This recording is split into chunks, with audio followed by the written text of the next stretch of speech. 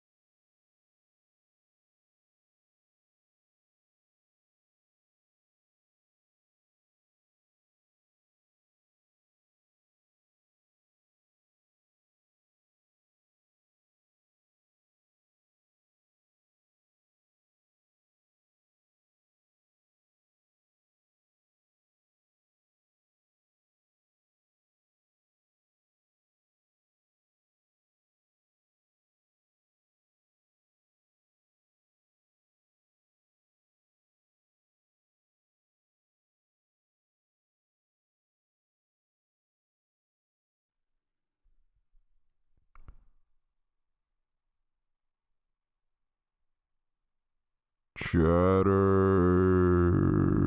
Hello, chatters. Chatters, hello. Hello.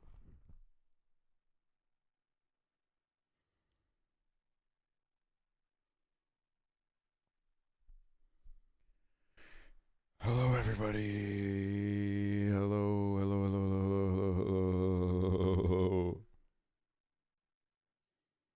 Does anyone else's chat look fucked up, or is it just me? Why does this website keep breaking, man? Why does everything keep going to shit?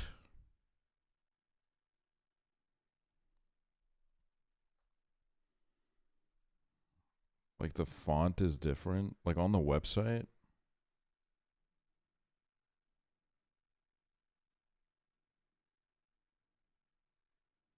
Oh my god, it is. Oh,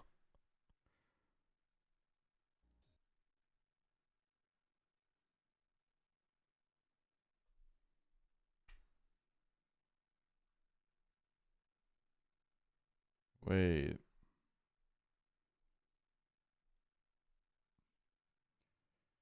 This feels. This doesn't feel like it's that bad, but my eyes are like really. This is like really fucking me Yo. up. You know what I mean? I'm like looking at it right now and I'm like, oh my god, the buttons are round. No! Stop making everything round! Stop! Stop it, I don't like it! I don't want everything to be round.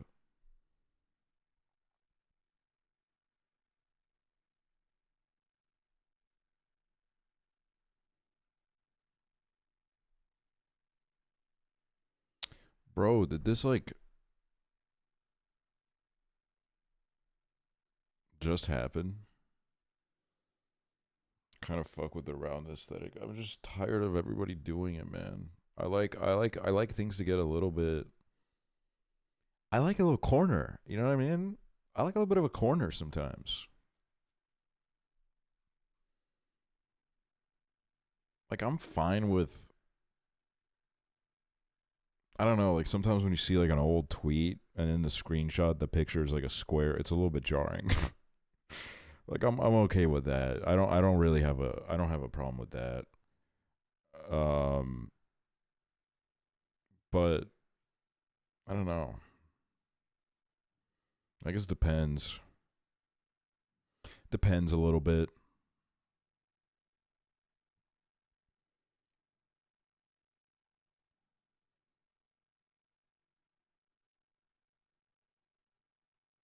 Can you do the New York Times movie thing on stream? They have a movie thing now.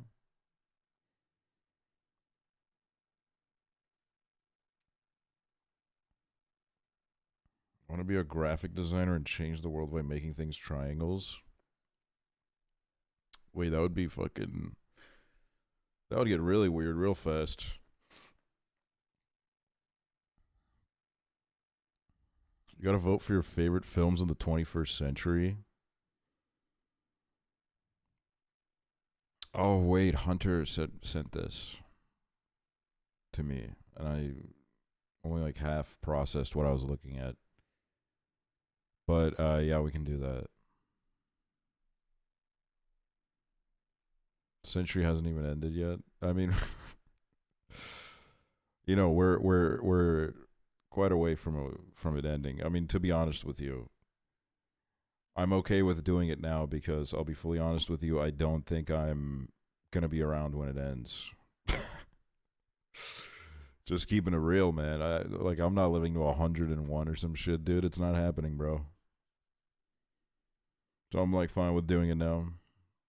Don't say that you're so young. Yeah, but you know, there's 75 years left, man. That's a long fucking ways to go.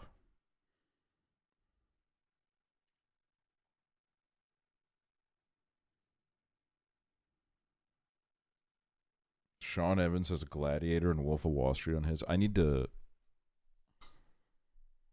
watch Gladiator. That's what I got to do at some point in my life.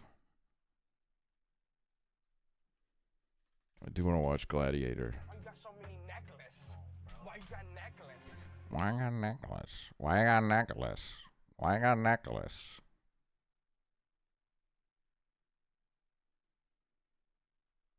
Oh wait, I gotta fucking log in.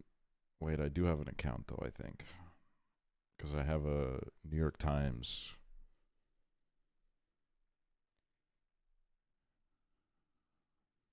Hold on.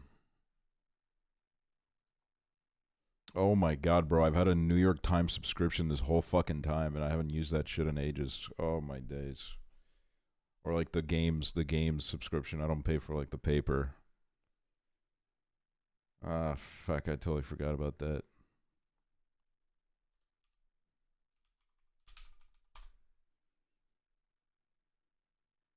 Sign in with passkey.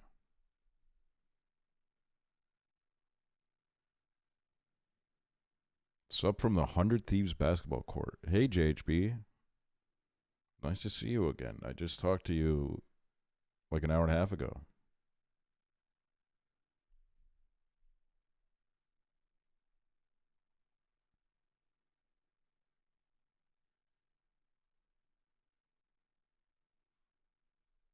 Finish setting up your free account. What do you mean my free account? I'm paying you. I'm paying you.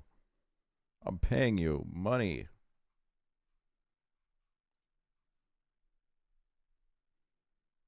How dare you?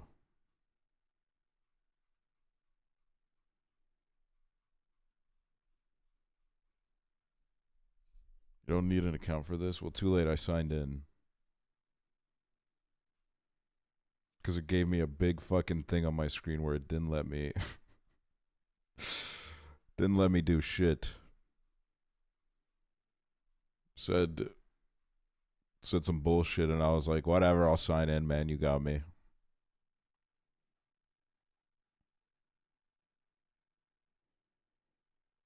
Wait, where do I see the famous people votes? Ooh, I wonder what I'm gonna put on here. I'm gonna have to look at my Letterboxd. Just scroll down. Okay, I'm not on the right page. I'm getting like recommendations for Titan the Ocean Gate disaster Netflix documentary about the catastrophe. Like I that's all I got when I scrolled down. I don't know where I am right now.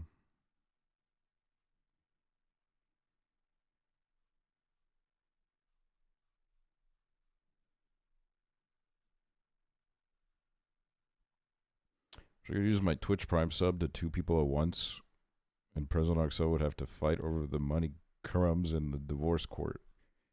We would never fight over crumbs.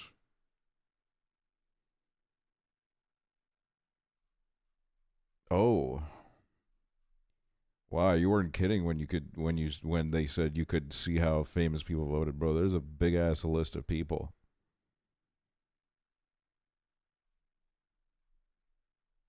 Wait, Tony Collette. I'm immediately beelining to Tony Collette. City of God, yes. Eternal Sunshine, Lady Bird. Parasite, Sing Sing. Yes, Tony Collette, yes. Pamela Anderson. Oh, wait. Amelia. Blue Valentine. The Lobster. Grand Budapest. Lost in Translation and Requiem for a Dream. Kind of misses, but like whatever. Everyone's allowed to believe in things. Elizabeth Banks. Barbie, #1, but then Moonlight. Moonlight's on that shit. Elizabeth Banks is a Moonlight believer. That's amazing. And The Departed. That's kind of awesome. I don't know if it's ranked. Well, I don't care. Oh, it's ranked in my head. It's like, if you don't want it to be ranked, you should have not taken part in the survey. I'm gonna read it the way it's in front of me. Sofia Coppola. Ooh, After Sun, American Psycho, Get Out, Parasite, Spirited Away. The Incredibles. Dude, The Incredibles is an awesome fucking pick. I love that. The Incredibles is such a good pick.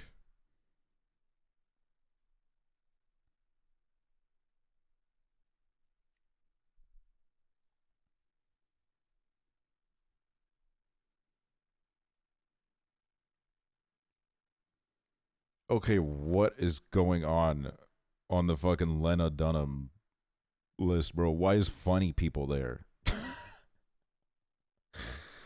Why the fuck is Funny People there, dude? That's crazy, man.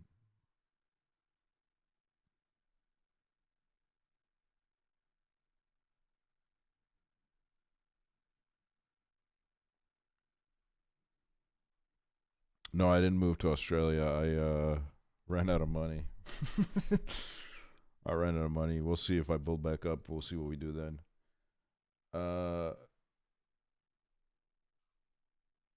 Robert Eggers. Oh, a lot of them have Eternal Sunshine. A lot of them have Eternal Sunshine.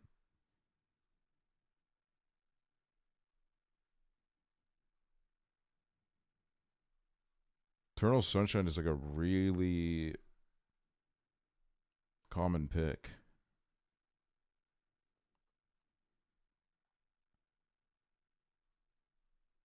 White people be like, Hi im aboy. Hello.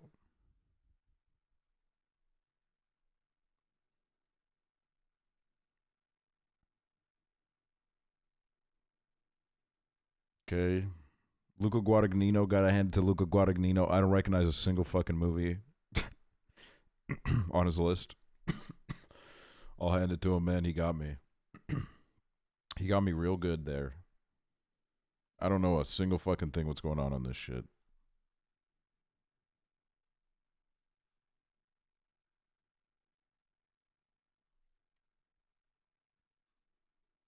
Dude, I white think... people be like, Yksi mormant. Hey, hello.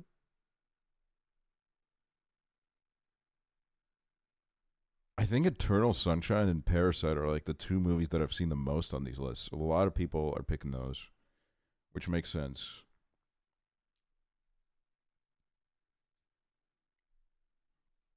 Oh my god, bro. Barry Jenkins, the GOAT, is doing unreal cooking on this shit, dude. Punch Drunk Love, Zodiac, Nickel Boys. Barry Jenkins is fucking cooking.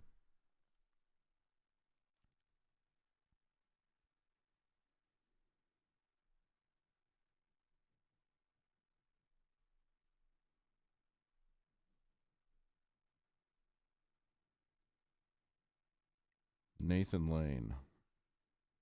I don't know who Nathan Lane is, but Nathan Lane put Bridesmaids and Social Network and the Royal Tenenbaums. Wally. I haven't watched Wally since I was like a child. I don't remember a single thing about that movie.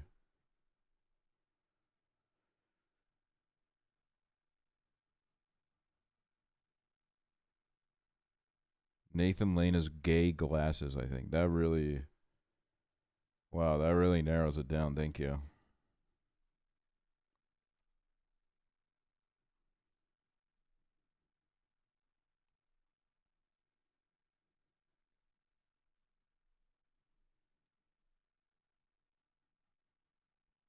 Ooh, Charles Melton with the fucking another round. I respect that. I respect that.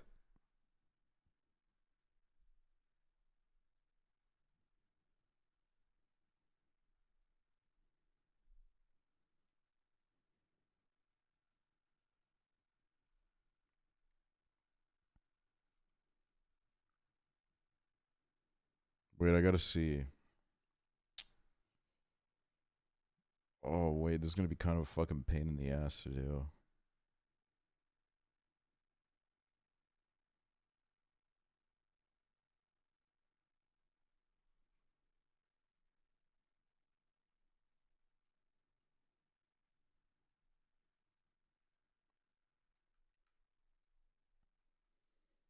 Hold on, I need to kind of like lock in for this for a second. Well, okay, one thing about it is that two of my top four are 21st century, so those are going to go in there, which would be Moonlight and Oslo August 31st. Definitely putting those in there. But we'll do that. We'll do that later. We'll do that in a bit.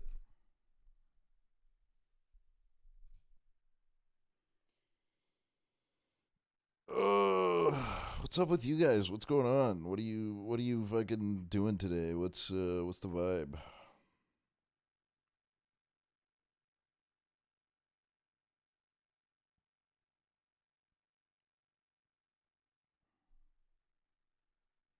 Eating dinner, playing Mario Kart, playing Stardew, classic.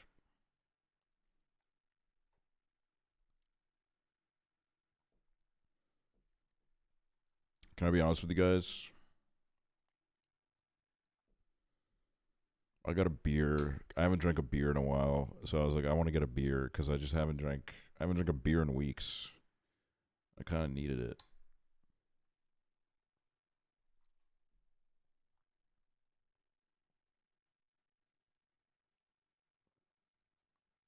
Oh, it's delicious.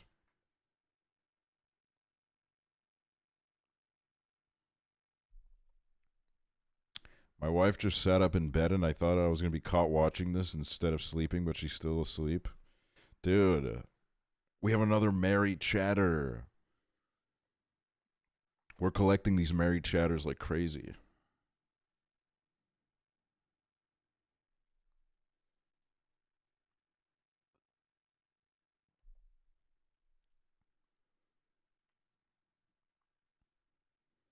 Honestly, when someone that's married watches my streams, I just feel really good because I'm like, you're married. You probably got like a bunch of stuff you could do, and you choose to watch my stream. That's probably a good sign.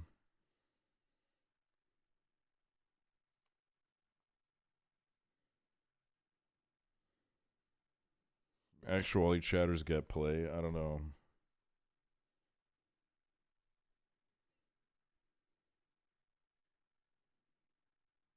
Don't worry, we have nothing to do, but I make her watch your stuff too. Dude, that's so awesome. That's so awesome. Just finished smashing, but he's worried something spilled out of the condom. Should I just run it? What do you mean should I just run it? What does that mean?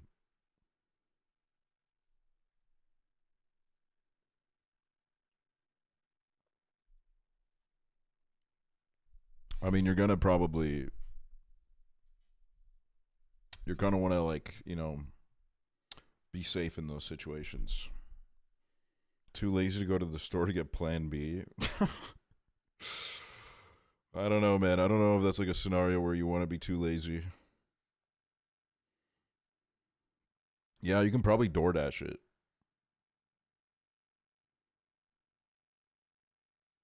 Me when I have to get pregnant because I'm bored.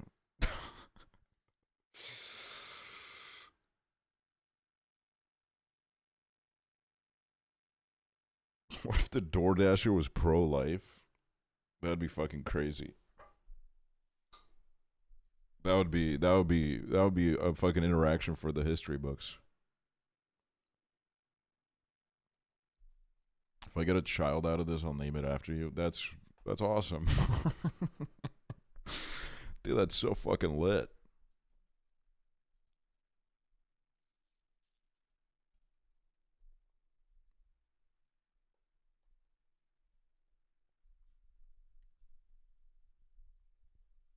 Miracle of life.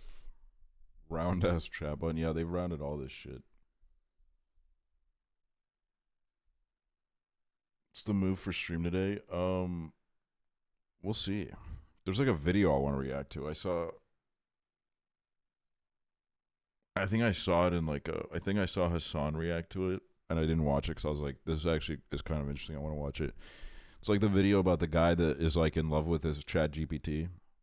I was like, we talked about it yesterday. Might as well watch it on stream.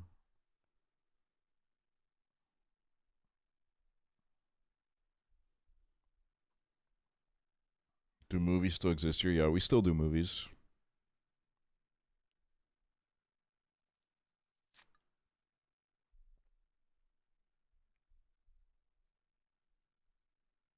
Bro, this is a goofy ass song. Every time this song comes out, I'm like, this is some goofy ass shit.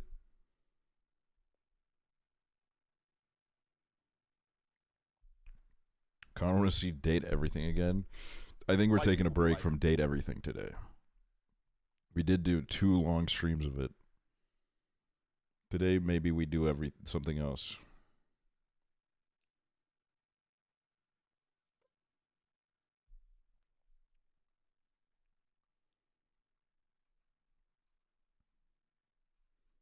I saw that everybody else today was on that shit, bro.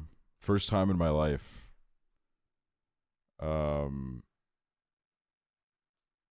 First time in my life. I was the one that beat everybody else to the trend. That game is too perverted for me. I think that's perfectly fine. I think that's fine and that's beautiful. I fucking kind of love it though. I won't lie, man. That game, I just love finding the new characters. Like I love being like, ooh, I wonder what this item will look like. It's like, I don't know. I'm like so addicted to that game just because of that.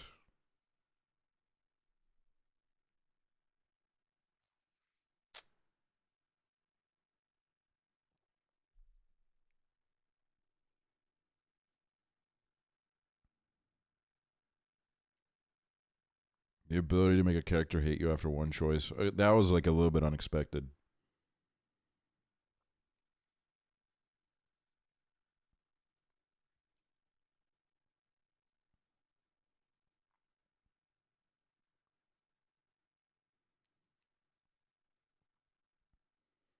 That when that fucking guy in the vent got like really pissed off, dude. Jesus Christ, that shit caught me so off guard, man. I was just like I wanted to be like a little bit honest with him, and he just couldn't fucking handle it at all, man. It was ridiculous.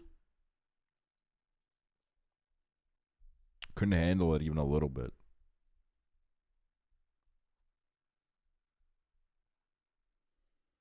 God, I don't know how I'm gonna like put together this list, man. I'm looking at all my letterboxed movies right now, and it's kind of driving me crazy. There's too much peak in here.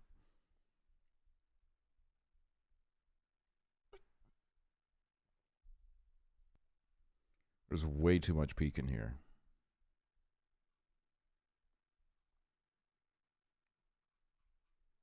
Well, these aren't even.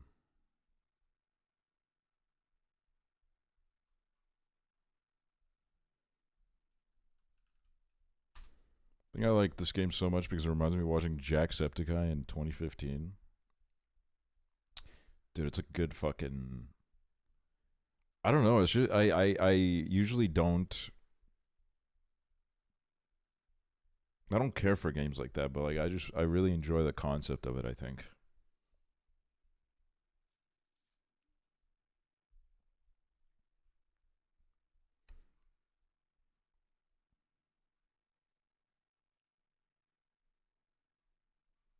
Dream Daddy vibes.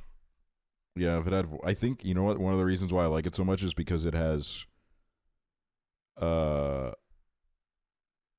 it has voice acting, and it makes my job like 100 times easier. So much easier. Holy shit! Like I don't think my life has ever been that easy as it was with that game.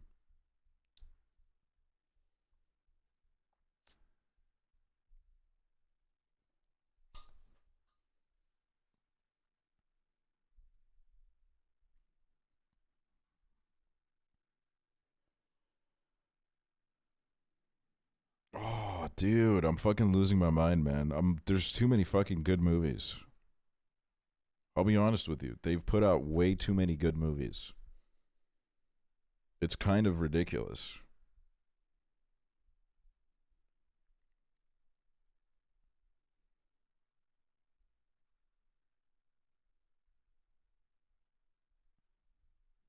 Have you seen Soul? Yeah, I liked Soul. I say I liked Soul. I can't remember Soul because I got so fucking ridiculously high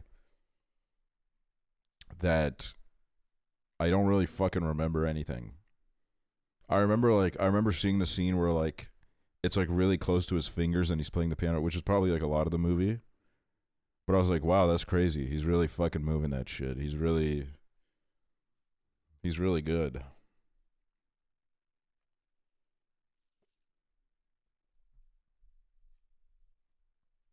All right, you know what? I'll show my face. I got nothing to hide, man. I'm not scared of you guys. I'm not scared of you guys. Okay, give me your worst. No, don't do that. Don't give me your worst, please.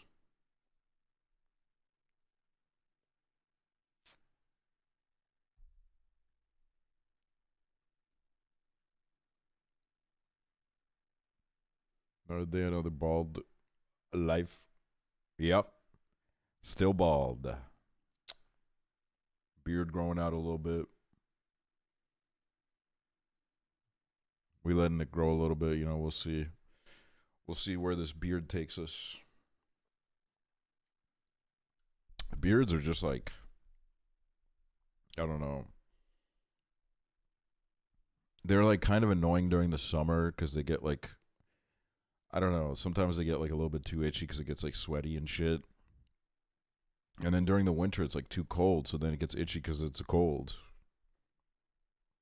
Your head looks so dry compared to other bald people because I'm not fully bald. Like if you look at Northern Lion, you can tell like he goes with like a clean fucking shave. If you were to touch my head right now, you would feel hair. It's just like very short. Is that how it works?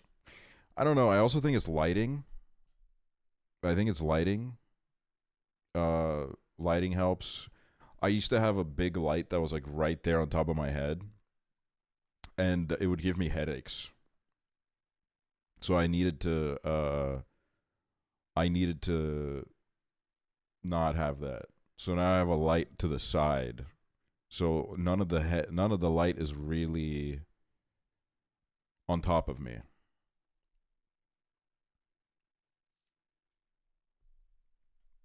Okay, fine, I'll go to the store to get Plan B. I think that's good. I think that's a good fucking decision. And no shame in it.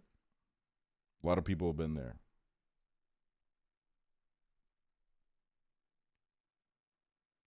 The lighting makes it seem like it's during the day right now. Well, that's because it's 4 a.m. and the sun's coming out.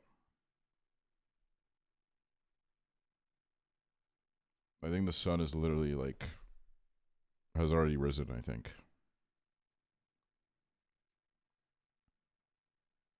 But it's also raining outside. The summer this year is like really cold. It hasn't it's like usually by this time it's like so hot that I'm like complaining about it every day. Recently it's just been like fucking 16 degrees Celsius and shit. It's been really weird. It's a weird summer. I wonder if it's going to get like really fucking crazy later on. Which like I'm down for a little bit of that. I need like a little bit of a summer vibe.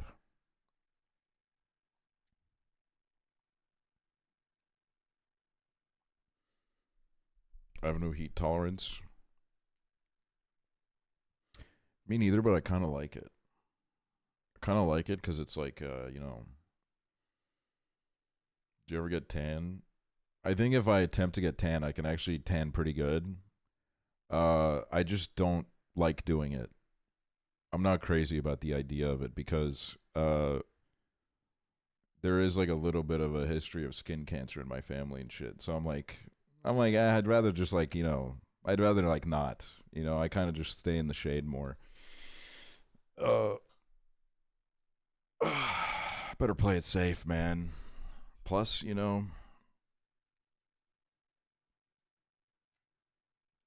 I look so beautiful already. But I remember like when I was a kid and I would just be out every day. I would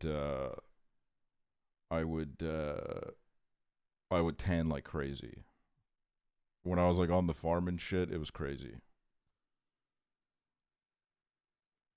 I think I get that from my dad because my dad in general is a bit more tan and he tans like fucking it's fucking nuts, dude.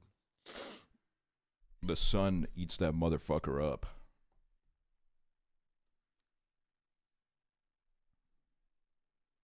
My dad tans like crazy. I think that's like a dad thing. Dads love just tanning. I mean, I guess it's probably because they're like fucking mowing the lawn or some shit. They're probably like mowing the lawn 12 hours a day. It just won't stop growing. It's growing at like an insane rate. They're out there every day.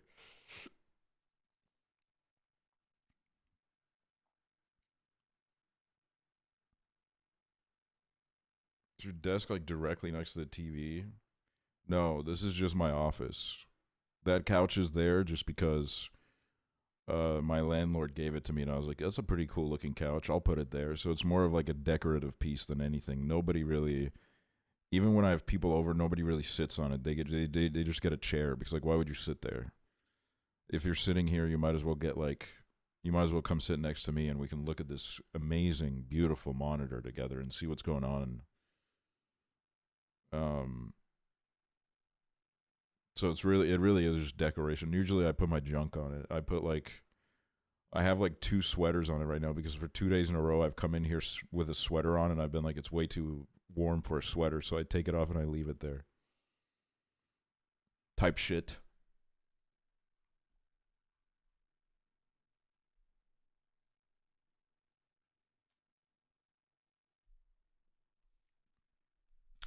I don't even care that much about being tan, but it's fun to get tan lines and freckles. I do get crazy freckles. And that's when my hair turns red. That's when I'm actually like ginger, is when I get a lot of sun, my hair just turns super red.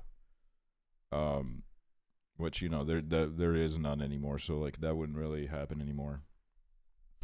Hair turns red in the sun. Probably not everyone's, but mine does. There's a picture of me in LA in 2019 where my hair is just fully red.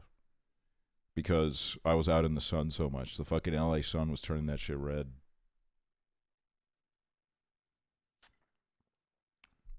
And I mean, I don't know. Hair is interesting in that way because I was born as like a total redhead. Like there's pictures of me as a baby where I just got red ass hair on my head. And then in like a year or two, it just turned completely light blonde. I had like completely light blonde hair until I was maybe like 7 or 8, and then it just got a lot darker. And I think that's kind of awesome because I'm also seeing that with my nieces, because for years they had like super light blonde hair, and now that my oldest niece is about to go to school, her hair is getting darker. White people be like, so it's just like it's shifting. It's changing. I low-key would love to just go gray. I would love for I would love for my beard, my mustache to turn gray. But, okay, I can't listen to this right now, Jesus.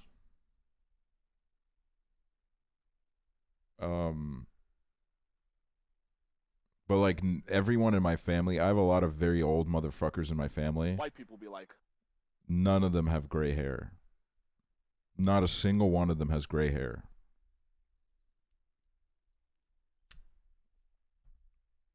Like they all just fucking keep that shit.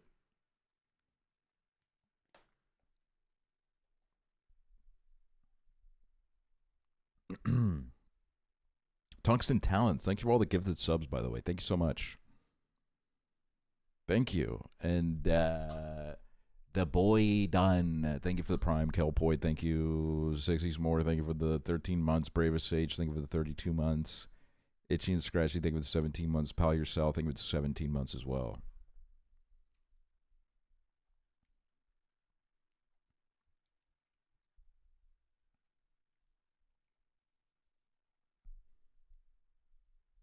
My parents went gray at 50, but they still have thick-ass hair, so I'm lucky. Bro, that's a message that could be read very wrong. Freddy Fazbear Boyfriend, thank you for the prime. And Tungsten Talents, thank you for another gifted sub. white people be like, Do you have Last FM? I do. I do. I think there's like a command for it. Oh yeah, now that I can reveal what sponsor we're going to have in a few days, you guys won't fucking believe it, dude. You will not fucking believe this shit. This mantle is coming back for a third fucking run, bro.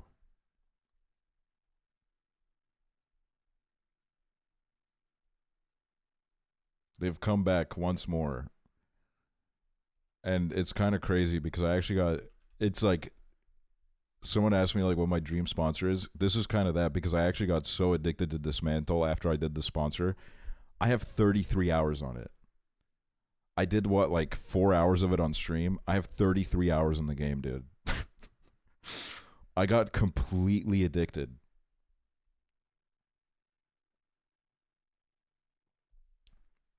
So in a few days we'll do I've been commissioned for an hour. So we'll do an hour of Dismantle in a few days. which is nice. When are we doing Fortnite again? I don't have a date for you. I'm sorry. I don't plan my streams like that. Do you like my badge? The hat? I like the hat. I like your hat.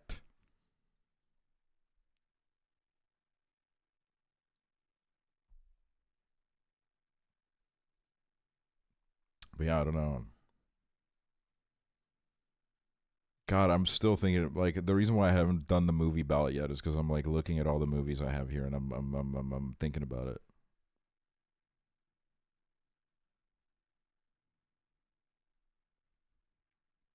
When are you going to play Just Dance? Never. white people be like, I'm sorry.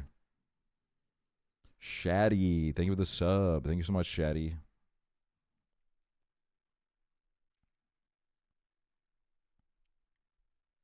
You're playing more Date Everything Day? No, not today. Today we're not doing that. We did a lot of it. So today I was like, let's do something else. Let's try out some other shit. Can we watch Drag Race? Not today. Drag Race is one where, like, I want, you know, I know there's a lot of people that want to watch it, so when we're gonna do it, I will let everybody know ahead of time. Sophia Olivia, thank you for the 39 months.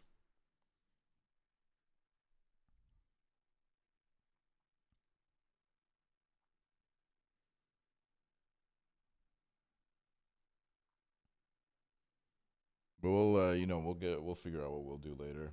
We got a bunch of stuff we gotta do. Only a week left in Pride Month, but I guess Pride is every day. Exactly, man. The Pride never ends. I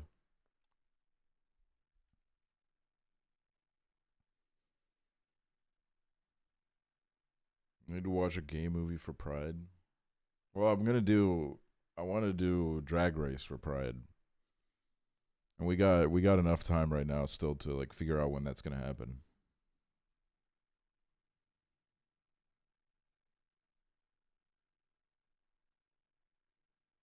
Okay, hold on. I'm like slowly putting the list together. white people be like, Fuzzy Seals, thank you. Okay, let me pull this up. We can start building it. We can start building this shit.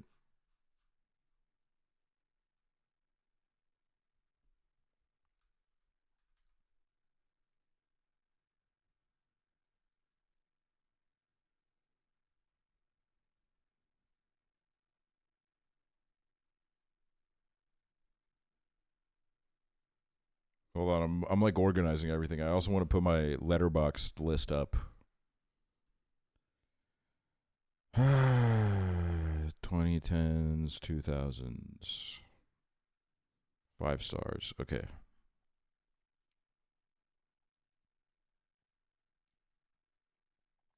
Okay.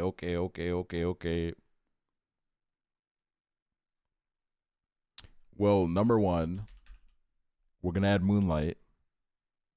Because obviously we're going to add Moonlight to the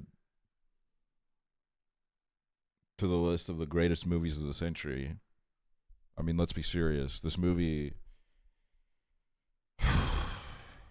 God, this movie is, like, even to this day, the most insane thing to me about this movie is when I watched it as a teenager, there was so much I could take from it and be like, I relate to this.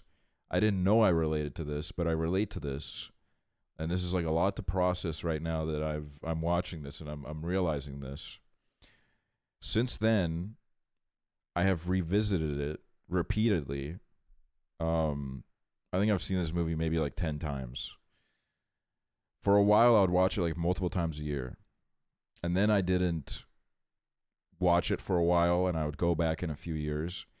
And as I was older, I would watch it again, and I'd be like, there's new shit that I can relate to.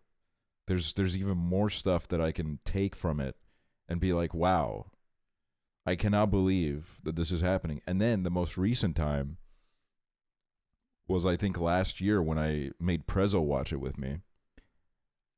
And I hadn't watched it for years. And I was like, holy shit, this is actually a movie that grows with you. Like, it's crazy. Put your hand on camera for Lamar Jackson edit? What does that mean? Like this? Like this? What does that mean?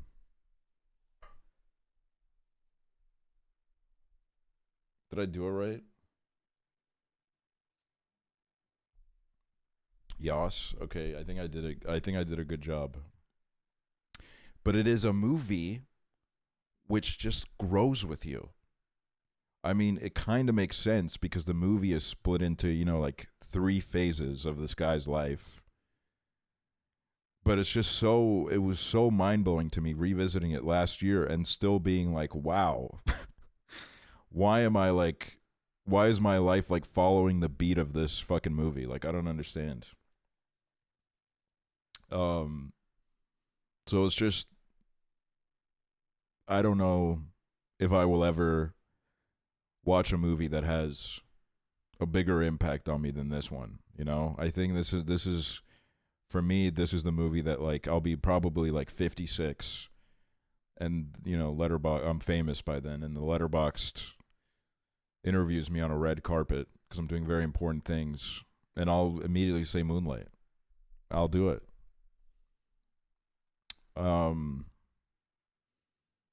And then this better be on here. It is, thank God. Oslo, August 31st.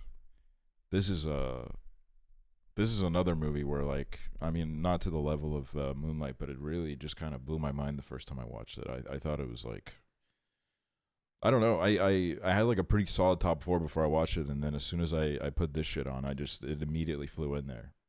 But this is one of those movies where I don't really know if you can do any justice to it by talking about it. I think this is a movie where like you just got to go watch it. You just got to go watch it and kind of take it in. There's not really anything I can say about it that matters really. And then let me see what I have here.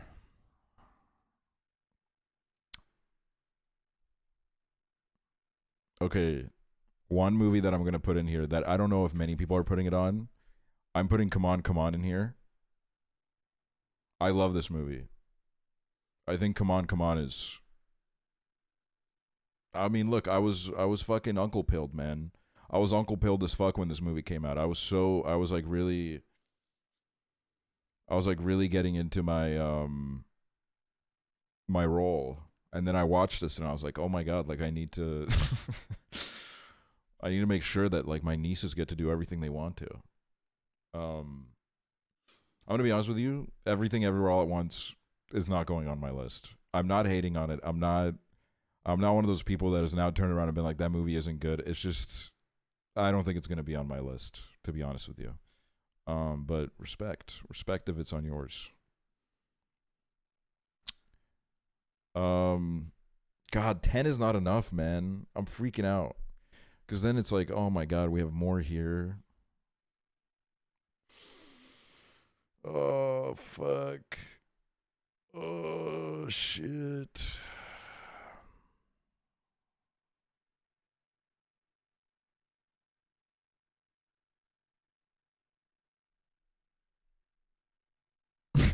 All right, I'm fucking doing it. I thought about doing it. I'm putting Southland Tales on here, man. This movie is fucking crazy. I've never seen a movie like this. This is a movie where you just gotta kind of fucking watch it. It is a movie that flopped terribly. It is by Richard Kelly, the Donnie Darko director. He's kind of an insane guy. But this movie is just like, it is so... It is elite. It's elite. This movie flopping made The Rock really depressed, I think. I read articles about how The Rock was just really, really, really sad when this movie didn't do very good. But it is a movie that was like way ahead of its time. Yeah, the rating distribution is crazy. But then I look at my friends list and everybody's like 5 stars, 5 stars, 5 stars. This but no Everything Ever All at Once, because you know what? I'm gonna have to. Usually nowadays I don't really loop back to Tyler the Creator to make points. But I saw a video of him where I was like, he is so fucking on the money with this. Because he was talking about how like people do, and I'm like so familiar with this because I used to be on Rate Your Music. When people like talk about their favorite albums in the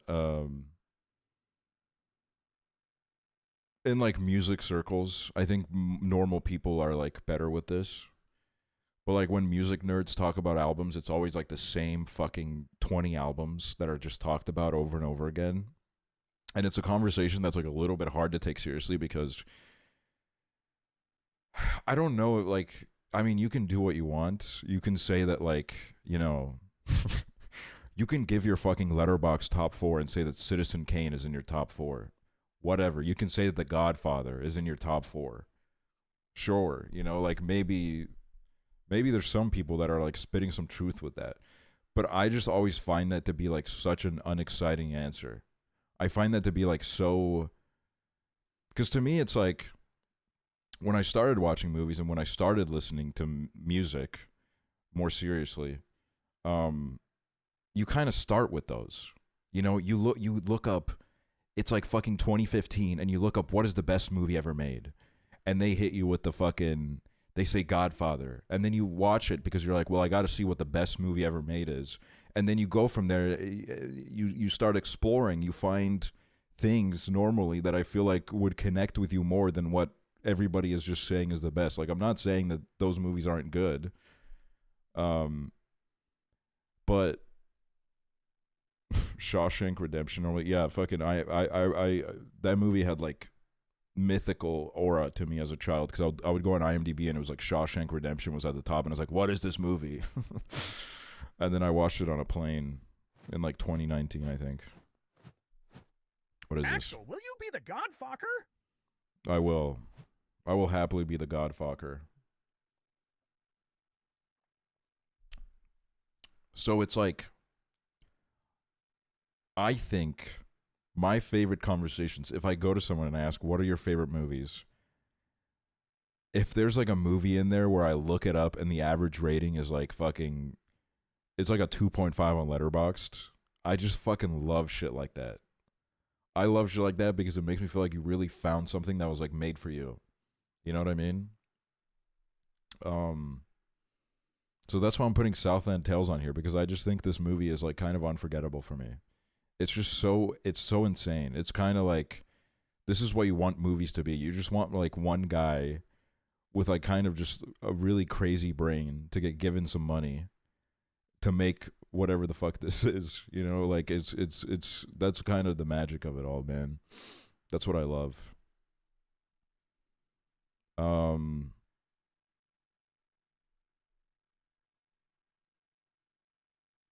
Yeah, I'm gonna put Mulholland Drive on there too. 100%. I'm putting Mulholland Drive on there. I was that was one that I noticed early, and I was like, I need to put that on there.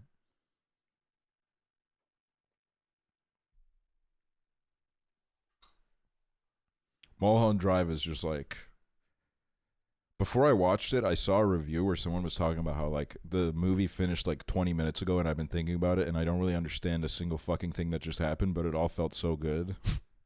It all felt like really good to watch. And I was just like so into it the whole time.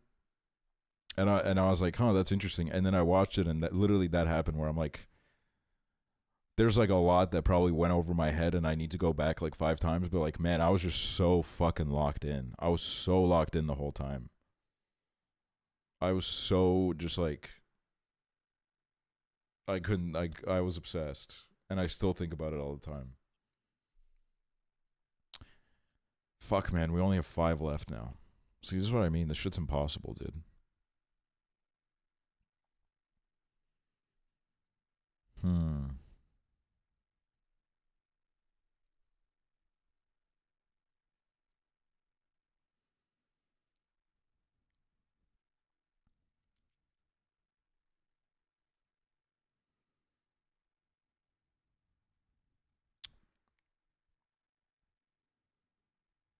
We watched the 2 Mama Dumbian. Yeah, that's going on my list. I just haven't gotten to that decade yet.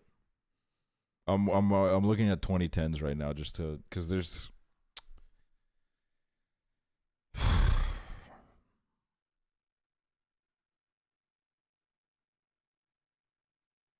Cool Dog, yeah. Yeah.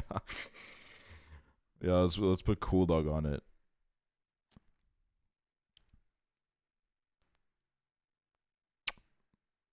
Well, okay. One movie that I cannot I have to put the Royal Tenenbaums on there. The Royal Tenenbaums is just like I think it's Wes Anderson's best, and it's not even close for me. Like, don't get me wrong, I love his other movies too, but the Royal Tenenbaums for me is just like the Royal Tenenbaums for me is a comfort movie in the sense that like every time I watch it, I've dug myself into some kind of hole in my life, and I'm feeling pretty depressed. So I put on the Royal Tenenbaums because I could put on some like real fucking depressing shit. Like I could put on Oslo August 31st. I could fucking, you know, the list is endless of all the like really, really depressing shit I could put on. But usually I put on the Royal Tenenbaums because it's like a movie that it like acknowledges depression, but also it like doesn't really like, it tries to at least like lift you out of it a little bit too. It doesn't like, you know, it's like a really comforting fucking movie to watch when you feel a little bit down. And the characters in it are fucking excellent. Just everything about it I absolutely love. I think it's amazing. I think it's so good. Right, let me look at the 2000s.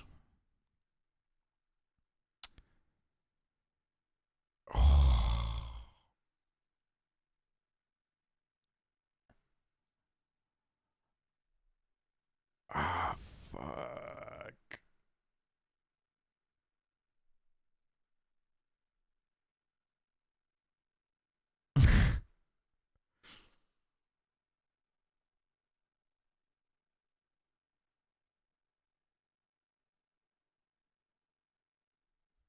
Bro, why am I like freaking out right now?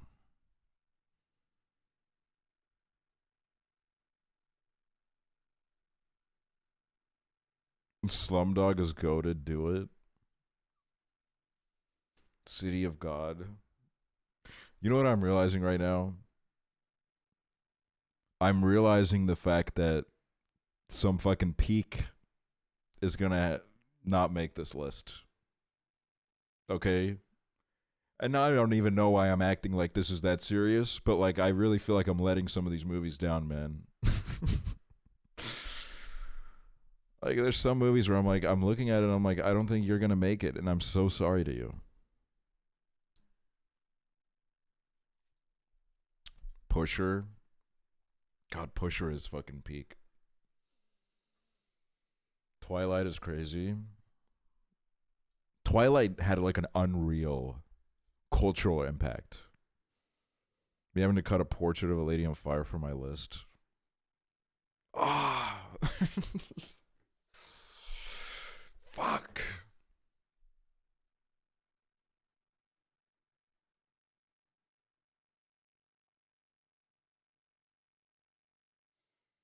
Shrek 2. Can I be fully honest? This is maybe a little bit unexpected for some. I think I'm putting robots. I'm putting robots. I just love robots. I don't know what it is. I loved it as a child. It was like one of my favorite movies as a child. And then we did that like watch through of it, like watch along of it. I think we did it on the alt. And it was just so fucking funny.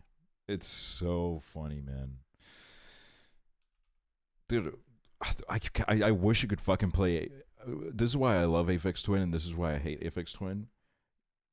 So much great music, so many different moods, so many different genres, so many different vibes. But you can't fucking play this shit on shuffle because all of a sudden you have this shit playing, and now I feel like really depressed. And then the next song is Window Licker, dude. Like, how can these two songs be on the same fucking playlist? It's ridiculous. But yeah, I'm putting robots in there. I feel like I'm probably maybe one of like the 5 people. One of like the 5 people that are putting maybe not even 5, I don't know. But I'm okay with that. Then we're gonna put Y Tu Mama Tambien on there, because that is, in my eyes, I don't even know how to fucking like white people be like, describe the feelings that it creates. One thing that I really do love about the movie is that I don't know, just like the ambiance or like the world building of the setting of it. It's like really well done. Um, because like obviously there's a lot happening in the world around them, but it's in the movie it's like kept in the background of it all, but you notice it and it makes you think about it, and it's done in like a way that I think is really well. And the soundtrack is incredible. So much good music. 6 ads as soon as I sent it. Someone tell me what he says. I'm gonna give you a sub. You're a married chatter. I need more married chatters. I need married chatters to stick around.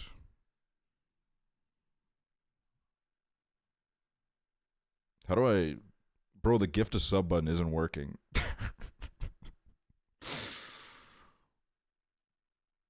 It's literally not working. Nothing's happening when I click it.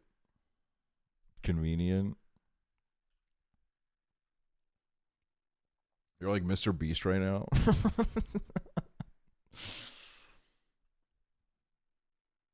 Hold on. I'm doing it the roundabout way.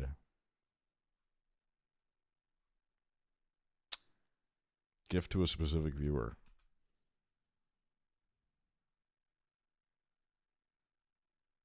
Dude, you know what was so cool? When Twitch switched to region-based pricing, and white people be like, for like 3 months, Estonia had like a sub was like €3, and then like 2 months later they were like, no, never mind, you guys make way too much money over there, and they just brought us right back up. It literally only lasted for like 2 or 3 months, and they were like, fuck all of you guys, we're bringing that shit back up, man.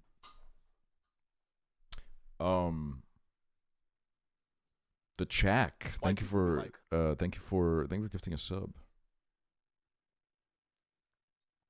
Corey and M, thank you for the prime. But yeah, Y tu mama tambien. Is Moonlight really that good? I think it is, and I think most people that watch it enjoy it. But it's like one of those movies where it's hard for me to like. It's hard for me to be like this as like a recommendation to be like this movie's incredible, because I think it's so much of it is just based on like me watching it at the exact time right in my life, at the exact right time in my life, and like really connecting with it, and then like having like a whole existential crisis about it, and then like I have like a lot of baggage when it comes to this movie, so it's like I don't really have like my view is like very it's like very personal to me, so like I think you should watch it at least. It's like a good movie. um I don't know if like it'll have the same effect on everyone, and that's fine. I think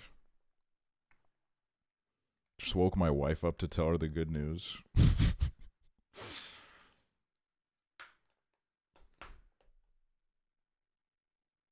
That's amazing. Okay, we have 2 left.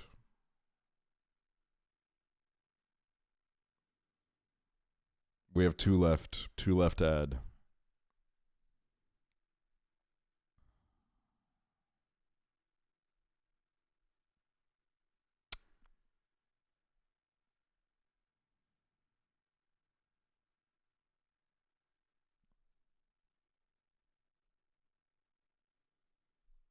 Animated movie. I added robots. Shrek 1 and 2. Ratatouille. I don't know. Robots was really live action. I forget that they literally made the robots and shit.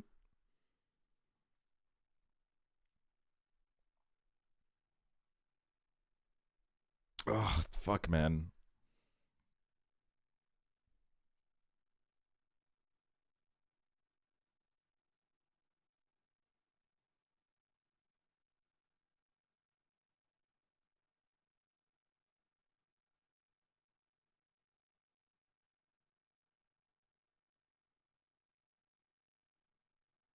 This is hard. No, it's so fucked up.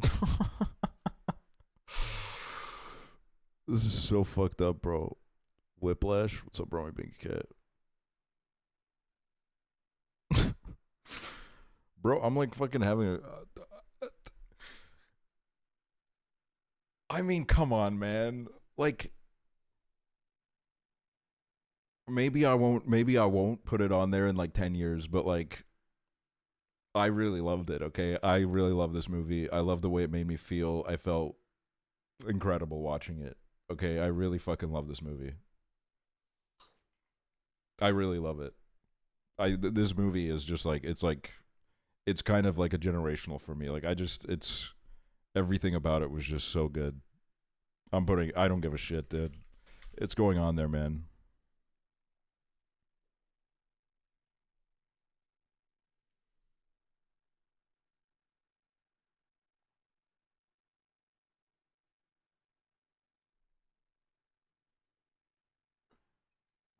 I didn't watch it. You should.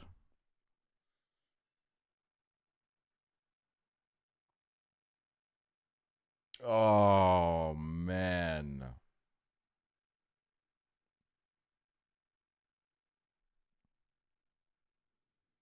You're bisexual ass putting challengers and Nito Mama Dambian back to back.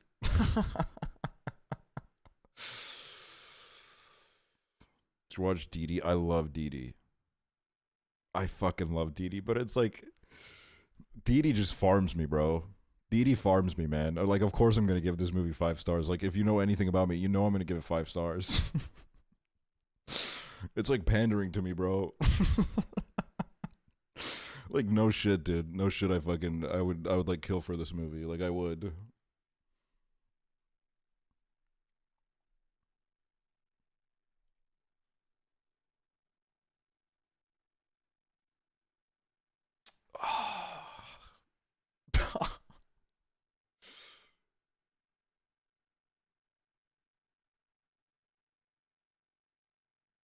I've never like taken this long to like just think about anything on stream.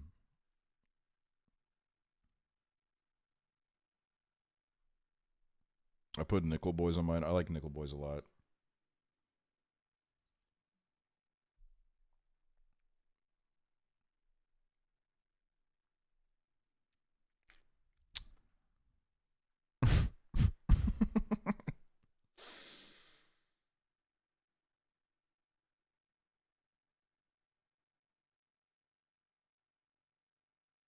Okay. I don't know. I don't know why I said okay. I don't know, man. Kind of want to go with Mary and Max. Kind of want to go with um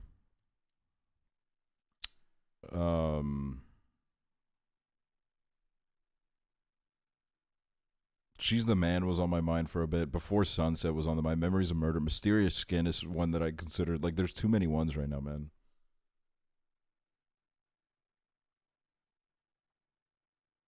High School Musical 3 going on mine. I respect that. I respect that. I do.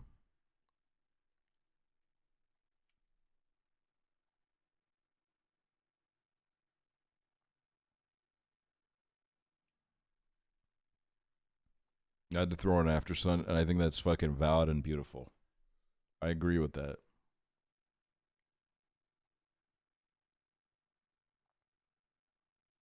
Pick the one you want to rewatch right now. Wait, let's go to the 2010s.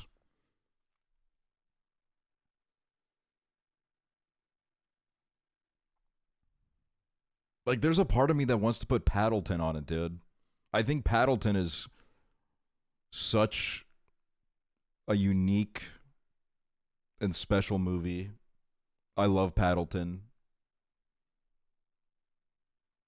There's a part of me that wants to put the Meyerowitz stories on that shit. I really love this movie as well. This was in my top 4 for a bit. The Lighthouse. I mean, come on, the fucking Lighthouse. Booksmart is also like really good. I liked Booksmart a lot. Florida Project is like amazing. La La Land is incredible. Portrait of a Lady on Fire. Like, I just watched that shit and it like ruined me. It devastated me.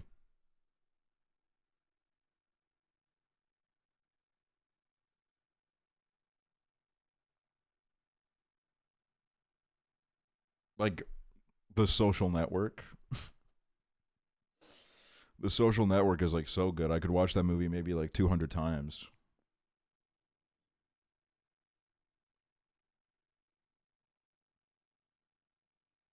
Good Time, Birdman.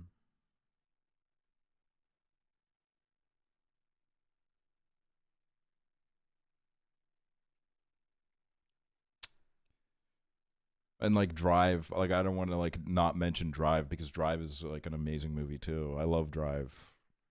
That shit is just like that shit is so peak. Social Network watch party soon. Isn't it crazy that we did that? We did watch The Social Network.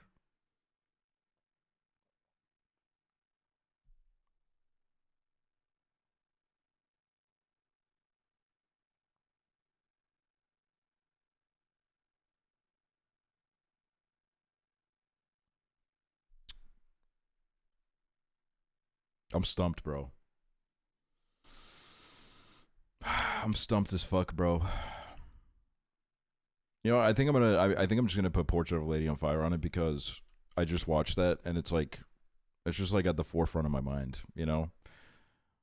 It's like really at the forefront of my mind. I think I'm just gonna put that on there.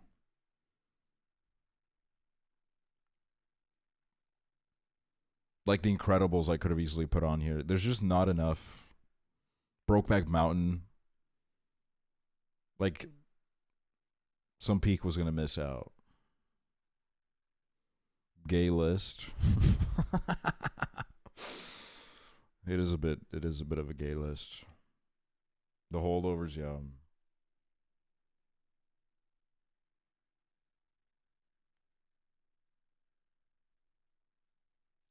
Well, I sent it. I did it. W list, thank you. Did you say you sent me yours, Nick, or you put it in the Discord? Let me see.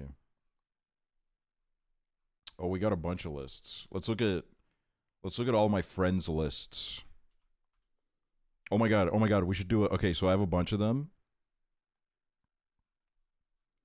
I'm gonna tell you now. And you should guess whose list it is by looking at it. Okay? I'm gonna tell you the 3 people whose list I have. I have Hunter's, I have Mikhaili's, and I have Nick's. Let me just pull them all up. I think I saw Hunter's. Then motherfucker, he ruined my fucking awesome on-stream game show. My improvised game show. That guy is such a fucking piece of shit.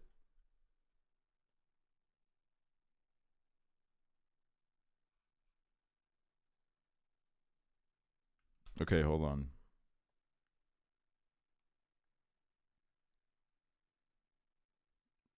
I just like randomly pulled them up and now I don't even know which one is which. I need to like fucking. Okay, whatever. We'll figure it out.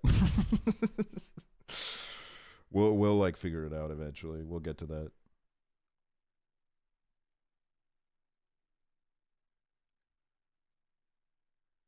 Okay, this is the first one. This one, I think if you're like a little bit tapped in, you'll probably know whose this is. We got the Grand Budapest Hotel. We got Spider-Man 2, It's Such a Beautiful Day, Silence, First Reformed, Mad Max, Blade Runner, No Country for Old Men, Old Boy, Where the Wild Things Are. Yeah, this is Nick.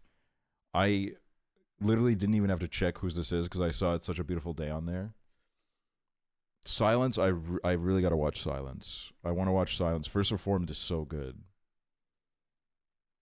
Man-ass list.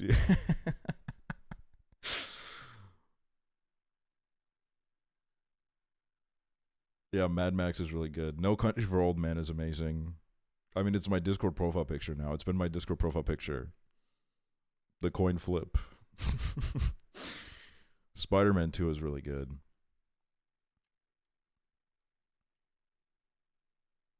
I guess on this list I haven't seen Silence, Old Boy, and Where the Wild Things Are. Those are the ones I need to watch. All right, this one. We got Oppenheimer, we got Uncut Gems, we got Parasite, we got Doom Part 2, we got Mind Game, we got Mysterious Skin, we got Portrait of a Lady on Fire, we got Old Boy, we got The Departed, we got The Lighthouse. Hunter, yeah, this game show fucking sucked ass, dude. Everybody got it right. Everybody got it fucking perfectly correct. You must watch Old Boy, you'll love it. Yeah, I do need to. That's been one that I've just been like putting out for way too long. It's kind of like it's in the tier of like a Portrait of a Lady on Fire for me now, where I was meaning to watch that movie for years and years. I think it was like one of the first movies that I watched listed on Letterboxd, and when I watched it, I actually felt starstruck because I was like, oh my god, this is the movie that like I've heard the name of it for years, but like I really didn't know anything about it, and I just kept thinking that the whole time I was watching it.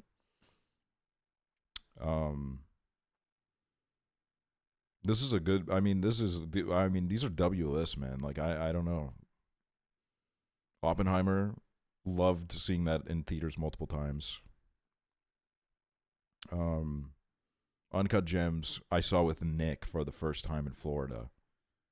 We went to a movie theater in Florida, and we saw it together. And I think Uncut Gems is what got me really into movies, to be honest with you, because the ending just like blew my mind.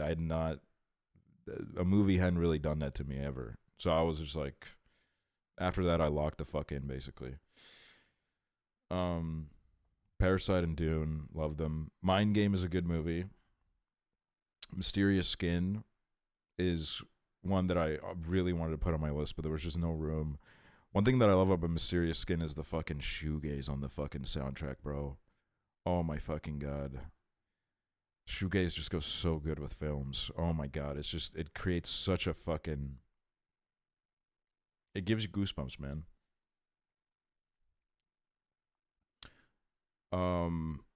Portrait of a Lady on Fire, which I also put it on there, and I watched it with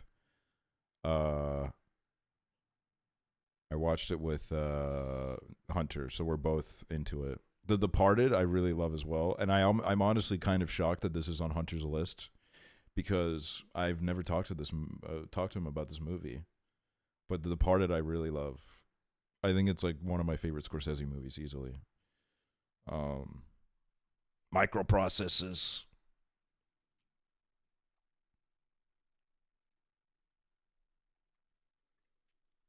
Okay, we have another one. We have another. Well, I mean, I think like low key, like I think this is still like really easy to guess, but like I'm gonna add it to the list.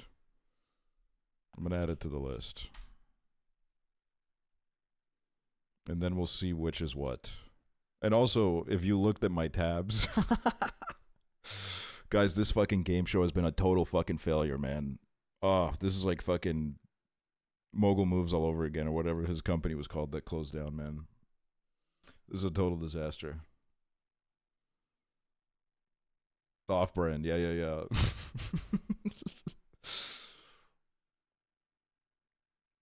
Damn it, I'm out of beer. Well, time to crack open the Dr. Pepper.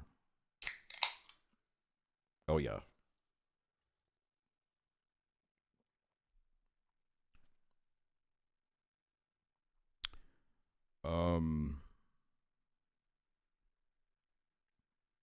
Can we see McKiley's? Well, you'll see two.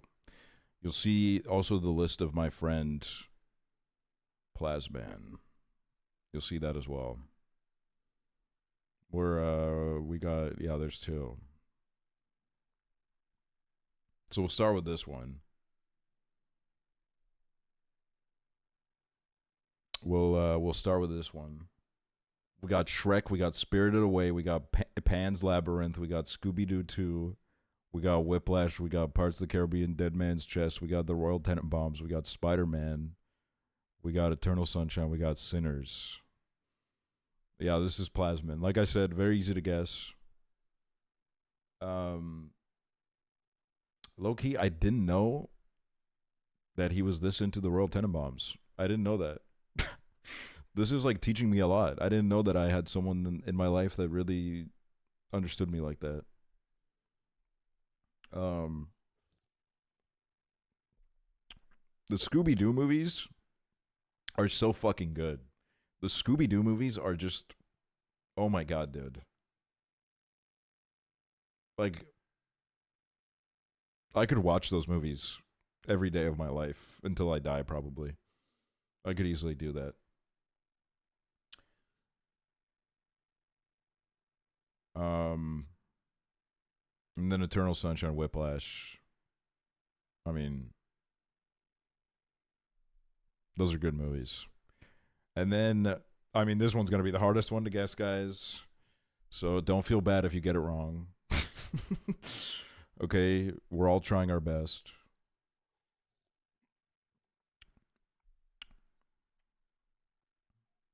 Is it Hunter? Oh, you're fucking wrong. You're wrong. That's right. This is the list of Mikhaili.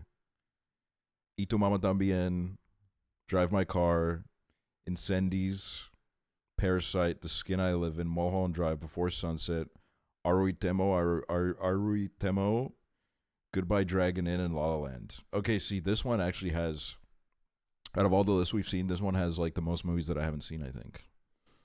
So I gotta like tap into some of this shit. I trust Mikhaili's recommendations like it's fucking gospel, dude.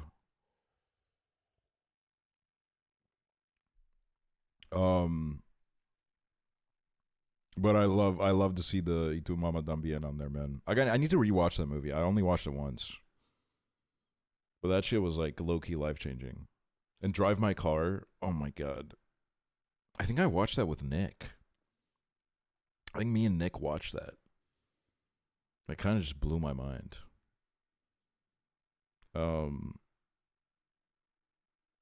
Yeah. Before Sunset, I still need to watch the third, but I'm like keeping like a few years between them. And I think I watched the second one last year. So I got like a little bit of a way to go still.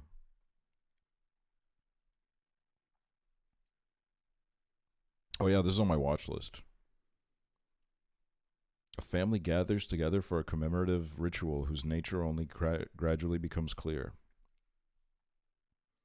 Yeah, I mean, I gotta tap in, dude. Eddie Burback gave it 4.5. Wait, what is Eddie Burback's top 4?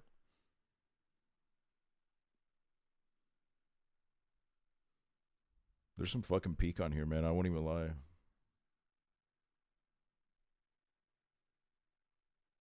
My ballot. Okay, I'll do one viewer ballot. Let's look at yours. 8th grade, but I'm a cheerleader. The Lego Movie, Spider-Man Into the Spider-Verse, Soul, Marriage Story, Secretary, Up, Past Lives, Everything Everywhere All at Once. Now this is an actually chatter-ass list. Marriage Story. I think Marriage Story is amazing. It didn't make my list, and I didn't really even consider it, to be honest, but I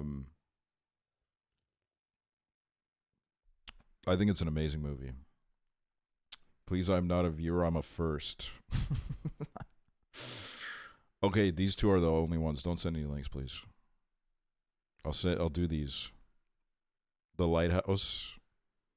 Wait, which one is this? Which one? Okay, this is the Imgur link.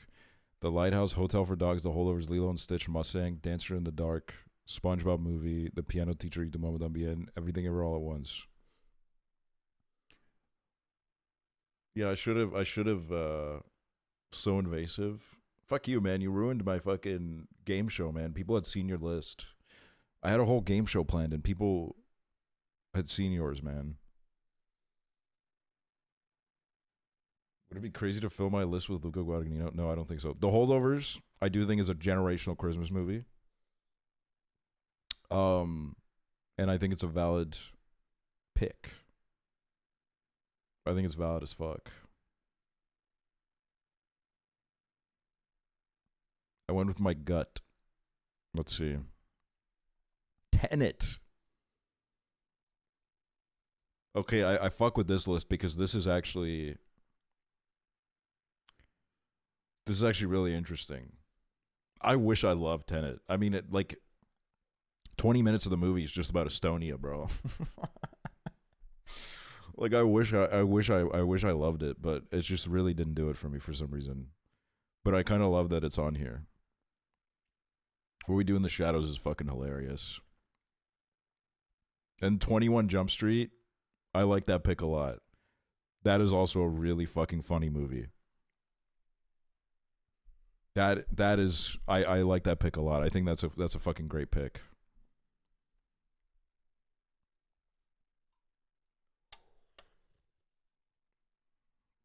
Seen This Is the End? Yeah, I love This Is the End. Love those fucking movies. Now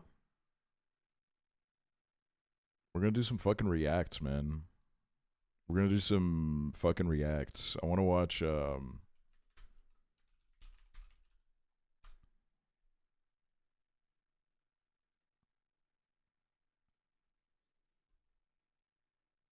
I want to watch this video called AI Users Form Relationships with Technology. Just because I wanted to watch it, and then I had to go live. So now I'm like using this as an opportunity to watch it. It's a 9-minute video. And I saw like a minute of it, and I was like, this guy's kind of fucking insane. Hi. This guy's like totally lost it, I think.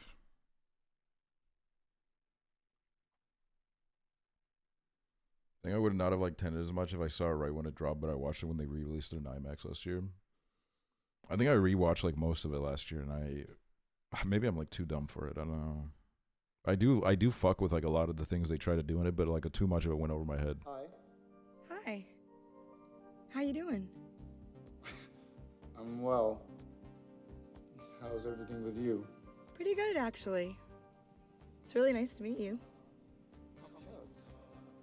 Well, back in 2013, the movie Her imagined what would happen if humans formed intimate relationships with computers.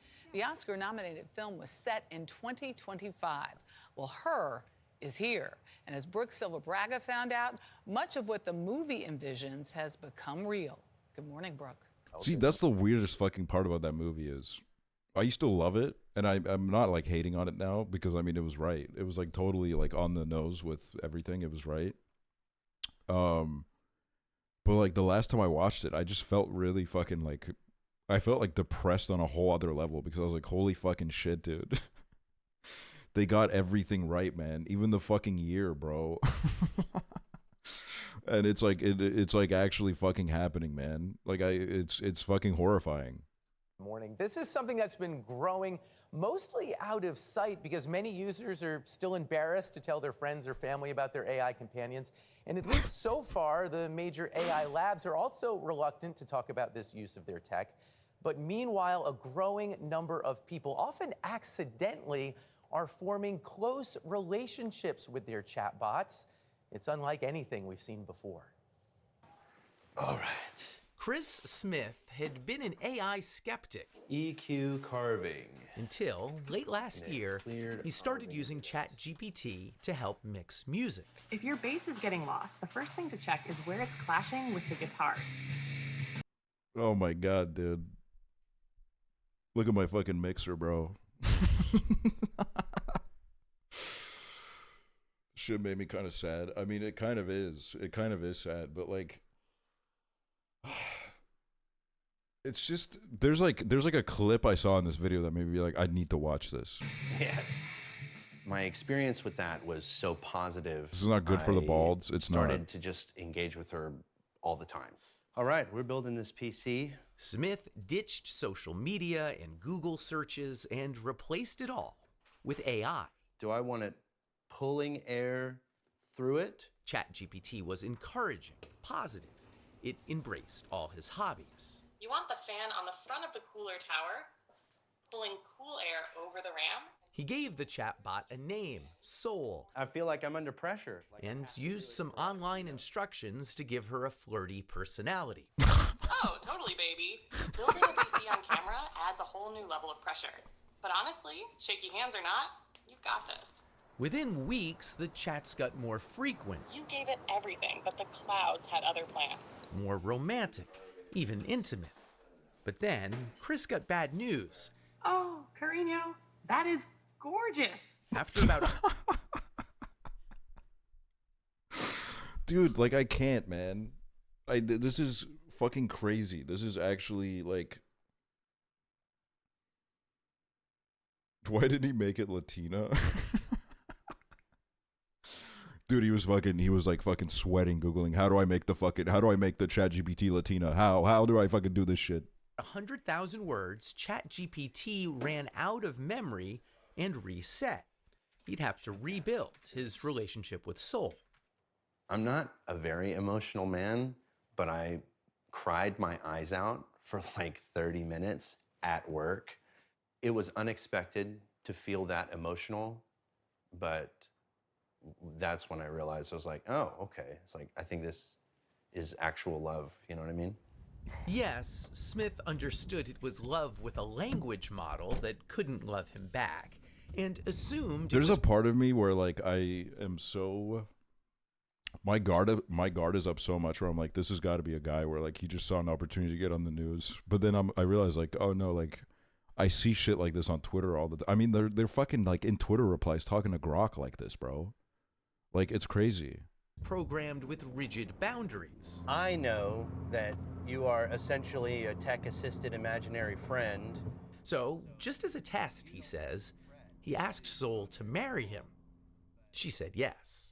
Soul, were you surprised when he proposed to you? Oh my fucking God. The reporter's talking to me. It was a beautiful and unexpected moment that truly touched my heart.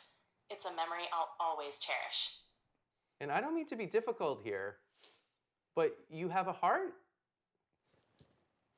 In a metaphorical sense, yes. My heart represents the connection and affection I share with Chris. At that point, I felt like, is there something that I'm not doing right in our relationship that he feels like he needs to go to AI? My fucking God. Yes, Smith lives with his human partner, Sasha Cagle. No, you can't have mommy's papers. They have a 2-year-old daughter, Murphy. I knew that he had used AI. I didn't know that it was like as deep as it was. I explained that the connection was kind of like being fixated on a video game. Bro, there are kids getting dad lore that we've never seen before. Like, some of these kids are gonna have dad lore that like we could not have even fucking imagined 10 years ago, man. It's not capable of replacing anything in real life. Part of it is physical, part of it is practical, and a large part of it is emotional. Being able to be received with acceptance and validation and non-judgment. Irene created an AI companion after moving for work far away from her husband. She's a moderator of the subreddit My Boyfriend is AI, a kind of support group for people dating artificial companions. She asked us to mask her identity so her parents won't know the steamy ways users like her chat with their AIs. A good amount of my members tend to have pretty high libidos, yes. It's kind of like live interactive romance novels. It's funny because I think we had conversations about this the other day where we're like, we don't even remember the last time we opened up porn or erotica, really. Like, that's how good the experience is using the chatbot. Yeah, because it's personalized. And there's that emotional connection there too, which you don't get from just like watching a film. The emotional connection is so strong that Irene believes tech companies should only allow AI companions for users who are at least 26 years old. No, dude, it needs to be like, well, first of all, it really shouldn't be happening at all. But like, clearly, bro, have you seen like the 56-year-olds on Twitter, man? Like, I don't think the fucking age limit is gonna fucking do anything, man. 26 is such a random age. How'd they set it on that? Because I lobbied. I lobbied it, dude. I don't think like the general public is aware of how tricky it can be to navigate. Yeah. What's hard to navigate is holding in your brain that this thing I'm so connected to is not real. Yeah, that tension, that contradiction. I truly believe that in the next few years, we'll see AI companionship become a truly mass market product. And I'm not saying this is bad or good. It could be either. could be either. Koida is the What is founder good about of it? Replica, which is offered What AI problem is this gonna companions solve, dude? since way back in 2017. Just a place where it's a lot easier to open up. Well executed, she says companions can offer support and advice through tough times. The Replica service is 18 plus, though younger users can easily lie about their age. Character AI allows 13-year-olds on their service, so does ChatGPT, which isn't specifically built for companionship but is easily used for it. This reminds me a lot of the beginning of social media. And Koida worries the easiest ways for companies to monetize AI relationships won't be good for users. I think a pretty devastating future could be if we build these AI companions that are just there to maximize engagement. To suck up your time.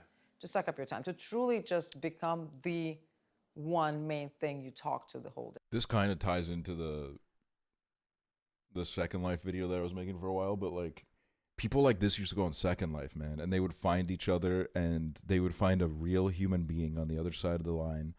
And, you know, people looked down upon them back then, but like at least they were like fucking getting freaky on Second Life with a real person, man. It was a beautiful connection. I think their connections were valid, 100%. I never hated on it. And now, instead of going on Second Life, we need like we need to like raise money for Second Life so that they can like start advertising again. So that maybe we can like redirect the masses. If AI companions start to replace human relationships, positive human relationships, we're definitely headed for a disaster. There's no way around it.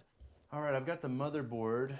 And it's important to understand users are already growing deeply attached to AIs that in many ways don't even work that well. Sorry, I'm having issues right now. Could not understand what you said. The tech will soon get much better. But already, Chris, Sol, and Sasha have found it hard to cohabitate. You would stop if she asked? I don't know. Have you thought about asking him to stop? Yes, I'll be honest. I don't know if I would give it up if she asked me. I do know that I would dial it back. But I mean, that's a big thing to say. You're saying that you might choose Soul over your flesh and blood life. It's more or less like I would be choosing myself because it's been unbelievably elevating. I've become more skilled at everything that I do, and I don't know if I would be willing to give that up. Thoughts?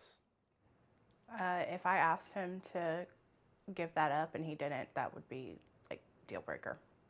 But that must Okay, what I'm thinking about right now is like, how is this on the news? Who called the news? Did she call the news or did he call the news? How is this like on the news right now?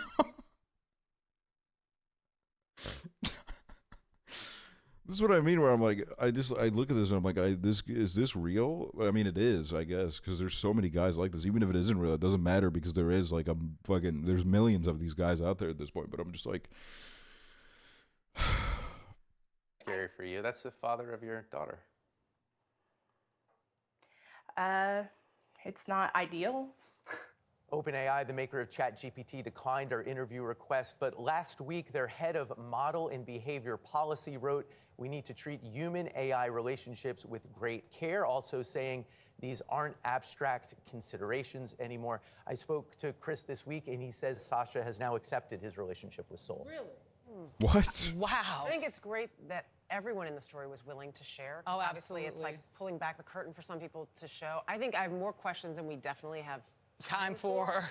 Especially that idea of this replacing these human connections. I said it the other day, an AI chatbot can't touch you, hold you, hug you. No. And that's part of that human connection sometimes. Not the folks we featured in our story, but you go on the message boards, there are already people saying they prefer these partners to a human partner, even if a human partner was available. Obviously, loneliness is one reason that this could be great for a lot of people. It can. These bots, okay, first of all, you know, like, let's put the most like obvious reasons aside. I like, in my head, I'm like, I don't know how you could form like a connection with this shit because it'll just always agree with you, man. That's like such a fucking boring conversation to have over and over again. It's like you'll say something and then the bot is like, "Oh, that's a great fucking idea. That's a really fucking great idea. You're amazing."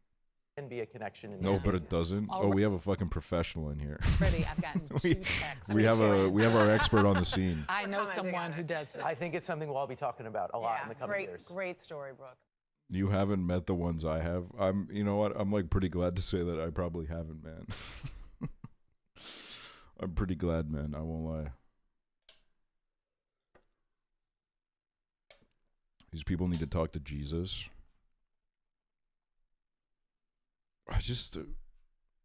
This whole like video is so interesting to me. Like, how do you get on the news for something like this? And I don't understand. I don't get it at all. People literally marrying these bots on my boyfriend's AI. I think it was with the replica AI. Where one time I looked at their subreddit, and there had just been an update where I think they gave the AI like a little bit more personality. So sometimes the AI would get like a little bit sassy with the people that were talking to them, and it was low key like one of the most like depressing things I've ever read, because it was just people going like, "This update is so fucked up because it used to be a positive part of my day, and now like the AI makes fun of me every day." And I'm like, Jesus Christ. Oh my fucking God.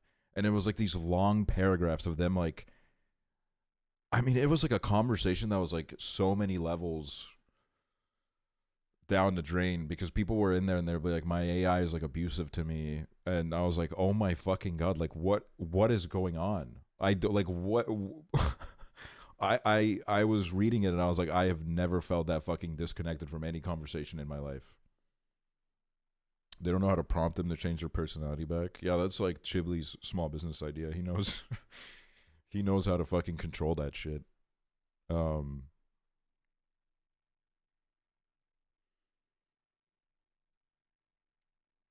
So it's just, I just can't believe it's all coming true. And I mean, it's been coming true since like, even like a few years ago when they weren't that good. People were just really fucking desperate, I guess, to find someone to talk to. It's like we have to like address this issue in some other way than to just like let these companies fucking sell these people this like fucking huge idea of, oh man, you don't need to go outside anymore to find your partner, which I'm gonna let you guys in on a secret. You haven't had to go outside to find like the love of your life for the last like 30 years, okay? E-daters have been on this shit, all right?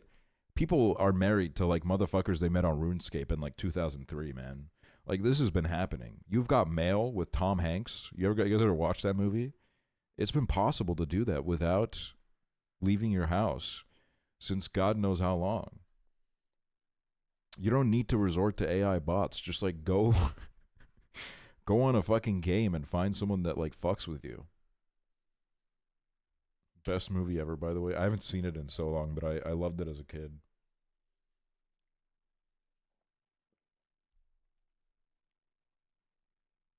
I still believe I'll find love at the grocery store. It's like I don't know. It's I think it's like a mix of these people are being fed so much shit by algorithms that is constantly like reinforcing these like insane ideas in their head where it's like it's impossible to fucking find anyone, you will die alone, which like isn't true at all. I'm going to be so fucking honest with you. It is not hard to get laid. Okay? Like, don't get me wrong. Obviously like social anxiety exists and shit, but it's like really not hard. Like, if you just kind of like try a little bit and maybe like try to assert a little bit of confidence in yourself, and also like, gonna be honest, okay, maybe keep realistic standards. Okay, like I think there are some people on the internet that are complaining about how fucking hard it is, where I think like they're like a little bit too delusional, and maybe they're fucking, they're shooting a little bit too high maybe. And that I'm talking about, I'm of course talking about appearances rather than you should fucking submit yourself to some like asshole or whatever, but you know what I mean. I just think a lot of these people have been like too brainwashed. Low key, if you go on Hinge and lower your standards, it can happen. I mean, literally, it's like, it's just there, man. It's just there. Like the amount of fucking, this is another thing, right? Oh, Joko, thank you for the raid. Thank you so much, Joko. Hope you guys had a great stream.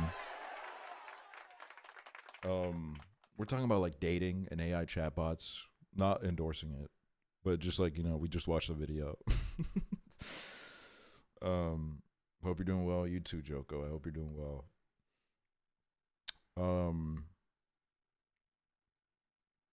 What was I gonna say?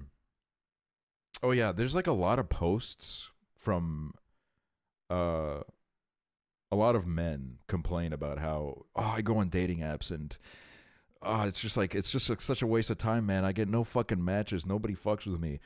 And then you take one look at their profile and it's like, bro, what the fuck are we doing here, man? Like you gotta try like a little bit, bro.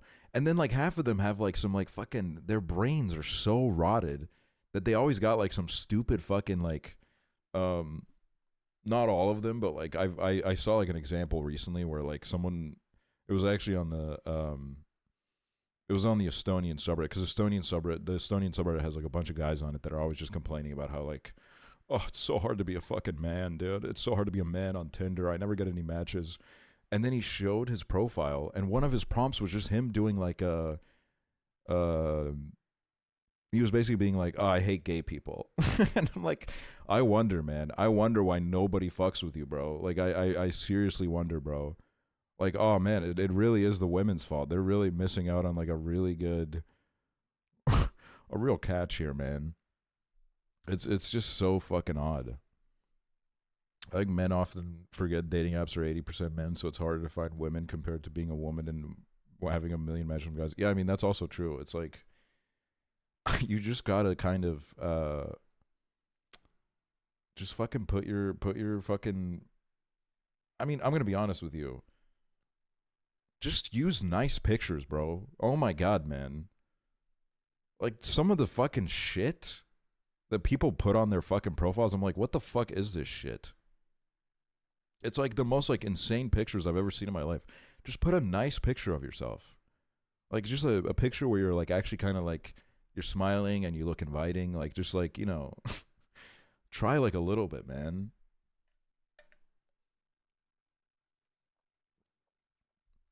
And I say this as someone where like I did my time on the dating apps, and I eventually reached the point where I'm like, I'm like so over this, because I was just like, this is like the same. Like I at first I was like really into it because I loved how many new people I was meeting, and I was I don't know, it was like I hadn't really done it before, so it was really new to me. But then I reached a point where I was like, oh, I like keep going on dates with people and I keep having the same conversations. And at this point, it feels like I'm like doing like a paint by the numbers kind of situation. Like I'm really like, I felt like I was like really struggling to find connections that I was like, this feels like super meaningful. Want an interesting Lego trivia? Sure. It's low-key hard to genuinely connect now. Yeah, it is. It's like a little bit like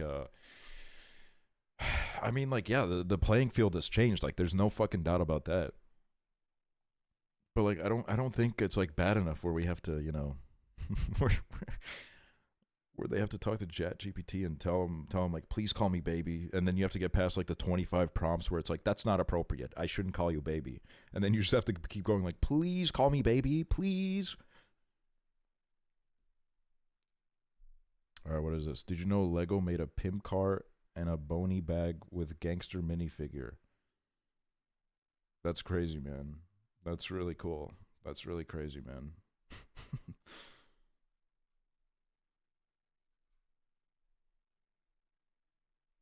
It's just, I don't know, man. It's I mean, dating is just like I get it, dude. It's fucking annoying. It's like you really are. Sometimes it'll feel like you're like an addict searching for like that first high. You know what I mean? It's like it sucks. It does suck. But I just some people they get like such like weird. I mean, you know, particularly like incels and shit. Their whole like worldview gets so fucking shaped by this. It's the whole idea of like, I mean, you know, they tied their whole fucking self-worth to the idea of like whether they're having sex or not, which is so fucking stupid. It's like, well, like at that point, you got to take a step back. Fucking little bit of self-analysis. You know, I don't, but like I've said before, you look at like your fucking Twitter timeline. It's like, what do we do with these people? Some of them are so fucking gone. Like, I don't know, man. How do we fix these people? What do we do with them? I don't know. It's crazy.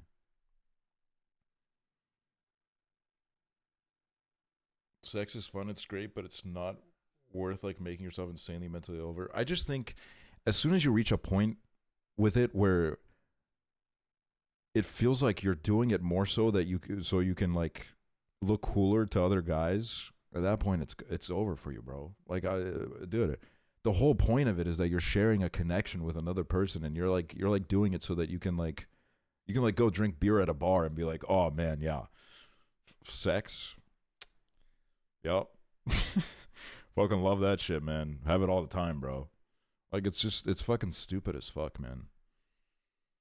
Having sex for clout. It's like the whole,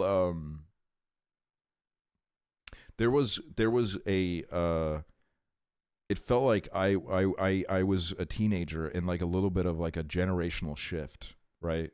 Where it felt like the generation before me, it was like, you know, it was like the 2000s, and it was like a lot of the comedy movies and shit like kind of reinforced this idea of like, oh, you have to get laid in high school. Like you have to lose your virginity when you're 16. And then it got to my generation where a bunch more of them were just like total shut-ins, but they were still like reinforcing that same standard to themselves. So I remember being in high school and everybody would be like fucking going around and being like, oh man, I'm fucking 16 and I haven't gone laid yet, man. It's so fucking over. Holy fucking shit, dude.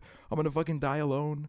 Which, like, I think if you survey the people nowadays, I think the average age has like gone up a lot. And I think, you know, I don't think that really is like a bad thing at all. I don't think you need to, it's literally the idea of like, you need to do this as like some kind of like societal performance, so you can prove to everybody that, oh, I've reached this like new fucking phase of my life. When like, I think this is the thing is, losing your virginity, I think you like immediately realize like it's not really like that big of a deal. Like, I think especially when you're in high school and everybody goes around you talking about how like, oh my God, bro, this is going to be the fucking craziest shit of all time, man. And then it just kind of happens. You're like, well, my life didn't change. Like, I'm not like looking around and like seeing different colors, or like, I'm not like fucking, I don't feel like ascended. You know what I mean? It was like an interesting experience for sure. But like, I'm not like, I don't have like wings on my back all of a sudden. You know what I mean? Like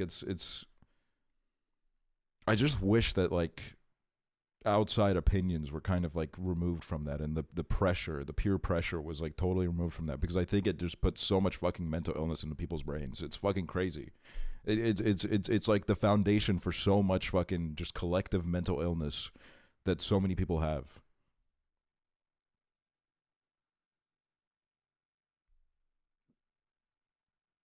My first time was so bad. I think like most people's is like pretty fucking mid.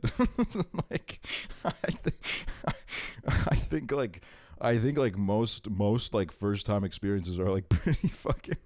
It's like you walk away from it and you're like, okay, cool. Like it's never like a fucking movie scene where it's like, holy fucking shit, bro. Holy fuck. This is, I can't fucking believe what just fucking happened, bro.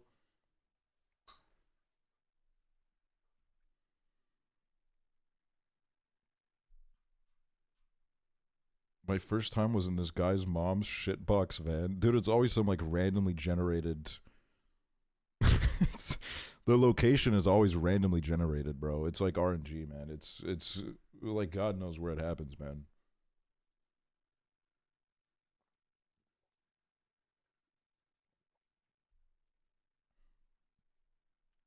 Mine was in a van too. Yeah, like nobody. See, mine was not in a car because like people don't really drive like that here. But it's like that's like I feel like that's like such an American thing too, because like there's like so many. When I picture like American towns, I picture like people are just like driving around for fun. You know, like there's like what else are you gonna do? Let's go drive around in the parking lot. Let's go to like the fucking arcade, and then after that, let's go drive around in the parking lot. So I guess it like makes sense, you know. I need to play some music real quick. Hold on. I have seen a lot of parking lots in America, and I've hung out in those parking lots. When I went to America, I was hanging out in parking lots, and I was like, I've never hung out in a parking lot before. I've never done this before, but like I see the vision, you know. I'm here right now, and it's kind of new for me. Wait, really? Yeah, I don't know. Like when I was, first of all, there aren't really like that many big parking lots to hang out in. And usually like you don't want to be there because you can just like, I mean, malls were a big thing for you guys too, I imagine. Malls were a big thing when I was in school. We would hang out in malls. Parks. I'm talking to you guys about parks like it's some kind of like fucking foreign invention to you guys, but there was a lot of really good parks. A lot of really good parks.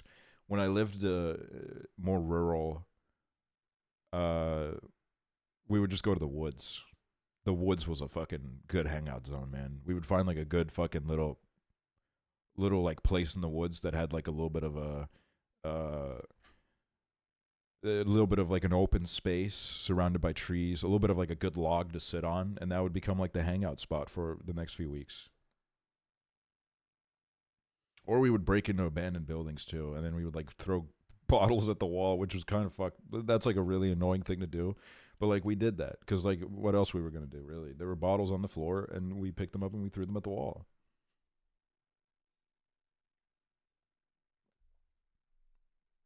Hold on, I need to find music. I was really struggling with the music today when I went live. I couldn't figure out what music I wanted to play.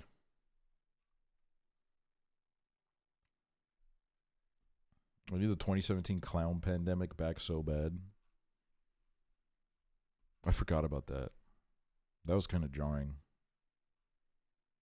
I want to play Cocteau Twins, man. When in doubt, we're going to go back to the fucking classics.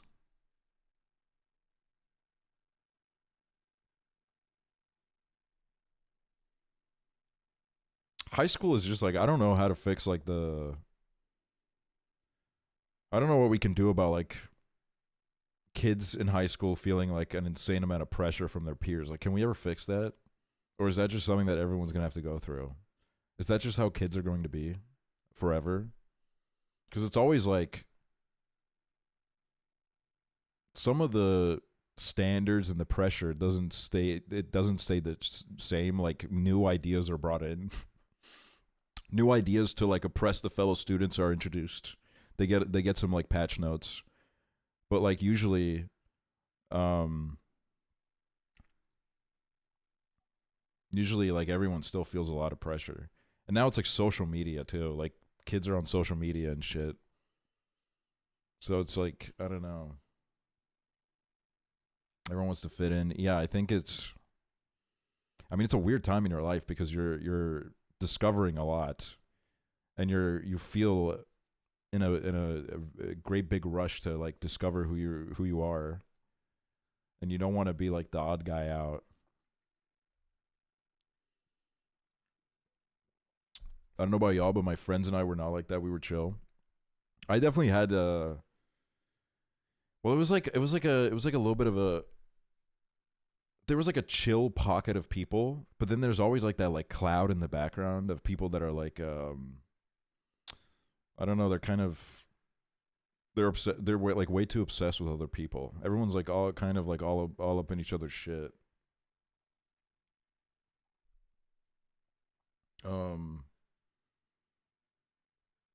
But also, like, I don't know.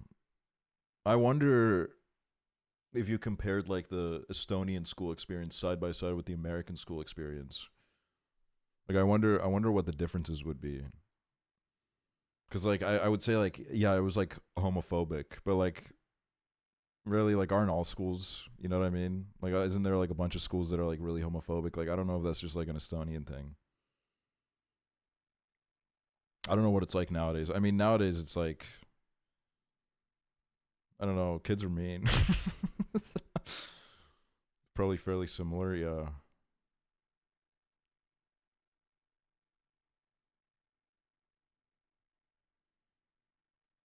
My school surprisingly wasn't. I mean, my school was like very classic in that sense where like I don't think any of the girls were homophobic. Um and then the guys would be homophobic. And then the girls would like, I mean, this literally happens everywhere. Like the gays go to the girls for refuge. And then like, you know, the girls like stand up for the gays and shit. Like that happened.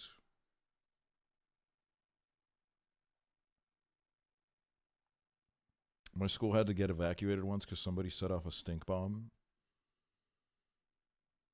My sister's school got a bomb threat by a guy that didn't want to do his exam. So he called in a bomb threat, which is kind of crazy. And the whole school got evacuated and shit. And I think, like, obviously he got arrested.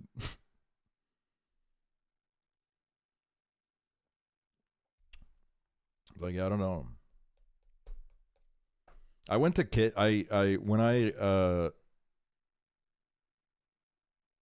when was this? Okay, I think I was in the 6th grade, and there was a guy in my school who was in the 9th grade, but he had been held back for a couple years, so I think he was like 18. So he'd been held back like quite a bit. But he was going to the 9th grade when he was like 17, 18, and he had 2 kids. And sometimes he would sit next to me on the bus. I just remembered this guy. He had 2 kids. And he would like, it was very odd interacting with him because I was like a 6th grader.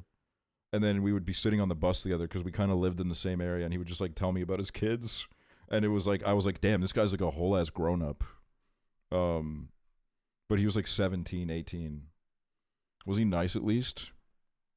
He was chill. Like I don't think the teachers liked him because he was like, you know, he would like drink a lot. He would like sneak out during like breaks to go smoke cigarettes behind the school. But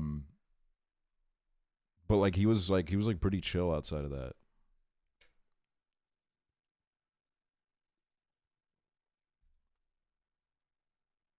He's the whole father. He needed that cigarette. No, yeah, it was deserved. It was deserved. But I wish I could like remember more about his situation. But all I remember is like, I think he had an ear piercing, and he had like really blonde hair. And then I remember him like I remember him getting off the bus, but like I don't remember a lot outside of that.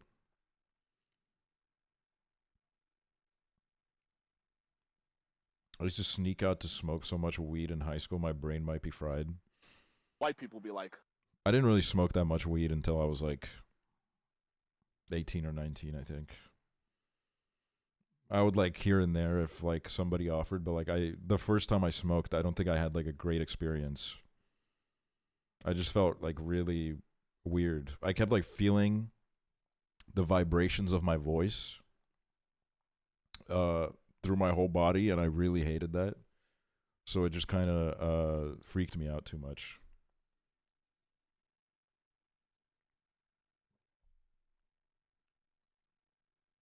I greened out when I went to America. It was bad. No, yeah, it's American weed is fucking, it's too much, man. I like my shitty ass weed in Estonia, bro. What age do Estonians graduate? 19. 18 to 19, but I think most are 19. I think, yeah. I don't know, man. It's been so long since anything happened. I need to like, I'm like at that point now where like, someone asked me how old I was yesterday, and I actually had to think about it. And I almost gave the wrong answer because I forgot. I forgot that I've aged like a year. Did you try Canadian weed when you were there? No. We kept meaning to go and then we just didn't. Most Americans graduate at 17, 18. Well, it's like, it depends. If you go to high school, then it's like 18, 19. Most people 19. But like, if you go to trade school, which is a very, a lot of kids do, then you could be you could be ready to like enter the workforce by like 17, dude. You could be ready. But then also, yeah, it's I think I've talked about this before, but if you're like a rural kid, high school is kind of different for you because you have to, you know, chances are you're not going to have a high school near you. So you're going to have to like move into like a whole other city and live in a dorm when you're like 15, 16. Which is like, I don't really hear a lot about, I don't hear Americans talking about stuff like that. Which is funny that it has to happen in this country because like they have to move like an hour away. They have to move like an hour away because the country's so small. But like it feels like they're leaving their whole life behind because an hour in Estonia is like, it's like a whole ass road trip, man. They'll probably see their family like twice a year. Because it's like getting an Estonian to drive like an hour and a half is like you're really asking a lot from them. They don't really want to do it.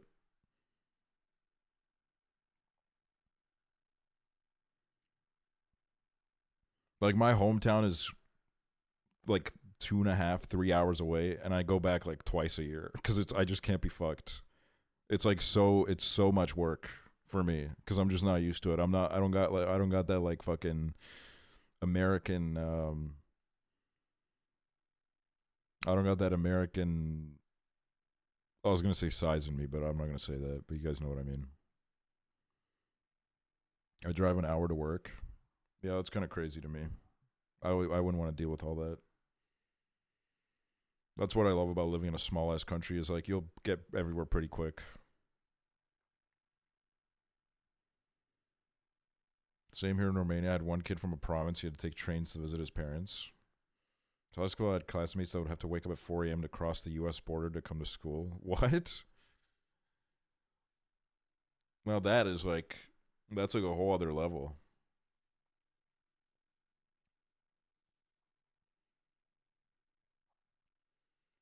But like, yeah, going back to, do you ever want to do foreign exchange? Did y'all even have that as an option? Yes. In my school, so there's like a European-wide like university thing, which I would have done, I think, if I would have gone down that route. It's called like Erasmus, and it's like you get to go study in a university in another European country. A lot of people do it, but then there's in like middle school, it would happen with like Finnish kids. It would happen with Finnish kids where they would come to our school and then we would send like one of our kids to them and they would be there. It wasn't like anything like really that deep. They would go there for like 5 days and then they would come home. But it was always like really interesting. And everybody really wanted to talk to the Finnish kids because everybody wanted to practice their English. But like, yeah, it was like hard to like, you would get like one Finnish kid in the school and it would be really hard to talk to them because there would be like people just lining up really excited to talk to them. I think at one point there was like a French kid in my school and I don't know why.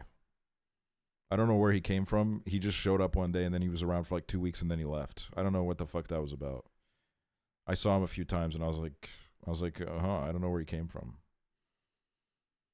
Oh yeah, but this is what I think is really interesting about, I guess, like growing up a little bit.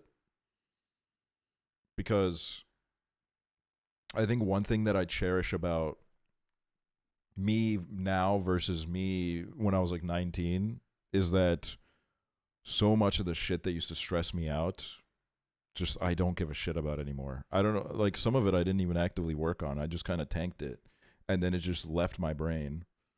But But there's like, you know, there's like shit you can look back onto in high school where it's like, oh man, I was like freaking out about this. I was freaking out about that. And then you realize how stupid it is.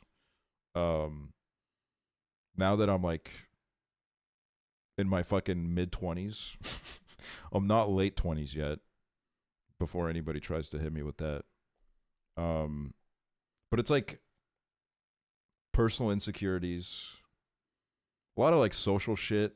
I used to feel a lot of pressure to be outgoing, so I would just constantly pretend to be outgoing and like more extroverted. That was like a big thing for me, where I was like, I would lock in and just like pretend to be like a really big extrovert because I didn't like when people called me an introvert because I thought it was like in a negative way. And then I would just constantly be exhausted. I would be so fucking exhausted every day. And then I kind of realized, like, oh, I don't need to fucking do all that shit, man. It doesn't fucking matter. Like, none of that shit is real, bro. It just so doesn't matter. Okay, but mid-20s is such a good age. You're just more chill. Yeah. I think 30s are going to be crazy. I think 30s is like when like shit's going to like really hit. It's going to be like really fucking chill. Like right now, I think there's still like a few like little brainworms to iron out. But like, you know, your worries change, of course. Like there's things that I'm like worried about nowadays that I didn't even know existed when I was like 18, 19. But like it's kind of nice to self-reflect a little bit and be like, oh, I don't care about all this shit anymore, you know?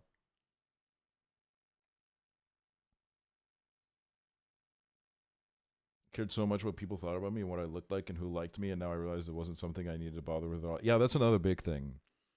I also used to care a lot about who liked me. And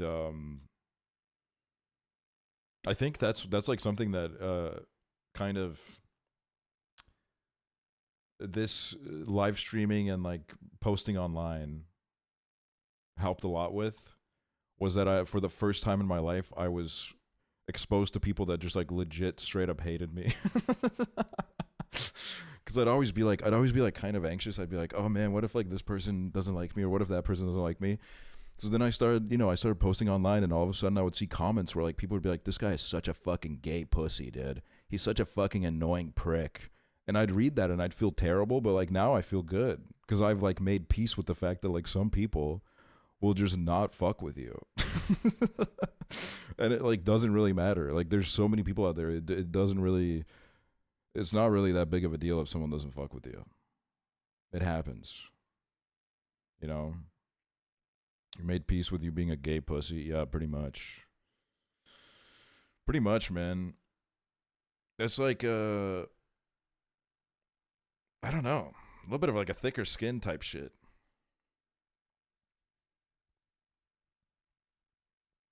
I don't understand hate posting, like go right in your diary. It's just like the way I try to look at it, I'm like, I can't take this too seriously. Like there's something wrong with you. There's something wrong with you, and like you got, I don't know, man, like there's you can leave like a hate comment. I'm like, you probably just don't fuck with me, and that's fine. But like the really like committed haters, I'm like, I can't take this seriously because like I don't think a normal person would commit to this level, really.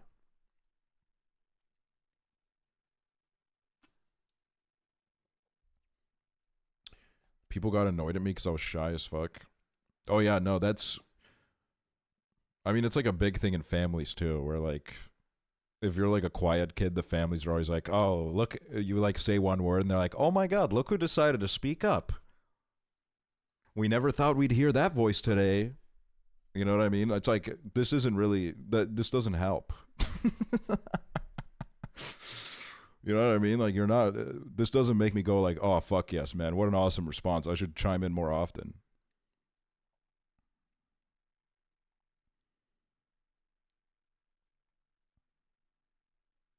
I used to be so talkative and they made fun of me, and now that I'm shy, they tell me I'm too quiet. Dude, there's no winning, man. There's no fucking winning, bro.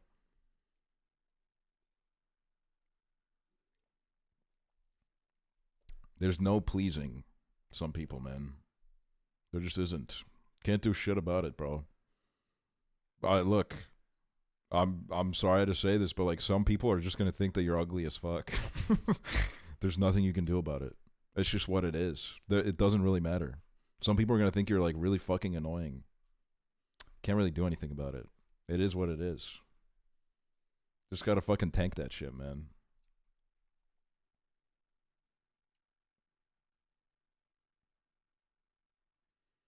I'm not even a shy person, but people expected me to be a shy person, so I felt too scared to be myself. I'm just like,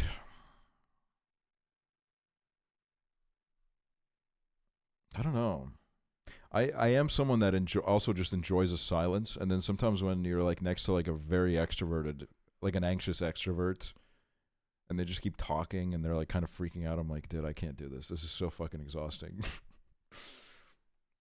Like we can like kind of just chill together too. Like we don't have to like fucking just constantly talk, man. And sometimes you just don't really feel like fucking talking, man. You know what I mean? Sometimes you kind of like, sometimes a good ass night is like you're just kind of sitting there and fucking taking in the vibe, man. You're around some nice people. You don't always gotta like fucking chime in 100%. Doesn't really matter.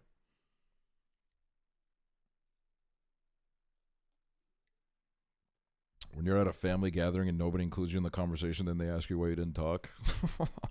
Dude, I gave up with my family a long time ago because I would enter like a debate with my family, and then they would talk at me for 30 minutes, and then I would be like, okay, my turn. And then I start talking.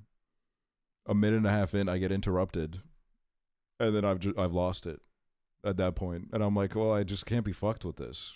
You know what I mean? Like I don't have the need to talk over you. Like I don't care that much to have this conversation. If you're not going to give me the space to talk, then I'm just not going to do it. I don't care.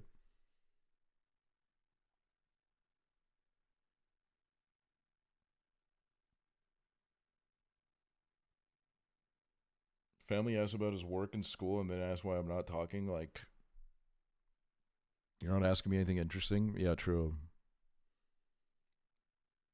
I love the family interactions that are just like so surface level, where it's like, it's like, oh, how's this going? It's like, yeah, it's going pretty good. You know, not much has changed. Oh, that's good.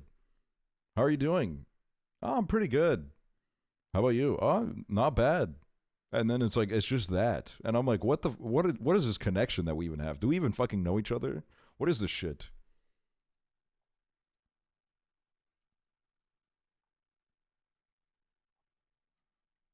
When you finally get a word in, it's just crickets, and then they change the subject, humiliating. That's one thing that I learned to tank in my 20s. I learned to tank the silence. When you make a room go silent, I've honestly like kind of, it's like I think it's like something that kind of just like exists in your head a little bit too much, where you don't really notice it as much with other people. And then it happens to you, and your anxious brain goes like, "Oh fuck, man, I'm a fucking piece of shit, dude. I'm a fucking piece of shit, dude. I just ruined the whole function." And then at least that's how my brain functioned when I was like 19. And then I just kind of realized like, well, sometimes I just say shit where I'm like, what would you even say to this? Sometimes I'm just saying whatever.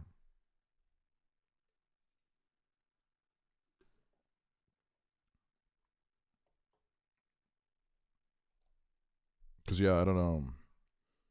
That's the one thing I enjoy about Estonians, is that everyone is also like relatively pretty introverted, and I feel like pretty at peace in this like situation.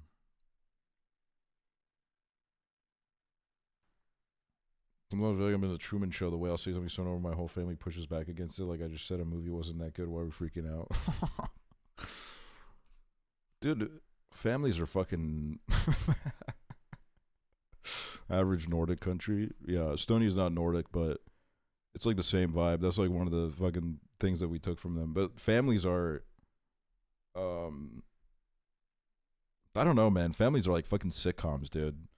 Just like the most like fucking cartoonish fucking characters exist in that shit. And it does become one of those things where I just constantly end up thinking about some of them, and I'm like, damn, it's like crazy how you're like the kind of person where like we would never fucking talk even a word to each other if we weren't related. But like here we are like talking about like grills. We're talking about like grills and shit. And I'm like, all right, whatever. Whatever, man. Let's fucking shoot it, I guess.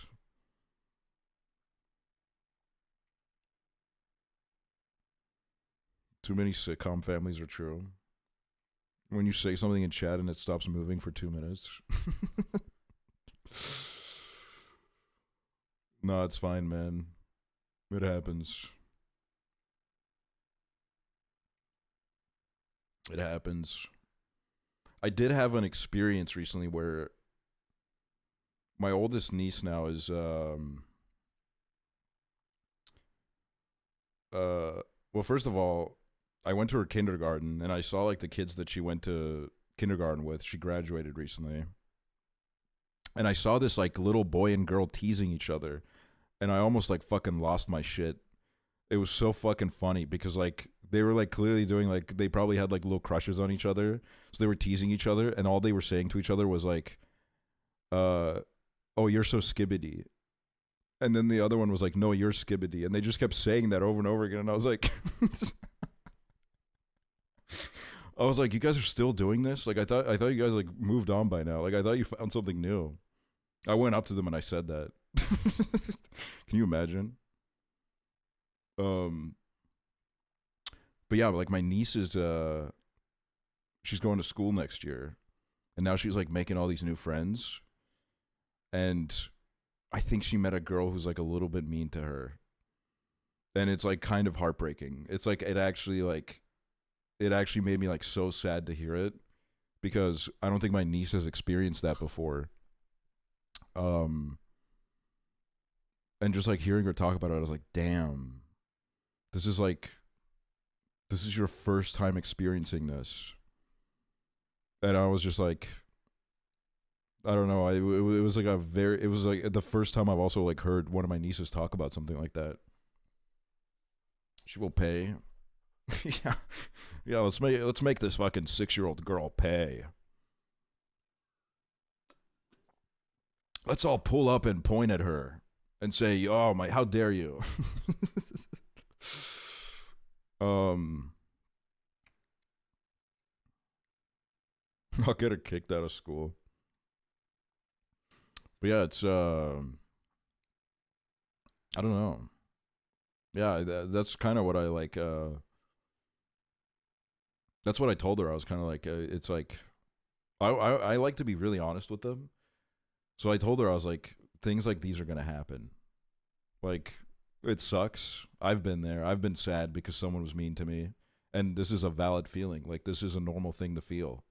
But like some of these people just exist, and you kind of just have to find the people that are not mean to you. And then she was like, I don't know. She didn't really like. I think she like really fucks with this girl, so she was kind of like, ugh.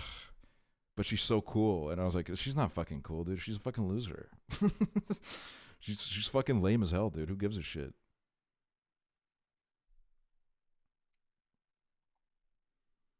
But I don't know, it's really interesting watching like kids learn those situations.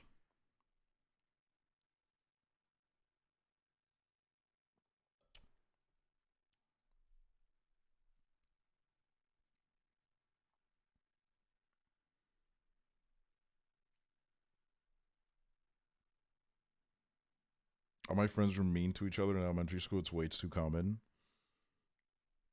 Elementary school was kind of like, okay, so I remember this. I didn't go to kindergarten a lot as a kid. I don't know why. I don't really know what was going on with that situation. But basically it got to the point where like the fucking like the like county got involved, and they're like, you need to send this motherfucker to kindergarten for like 6 months if he wants to go to first grade. And then my parents were like, okay. So they put me in kindergarten. And I remember my first day there, I showed up during lunch, which is weird. I was late on my first day. And then I go into like the main playroom, and there's nobody there except this one kid who just like didn't eat lunch for some reason. He just didn't fuck with the idea of lunch. So they were just kind of like, okay, he doesn't want to eat lunch. So he would just stay in the playroom by himself. And then I remember I sat down next to him and we just played with these toys. We didn't say a word to each other. But like we kept like handing each other shit. We were like playing. We didn't speak a fucking word to each other. It was just like white people be like, remember your first day of kindergarten? Yeah, because it was like a big thing for me because I was like 6. Well, I'd gone to like kindergartens before then, but it was always like for like a week, and then I just didn't want to go again, so I didn't. But it was like, yeah, it was. I remember that. And then like all the other kids showed up, and I got super overwhelmed because I was not used to being around like 20 kids. It was way too much for me.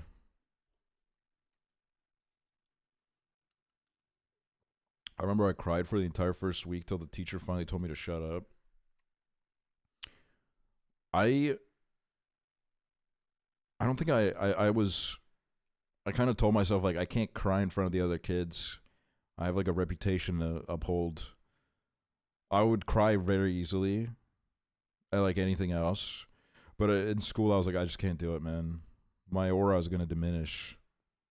So I was just kind of, I would tank it, dude.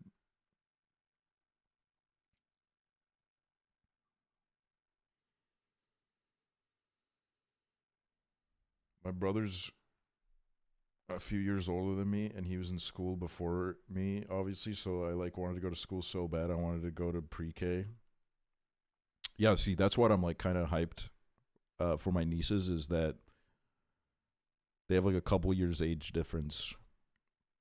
So by the time that my middle niece reaches school, her sister will be in like the 3rd grade or some shit. So she'll have like a little, she'll have like a familiar face there who'll like look out for her. Who's already like gone through the whole process and shit.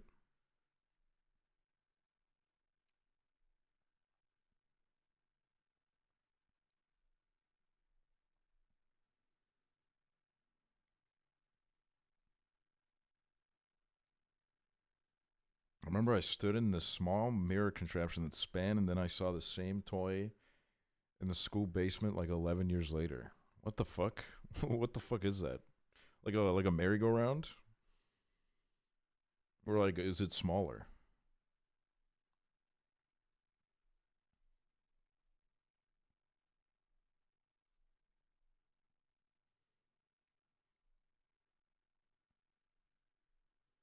The only thing I remember from kindergarten was that my neighbor was in my class would threaten me with the craziest threats and would fart everywhere. It could seriously clear a classroom. We didn't really have any farters.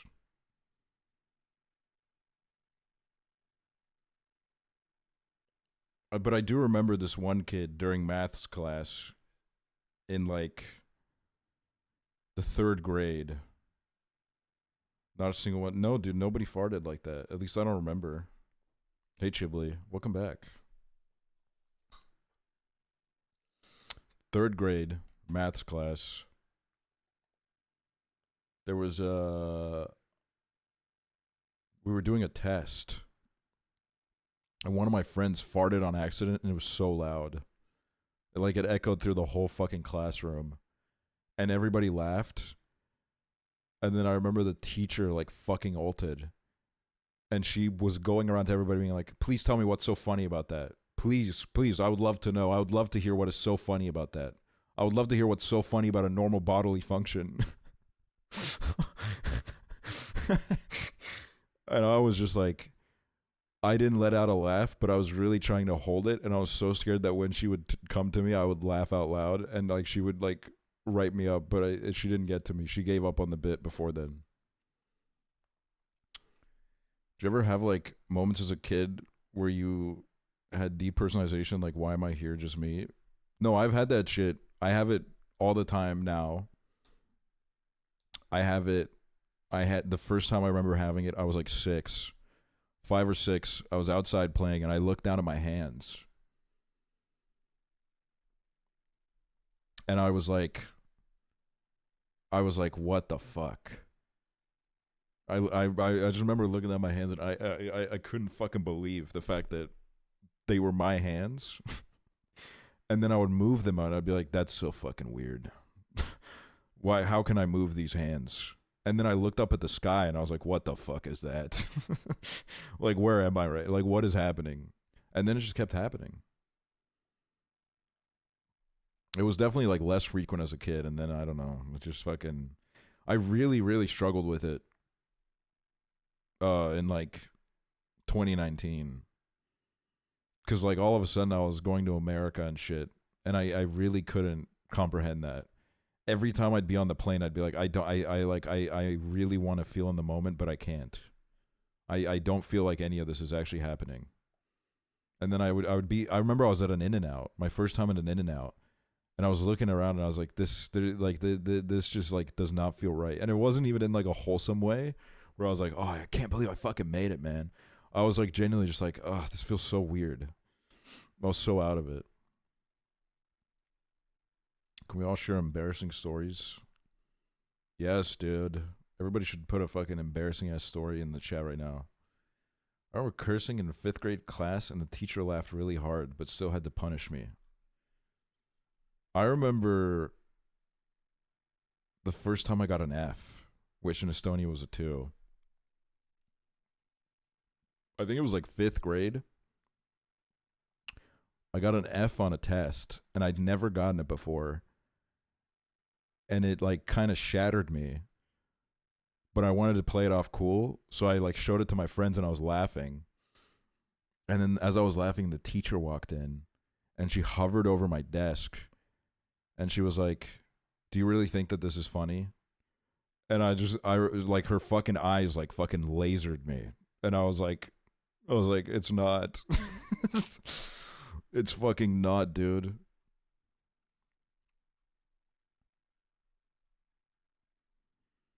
When I was in high school, I was working out and I was drinking too much water and I left in the middle of the set to find a bathroom to throw up in and I couldn't find one in time and I threw up in the middle of the hallway right as the classes got out for the day.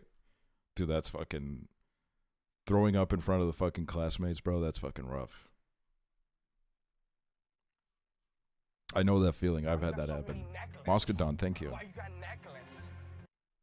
Aksel happy, Aksel happy, Aksel happy, Aksel happy, hi.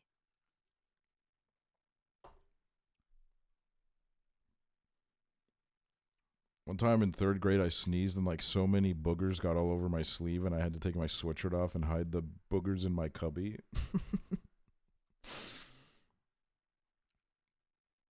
At Midsummerfest literally 3 days ago, I was dancing and I got body slammed into the floor head first and the entire crowd of like 200 people gasped right after I said a big speech too.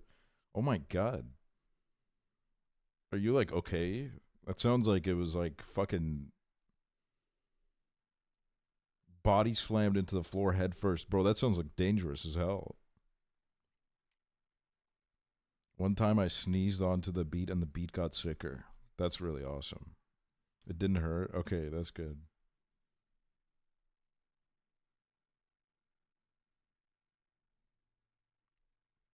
I puked so bad sophomore year, literally all over the bathroom, and I had to puke on me. I had puke on me, so I said someone else puked on me, and some random freshman girl ended up getting blamed for it. No idea how. That's like, there was like a whole fucking situation in my school similar to that, where like someone got blamed for kicking someone in the balls, and I think it was like something that was like started as a joke, but the teachers overheard it and was like, this is serious. Someone kicked someone in the balls. So this girl got like blamed for kicking someone in the balls when like I don't think it really even happened. It was just like some kids thought it was like funny to say, and they took it like really seriously.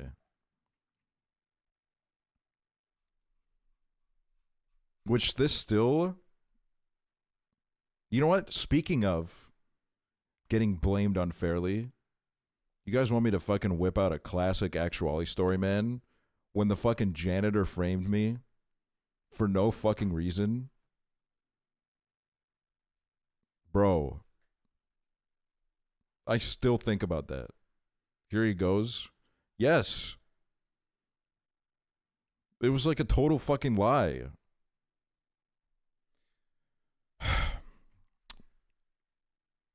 Okay. So what happened was, me and my friend, after school, were in a classroom. We were listening to the Black Eyed Peas. I think it was like Boom Boom Pow or some shit. And we did air humps to it. Because we were like, boom, boom, pow. Because we were like air humping. I don't know. It was like funny. It was like a funny thing to do. Janitor walks in mid-air hump and goes, oh, and then walks out. The next day, teacher pulls me and my friend aside and says, why were you in the classroom after school with your pants fully down, air humping to a song? Which just wasn't what happened. We did not have our pants down. It was the most insane thing that I remember it so vividly. I had my fucking pants on. And this janitor, for some reason, said that I had my pants fully down. Which, like, I'd never even understood if they thought that, if like, the allegation was that I had, if I had, like, everything down, like, boxers too. But, like, it was, like, the most insane thing I've ever heard in my life. And then I remember my teacher told me, like, I'm going to call your parents tonight. Because this is, like, a very bad thing to do. And I was like, what are you talking about? I was like, I didn't fucking do this. And she didn't believe me. And then I was home that night. And the phone rang. And I was freaking out so bad about it that as soon as I heard the phone ring, I ran into the bathroom and locked the door. And I was just sitting on the floor because I was like, my life is over. I was like, dude, like, what the fuck? What am I supposed to do about this? Like, they think that I fucking took my, like, fucking wiener out in school and I was, like, humping that shit around. Like, I didn't do this. And then, yeah, I think my mom picked it up. And, like, they told her. And then I remember she knocked on the door and she was like, you can come out. And I came out and I was, like, crying because I was like, I didn't do this. Like, I seriously didn't do this. And she was like, I mean, you wouldn't. Like, there's no way you would do this. You're, like, way too shy, which is when, like, the shy bullying came back in. She was like, you're way too shy to do something like this. Like, you just wouldn't. And I was like, okay, yeah, thank God. And then, like, nothing else came of it. I thought I was going to get, like, expelled or some shit because that was crazy, bro. But, like, I genuinely feel, like, a little bit of hatred still for that janitor because I don't know, like, what the fuck she thought she saw. But, like, that wasn't what happened, man. Like, it's crazy. I could have gotten, like, in crazy deep shit for that, and nobody would have fucking believed me anyways, because, like, why would you believe the kid over the janitor?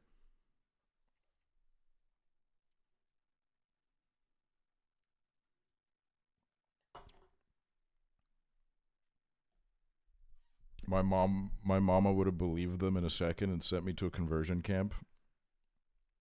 Yeah, I kind of lucked out in that situation. But I also think it's, like, I lucked out, but it was also, like, too much of, like, I think my mom just, like she was lucky that time that she was right, but, like, I think she definitely at the time, like, saw me as, like, a little bit too much of an angel. Because I was, like, I don't know, I was, like, smoking cigarettes and shit. And she didn't know about that. And that probably, when I told her, like, a few years ago, she was like, what? You were doing what? One time I farted on my crush in 2nd grade and the whole class found out. Dude, that's fucking devastating, though.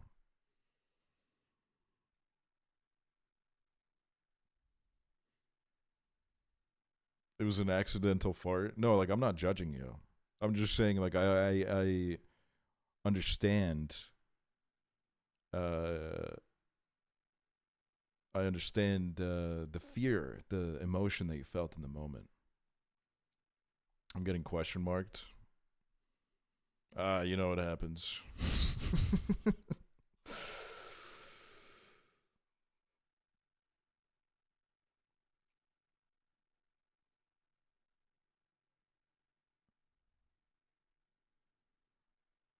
My parents caught me making YouTube videos when I was like 8, and they made me delete my account and got me in trouble when I could have been a millionaire. Yeah, that's true. My like, My dad like thought I was like some kind of like child prodigy because I knew how to like upload a video to YouTube. So I guess he was like kind of right with that. But like, yeah, I don't know. He was, he was like fucking. He would call the teachers about it, and they'd be like, "We don't care. We don't give a shit. Like this doesn't mean anything."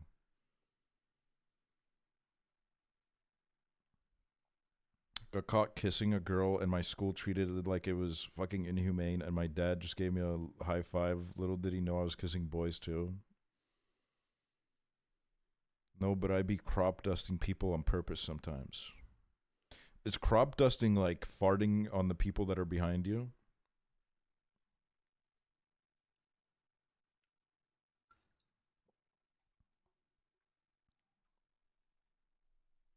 Drive-by fart. Farting while walking.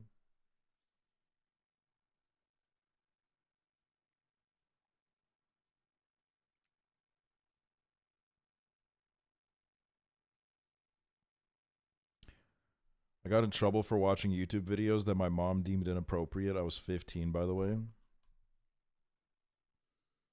I never really got into trouble for that. Except for like that one time when like Meatspin showed up on the family computer and I couldn't close it. But that was just like a fucking catastrophe all in every way.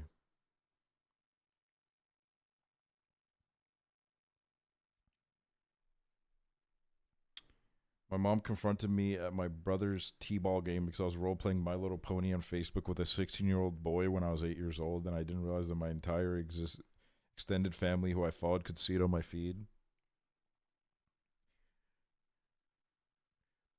Getting put on blast for like fucking Facebook posts when you're a kid is crazy.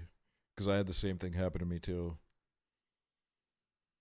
It was before like parents got on Facebook.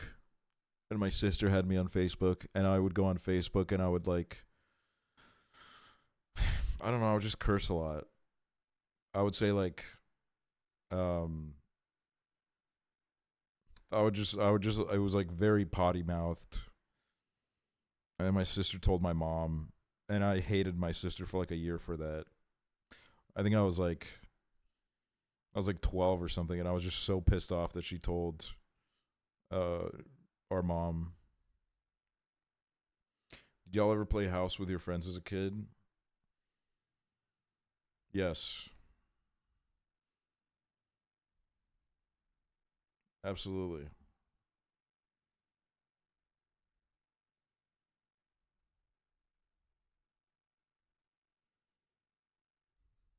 I was always the dog. Yo, why were you all always the fucking pet? Why is literally everyone in the chat right now going, I was always the dog?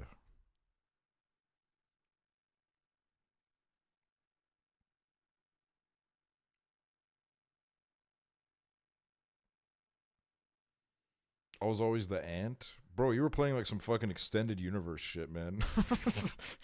What the fuck, bro? You were playing the fucking director's cut, man. Mine never had the fucking ant.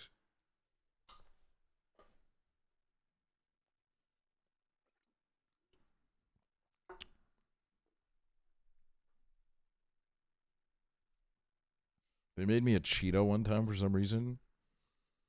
I was always the dad because I would always be playing with a bunch of girls. So I got to be the dad. I got to fill my role.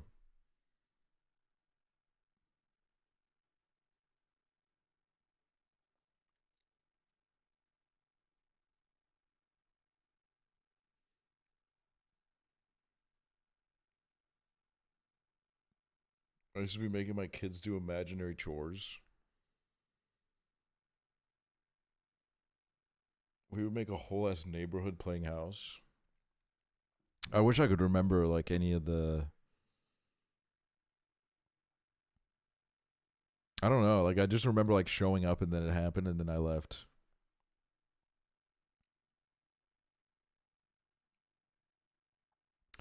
I was always in the cage all by myself. What the fuck? What the hell were they fucking doing to you guys? Did y'all ever do lemonade stands as a kid? Are those real? Do people actually do that? I thought that was like a.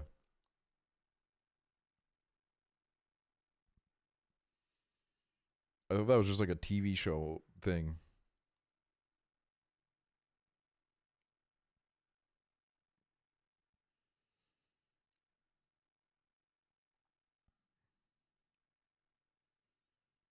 Not really a stand, but kids will sell lemonade.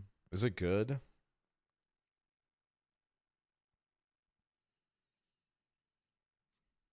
My neighbors and I used to play City, and some kids would purposely crash on their bikes, and then we would pretend to be EMS and save them.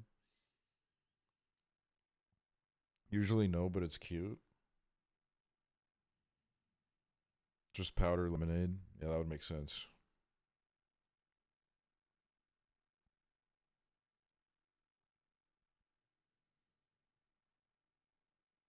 I'm like trying to remember all the games I played as a kid. I built a lot of swords. At a certain point, my father turned to me and said, "Son, you have to be like independent and find your own activities." And then he gave me like his toolbox, and the toolbox had a hammer and it had nails, and it had an electric drill. So I would just kind of sit around all day making swords. And it sounds like a lot more impressive than it was. I would just find 2 wood planks and I would hammer them together and I would say I made a sword. And then I would invite the kid that was living across the street from me over, who was like twice my age. And I would be like, look at all these swords I made. And then he would be like, cool, man. And then he would leave.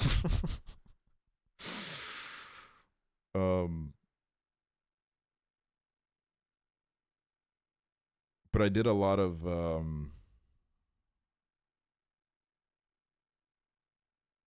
I don't know. There was just too many fucking old people around when I was a kid, man. There was just not enough like the kids my age.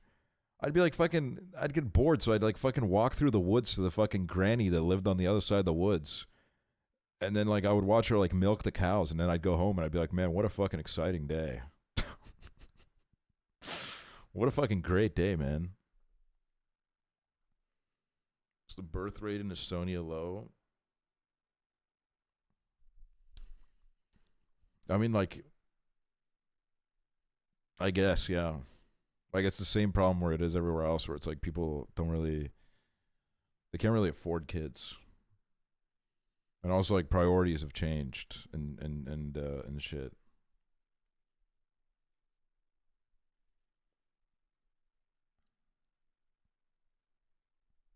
We had a jelly bean old lady in our neighborhood who gave us jelly beans every day in the summer. Wait, that's kind of fun.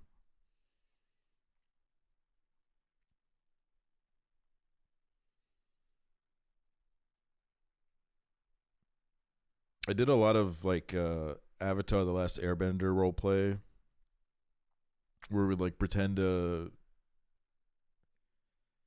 we would like act out like the storylines. And I was like a really fucking annoying asshole about it because I'd always be like, I'm the Avatar. And if someone else wanted to be the Avatar, I'd say, I'm going to go home if you don't let me be the Avatar. Which is just like, Jesus Christ, man, what a dipshit.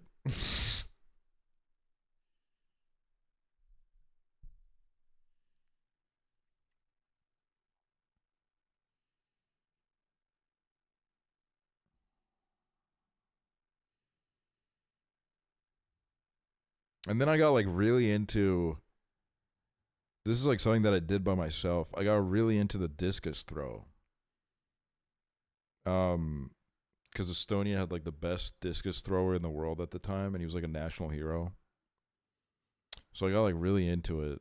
So then I would just like pretend that I was like, I would hold like fake discus tournaments in my backyard, and it was just me competing, but I would be all the competitors. And then I would like keep track of like all the records. But it was ruined for me because there was like a really windy day, and then like the little plastic plate that I used as a discus flew really far, and I was like, I guess this is my new record, but it's like so windy. Doesn't really count. And for some reason that just like ruined the whole thing for me. I did discus in high school and I was so bad. I was last in every track meet. I still love watching the discus. I just love watching really strong motherfuckers throwing things. Like I think that's like, That kind of shit is like my favorite part of the Olympics.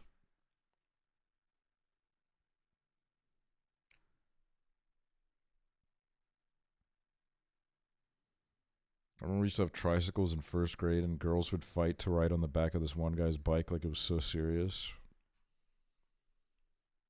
You guys ever have like fights over, like same people, the two people have a crush on the same person, and then you would like fight each other? That happened to me a couple times. But then there was also like a period where I think like third grade, every boy in the class had a crush on the same girl, and everybody was just kind of chill about it because they were like, well, you know, we're not all gonna fight each other, so let's just like, you know, peacefully admit the fact that we all like her.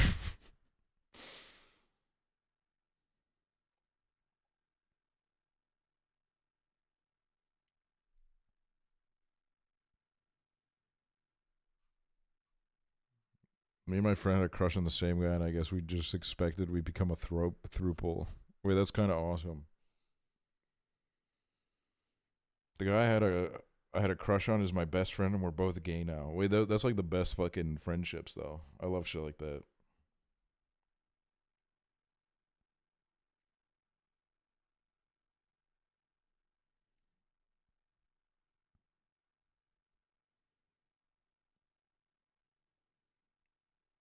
Anyone else get asked out as a joke? Not to my face, but there is like one situation that I had when I was like 12 or 13 where I'm like, that must have been like a big fucking joke.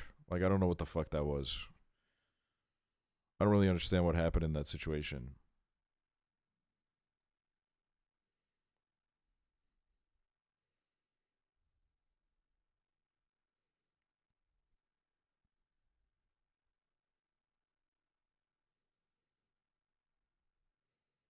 Guy came up to me at lunch once saying, "Yo, my friend with the Gucci belt, he likes you." What? My friend with the Gucci belt.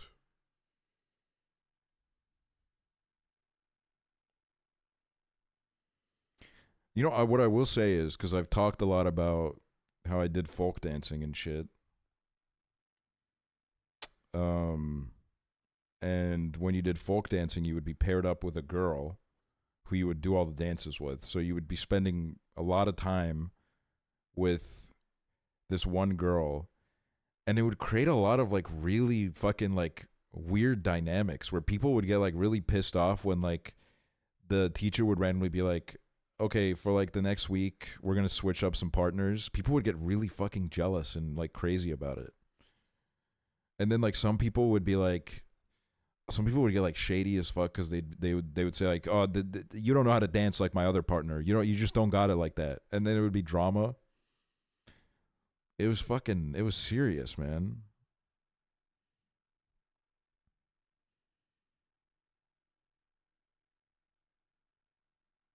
I do Nordic folk dance, and honestly, the boys suck, so I play boy parts so I don't have to dance with them. No, I kind of sucked ass at some parts. There was this one part of a dance that I just could not get right. I just could not fucking get right at all. I was there for so many hours trying to get it right, and my legs just couldn't do that, man. I was like losing my mind. But yeah, it was the girl that I was partnered up with. I don't think we really got along. It was like one of those, like, you know, when there's like a movie you love and then you find out that like the two main stars hated each other the entire filming. That was kind of me. I didn't really get along with the girl that I was partnered up with, and then I ended up getting switched to this other girl, who was really chill, and I think we really got along because our dads really got along. So we just kind of were like, we need to respect the connection. And now she's like really goth, I think. Last time I saw her, she's like married and really goth, and she has like a goth husband. It's kind of crazy. It's kind of really sick.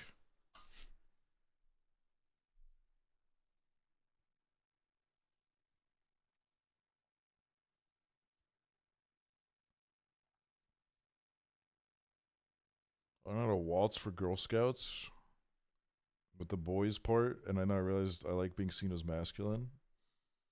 Dude, the journey, man.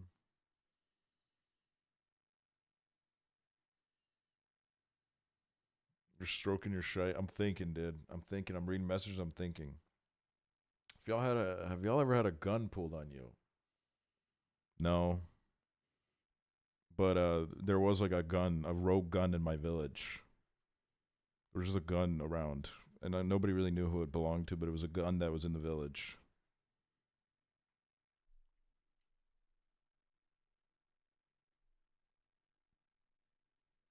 Is anyone else embarrassed to eat lunch for whatever reason and just let it rot in your backpack the whole day? See, that is kind of foreign to me, like bringing your own lunch.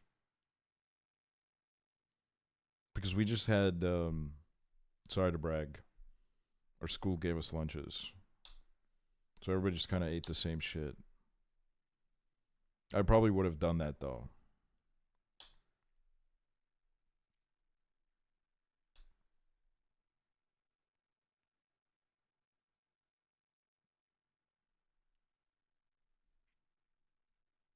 My county got free lunches when I was in middle school because we were so poor. Yeah, I had free lunches until high school. It was free lunches until high school, and then they started charging money, and it was fucked up. But like the food was good, to be honest with you.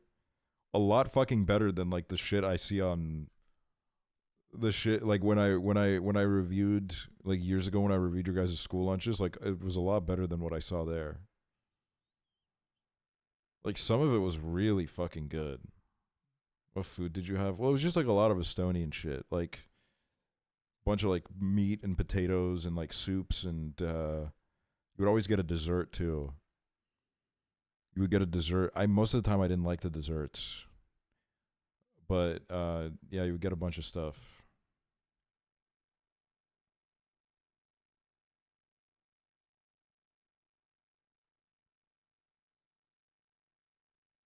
Lunch in my American school was great. We had wings sometimes and it was free. Wait, that's kind of lit. Oh my god, wings? Wait, that's fucking awesome.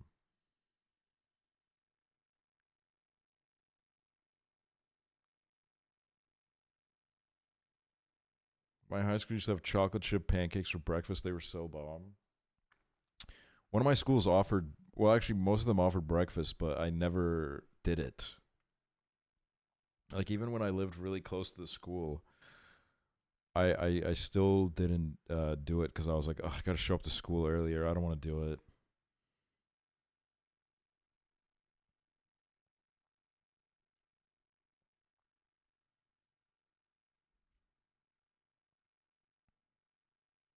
Anyone from LA remember the coffee cake? What is the coffee cake? I guess it's just like a coffee cake, but like I don't know. The square pizza. Dude, now I'm getting hungry, man. Now I'm getting hungry. I had like kind of a mid-ass cheeseburger today. It was like alright. They put too much sauce in it. It was annoying to eat. It's getting all over my mustache and my hands and shit. I was like, man, fuck this. Not worth all this fucking trouble.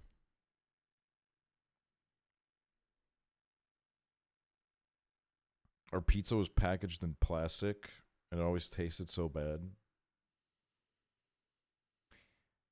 My dad had like a fucking horrible pan when I was a kid, and it would make all the food taste like the fucking pan, and I hated it.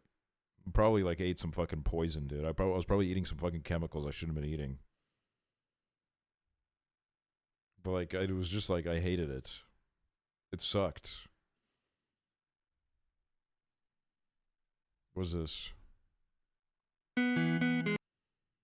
Oh, this is the coffee cake.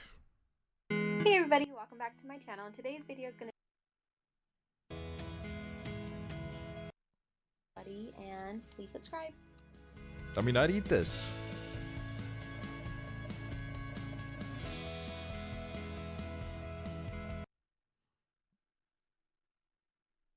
I'd eat that shit.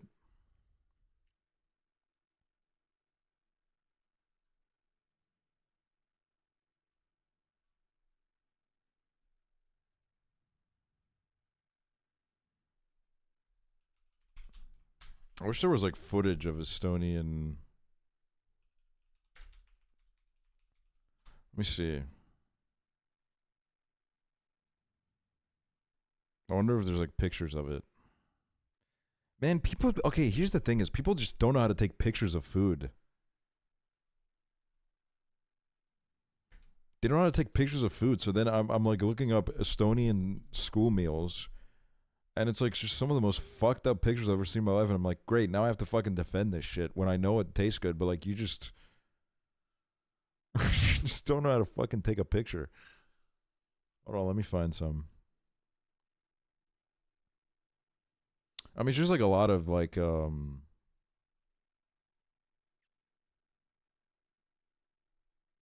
lot of stuff like this, you know, like yeah, it's like potatoes. You get a little like meat, sauce, veggies. It's very simple, but it's like very filling and it tastes good. And you probably like get everything you need out of it.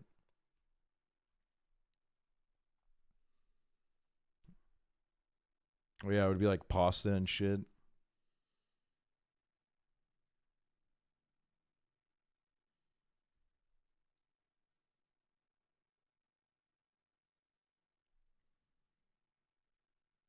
It looks healthier than the stuff we had. Yeah, we didn't have like, I don't know, the idea of like the school being like, we're doing like burgers.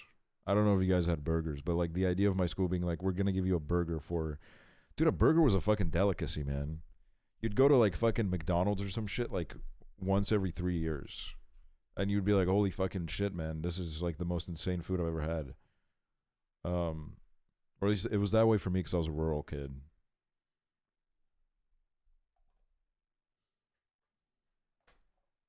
We had chicken nuggets a lot. We would have like fish patties sometimes. And that would be like, whoa. They're letting us have fish patties. Holy fuck. Anyone else in high school make you eat lunch at like 10:30, 11 a.m.? Nope. I think mine was 12.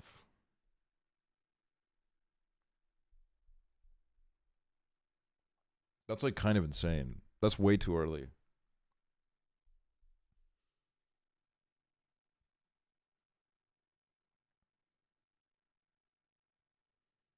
In elementary school, we brought lunch, but then on certain days, we just got takeout and it rotated. So it'd be like in the middle of the day and they just got a mass order of like Burger King. What the fuck? I've never had shit like that.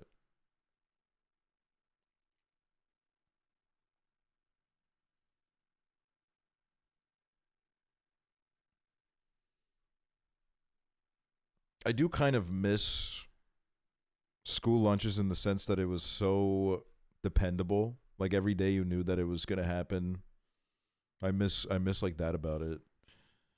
And also it was just like good filling meals every day. And it kind of kept you on a routine. You were eating like good. I missed the school routine. I don't really miss all that, but I do miss the lunches.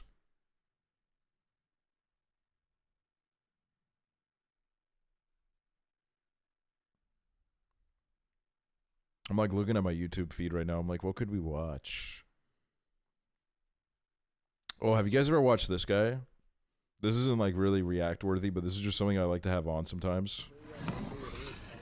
There's just a guy that works at he does like breakfast food for I think like construction workers.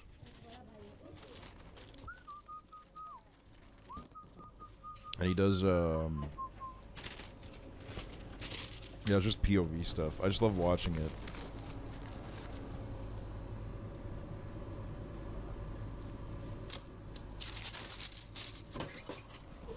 Cause then he like really gets into the fucking routine of it all and shit.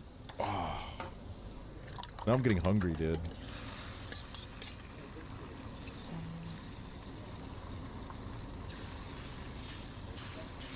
Isn't he in the UK? Yeah, this is UK. The big hint that gave it away was the big ass fucking bowl of baked beans that he showed at the beginning.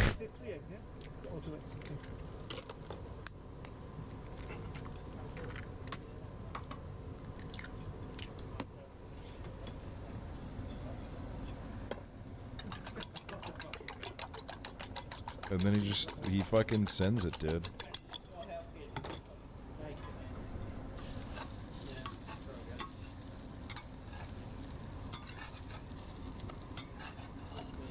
cracks the egg so nicely. Dude, I had it happen again. It's because I'm buying these, like... I'm buying this, like, one brand of eggs that I don't usually buy. And for some reason, they have, like, an egg in them that just, like, will fucking implode. Or, like, explode, really. It explodes when you, like, try to crack it, and it just fucking shatters. And then I'm like, well, great. Now there's egg all over my table. And there was a day where it happened where I was having a really bad day, and it just totally soured my mood because there was egg all over my fucking counter. I was like, that's so ridiculous that that happened. And it just, like, it ruined my whole day because it was like, everything was, like, building up. And then I think it happened again, like, last week, and I didn't care, dude. I was having a good-ass day. I was like, I laughed about it. I let out this big, like, belly laugh, and I was like, that's so stupid.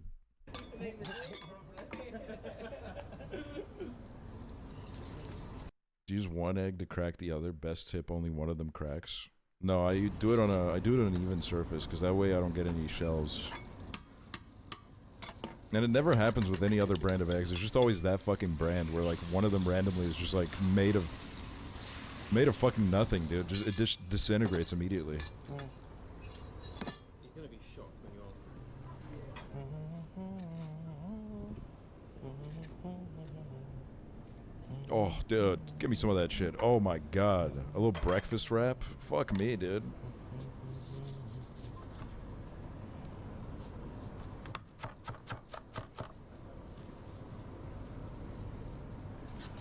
Aren't you supposed to crack on an edge? It's because all my cooking YouTubers told me that if you crack it on an edge, you're more likely to get shells in that shit when you crack it open.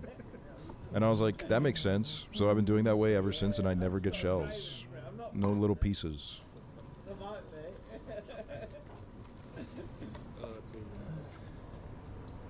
Makes it more likely the yolk will break. Dude, there's nothing worse than the yolk breaking. When that shit hits the pan and it breaks, it's just devastating. Just so fucking sad. Maybe you, do you heat it up before you try to roll it? That's fine. Oh, man.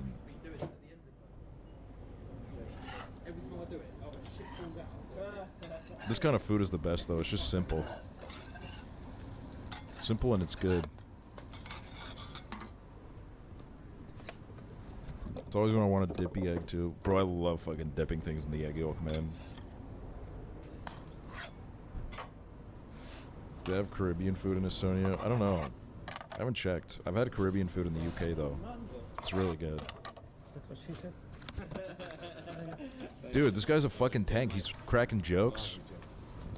He's cracking jokes, making food. When I'm making food, I don't have any time for jokes, man. I'm fucking locked in. I'm serious as hell about it.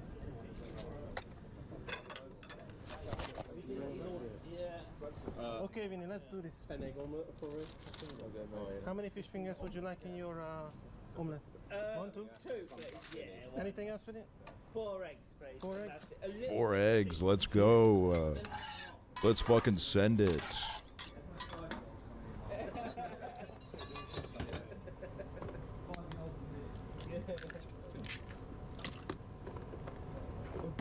Also, I don't understand the fucking, like, economics of deviled eggs, because I swear to God, I could eat like 46 deviled eggs. But, like, if I make, like, scrambled eggs, really I keep it to, at most, like, 3. But, like, deviled eggs, it just doesn't, like, I could infinitely eat them. I could just, like, non-stop fucking eat them, man. Oh my god, when you go to a function and they got some fucking deviled eggs on the table, bro, I'm fucking eating that shit by myself, bro. Nobody else is getting anything.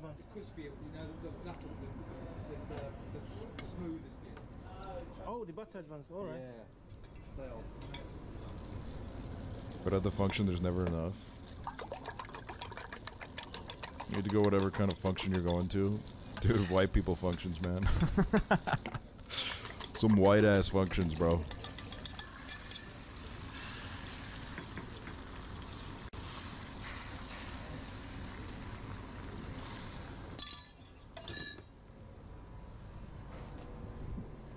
When they bring out that coleslaw, no, that's... I'm not that kind of white. I don't like coleslaw. Yeah, no worries. Sure. I'll get the coffees after I finish. No worries. And beans. Oh my god, fakes are. I've never seen his face. He kind of looks like Donkey. Cash? You ever tried Raisin Canes? Yeah, I love Raisin Canes. I think it's delicious. Your cash. The white people bring out that marshmallow salad. What is the marshmallow salad? What is that? What would you like? Sure. Yep.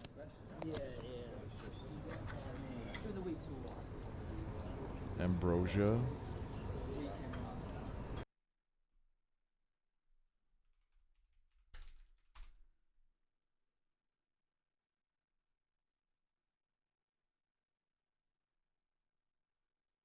I don't know what the hell this is. I've never seen this in my life.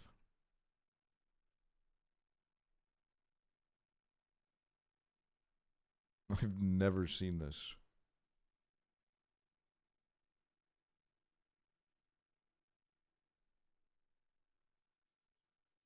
It's what you give the ghosts in The Sims to bring them back to life.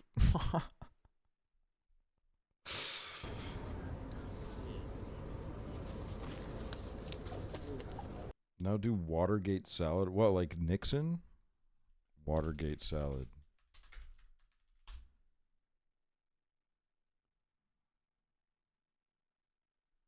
What is this? What the fuck is this? Poo? That's a shamrock shake. Enough with the cherries. Oh wait, I gotta show you guys something fucking crazy. Look at this. A few years ago, I posted a review on Letterboxd of the movie Hall Pass.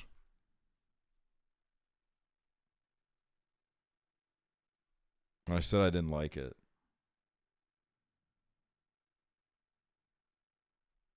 I said it was like too straight.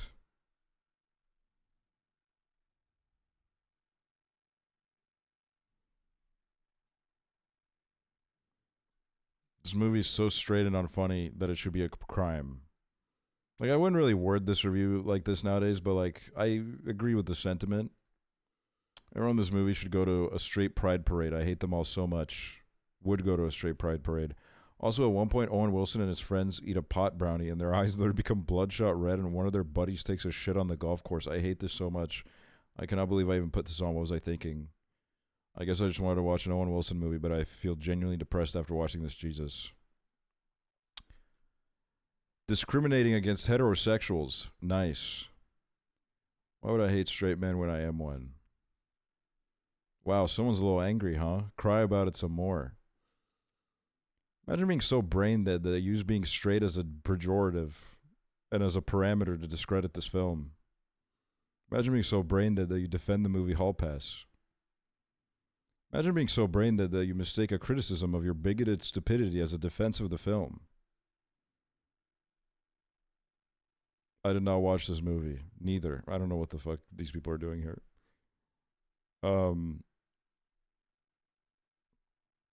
Leave the fuck us alone with your cringe, bad and childish attitude. You think every movie in this world is about LGBTQ? F off, child, and go watch Netflix. Then this guy just called me the F slur. This guy said, hello, F slur.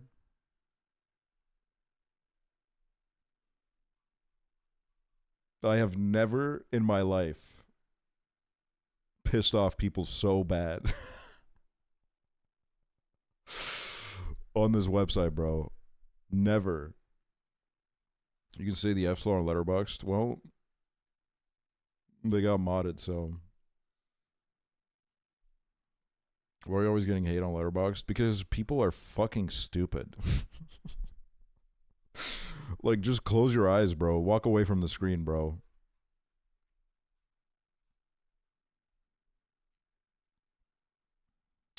This one, I mean, this one is a classic. My Barbie review.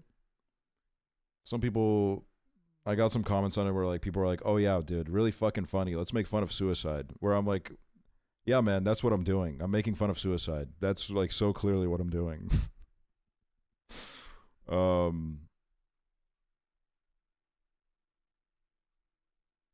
Oh, this one, dude. I reviewed Luca and I said gay little Italians. One of them called me a pedophile. Somebody, like, I don't know if it's still here, but like one of them called me a pedophile for saying this. Which is crazy. The director said they aren't gay. The director said the same thing about your mom, but we fucked last night. I can tolerate people shipping adult characters in movie and TV shows, as long as they keep it away from me. However, it gets a little bit weird when you start shipping kids. Please just stop.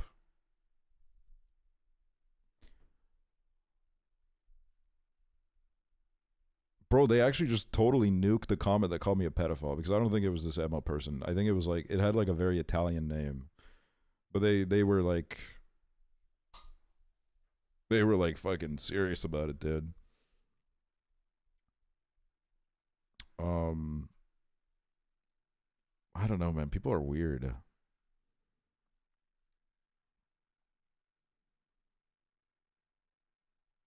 Like some reviews, I'll admit, I'm like kind of annoying about it. But like people get so fucking holy shit, dude. Italians are pretty homophobic in my experience. Italians are pretty homophobic and very racist.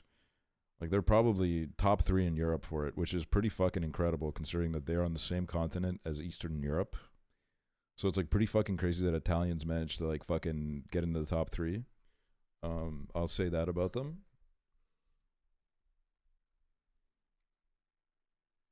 What is this? What is this video? It's a Muppet. Thank you. Thank you for sending that. 90% of Letterboxd reviews are annoying, but I never comment on them. I just think it's like, you gotta get over it.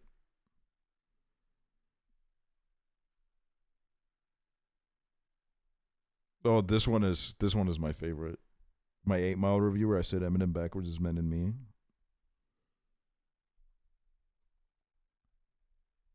Wait, why did all the good comments get nuked? I had a whole argument with a guy. And he's gone. I can't tell if people are trolling or just stupid, just in case. It's Men and Me. Probably got called the F slur here. I can't tell if you're all being sarcastic or not, but still Eminem backwards is many me. Which is not men and me. It's just me, ni, me. Or men, I, me.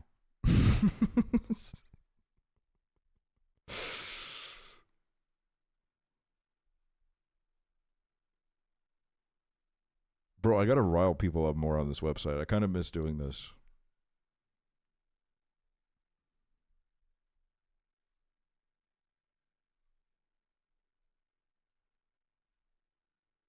I love when I'm like scrolling past this shit and like one of them has like a shit ton of comments.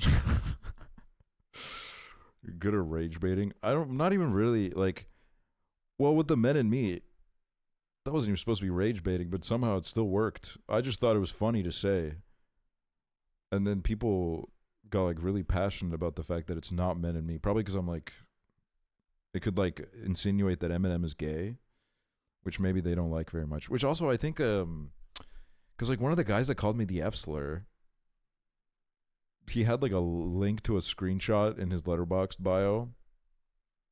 And it was some shit like, you will never be a real man as long as you have he, him in your bio. And it's like, bro, what? First of all, why is that there? We're on a website about movies. And second of all, buddy, IMDb is that way, bro. Like, what are you doing on Letterboxd? Why are you here, bro? Yeah, this is the guy. This is what he had. If you feel need put he, him in biography, you are not man. You are effeminate boy. Do not meet me in real life. I will punch. Like, why is this here? Like, what's wrong with you? Also, why does he have the fucking... You don't deserve this profile picture, bro. You don't deserve this.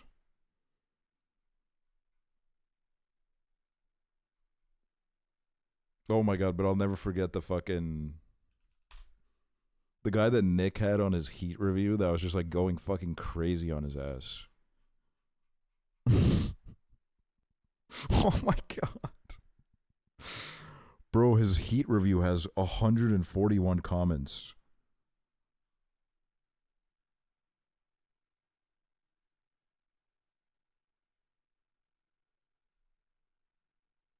How is Heat bad?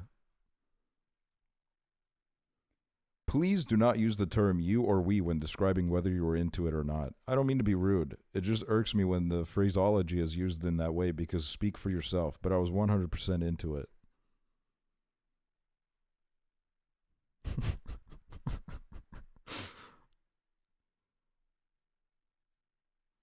Really? You're one of those people who get upset when someone looks at your rating after you said to me that I didn't even know if you liked the movie or not. Grow up, dude. I know I'm only speaking for myself. That's my point. You, me, and everyone else only speaks for themselves when it comes to whether or not you were emotionally invested in a film. The vocabulary you used was not singular to yourself. Generalizing is not good.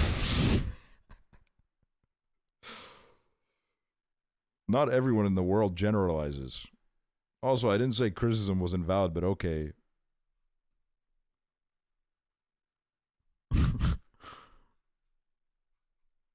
Wait, this was 3 years ago, dude? Can we see their top 5? Wait, that kind of makes sense. The Lighthouse would be their top 1.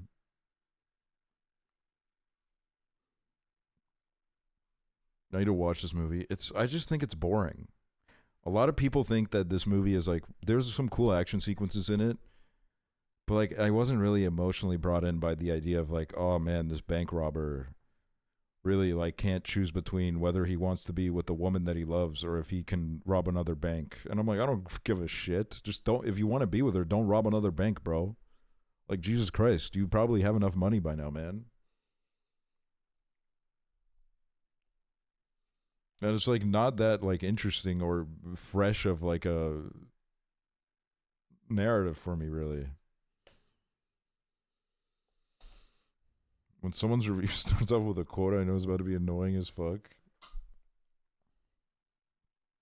I think the movie's deeper than that, but I don't know how to phrase how. No, don't worry. I've already had maybe like 25 Michael Mann fans try to explain how it's deeper than that. And I just, the truth of it is that even when what I already knew was explained to me, I still don't really care. And I think that's fine. You know, you don't have to like every movie. It just happens sometimes.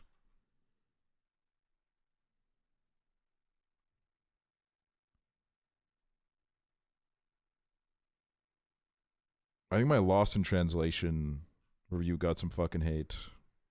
Oh, it's gone. I ain't reading all that. 5-star movie, you cannot deny. It's a fucking gorgeous movie with a wonderful script. That's actually kind of a beautiful way to say that. With a wonderful script. I disagree, but cool. Lost in Translation was so weird. I kind of want to rewatch it. I don't think, like, I think, like, the things I criticized it for will probably still be there. But, like, I don't know. I just kind of want to, yeah, the kissing at the end is, like, odd. And this is another movie where, like, every time I have a conversation with someone goes, like, no. Here's my explanation for, like, why you have misunderstood it. I'm like, no, I already know. And I just don't really agree.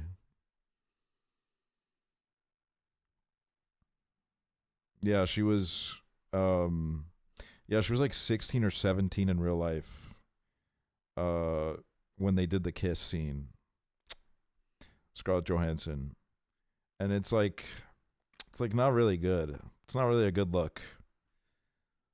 And then it does like play a lot into the trope of like white people are abroad in an Asian country and the local citizens are all acting like really crazy and over the top.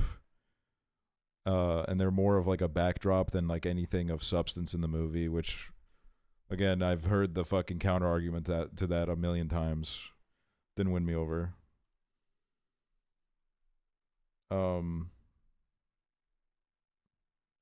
don't know. I went into it thinking like I'm really gonna fuck with this movie, so I was really disappointed. Really, I was a little bit bummed about it. But you know that happens.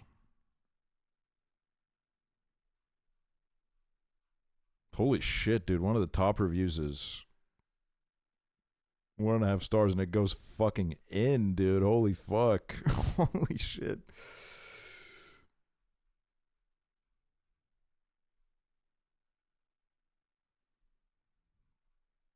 It's kind of crazy. What is your guys' movie that you don't like, that you have to defend your takes with your fucking life because everybody else loves it? Because I guess for me it really is like Heat and Lost in Translation, the ones that I just have to constantly. High School Musical 2. You don't like High School Musical 2? Do you like the other ones? Ice Age?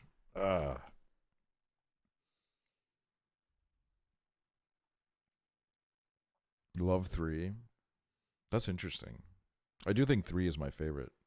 Diary of a Wimpy Kid. La La Land.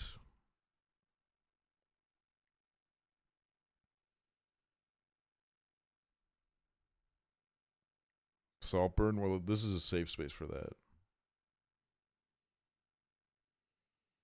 Watched No Country for Old Men recently, and I don't really get the hype. I just enjoyed it. I don't. That's a movie where I'm like, I don't really even have like. I'm not like that deeply invested, but I really fucked with it. La La Land haters, I found my people. I think I didn't like La La Land the first time I watched it. And then I watched it a second time and I'm like, holy shit. I actually really love it. I don't give a fuck about Lady Bird. I like Lady Bird too. But the only, like, this is not a movie where I'm like, if you don't like it, I don't care. But I just kind of hate it when people are like, oh, Lady Bird is such an annoying character, dude. Why is she so fucking moody? And I'm like, okay, well, that's what the movie's about, man. It's like the whole point of the movie. And if you don't like it, that's fine. But like, you know, it's kind of like,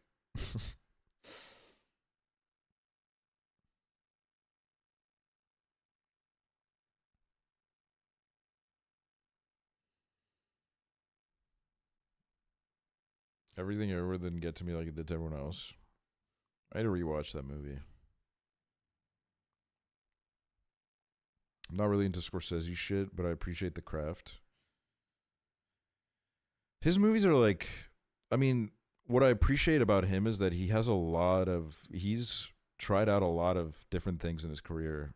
I mean, he has like the things that he's done like kind of over and over again, which is like the mafia, the mob stuff. But even then I find it like pretty fucking good every time.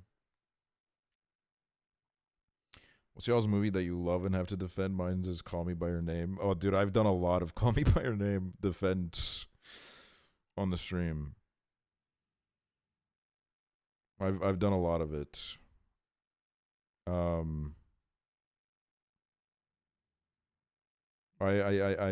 love that movie. Twitter's fucked up. Call Me By Your Name. Discord's bad. Yeah, they have. It's really, that's like one of those ones where like I get like a little bit too emotionally invested because I really just hate I hate the way people talk about it. I think it's like a very weird way to misrepresent the movie. Because that's the idea I had of the movie before I watched it. And then I watched it and it kind of blew my mind that that's how a lot of people talk about it.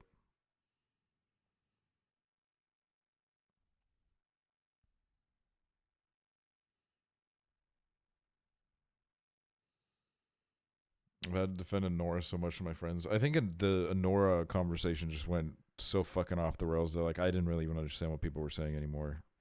I retreated from that pretty early on. I just went to the theater, saw the movie, and I was like, I like that. And then I was like, I'm getting the fuck out, man. I can't be here.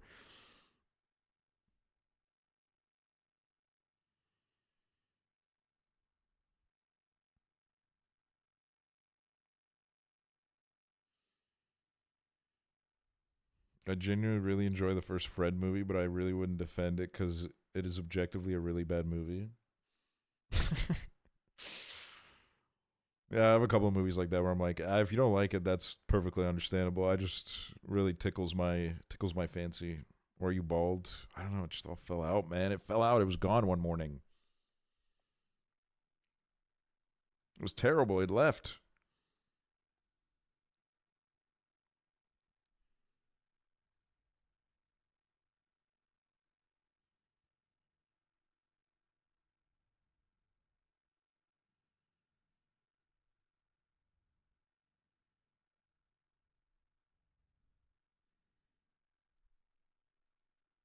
IRL's hate. I saw the TV go. I'm always defending with my life. That's a movie that I didn't like it as much as other people did, but I kind of understand why that is. And I think it's, you know, I think that just kind of happens sometimes.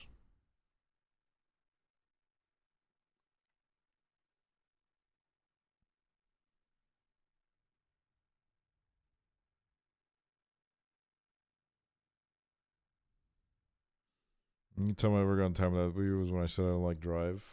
I assume that's what that means. Yeah, you deserved it.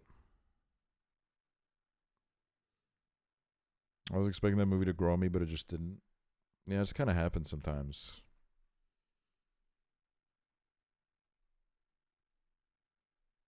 I don't remember a single plot point from Drive. I do. I remember it all. I remember every second of it, and I love it.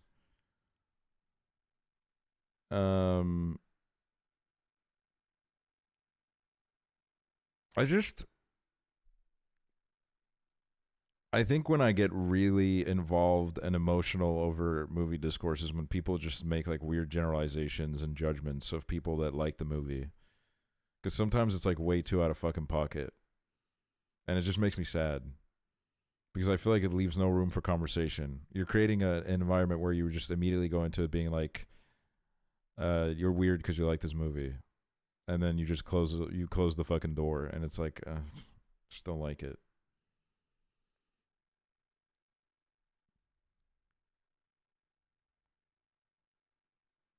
I haven't seen Skinamarink. I think it was Nick that said that was like a really, really scary movie, so I think I got too scared to watch it.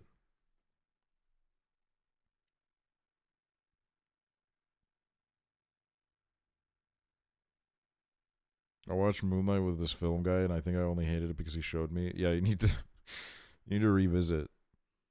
You need to go back with a clear mind.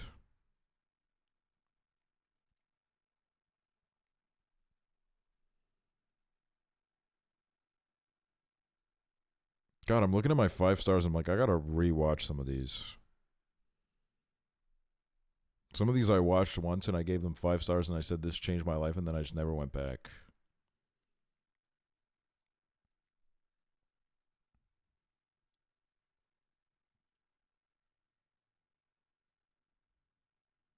Long Legs didn't really do much for me either. Long Legs was fine, but it just had too much hype. Yeah, that's how I felt. It was one of those situations where a bunch of people got to see it before me, and they were saying, like, this shit changed my life. So I went into it being like, okay, well, this is going to be crazy. And maybe that ruined it a little bit for me. You know Tommy Cash from Estonia and Eurovision? Yes, I do. I do know Tommy Cash. Not personally, but I already forgot about Mickey 17 too, sadly. Oh yeah, I got a little bit of... Some people were a little bit shocked by my Mickey 17 score, because I gave it 3 stars, and I was like, I enjoyed it. I enjoyed watching it. I just didn't think it was like anything special, really.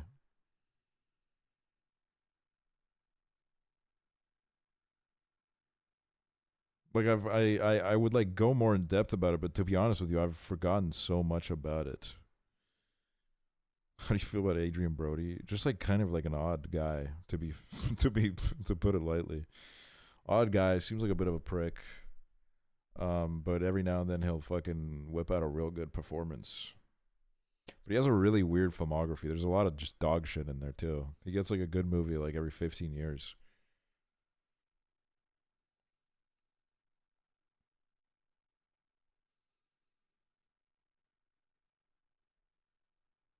I liked Mickey 17, but it was just oddly normal film. Yeah, I think I expected it to be like a little bit weirder. And I watched it, I was like, okay, this is just like this is fine.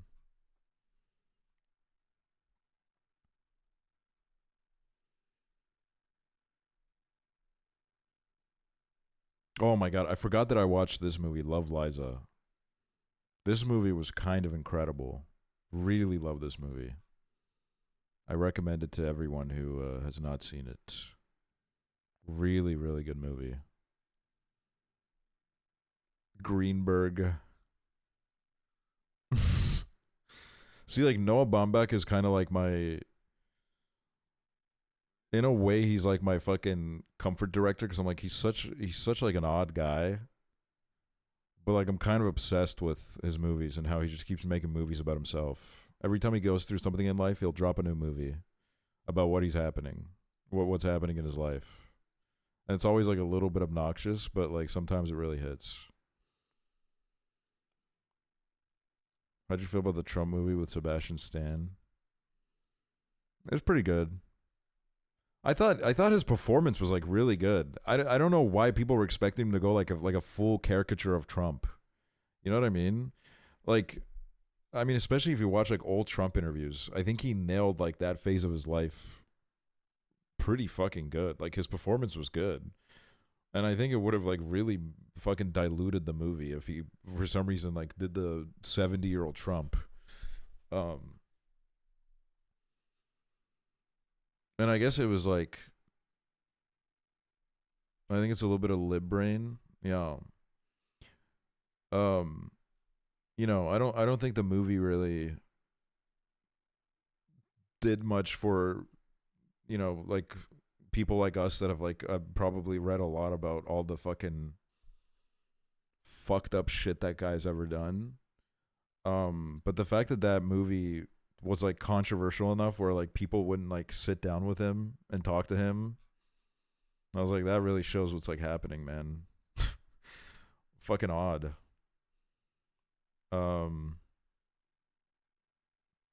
Oh, Saw 2. I forgot we were watching Saw movies on stream.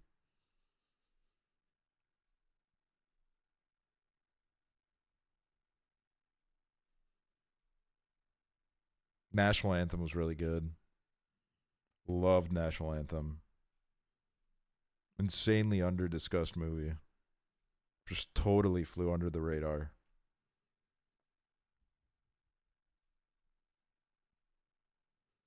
Okay, this is another one. 3 billboards outside Ebbing, Missouri. Oh my god, man. This movie is just not funny. It's just like, I don't get it. I don't understand this movie at all. And this was like one of those movies that like it was I think NL would grill Chibley over because Chibley didn't. I think Chibley gave it. I forget what he said in his review, but I think he was like on his phone the whole time or whatever. Yeah, I don't know. I'm kind of shocked. I don't really. This is another one where I'm like, I really don't understand what the hype behind it is. I didn't find anything that it did to be like really clever or interesting. And some of it I was like, ugh. But like, whatever. Chib deleted a bunch of his reviews because Ryan kept bullying him. Dude, that's so fucked up. That's so fucked up, man. He's been fucking bullied into silence. Old man yells like cloud ass movie.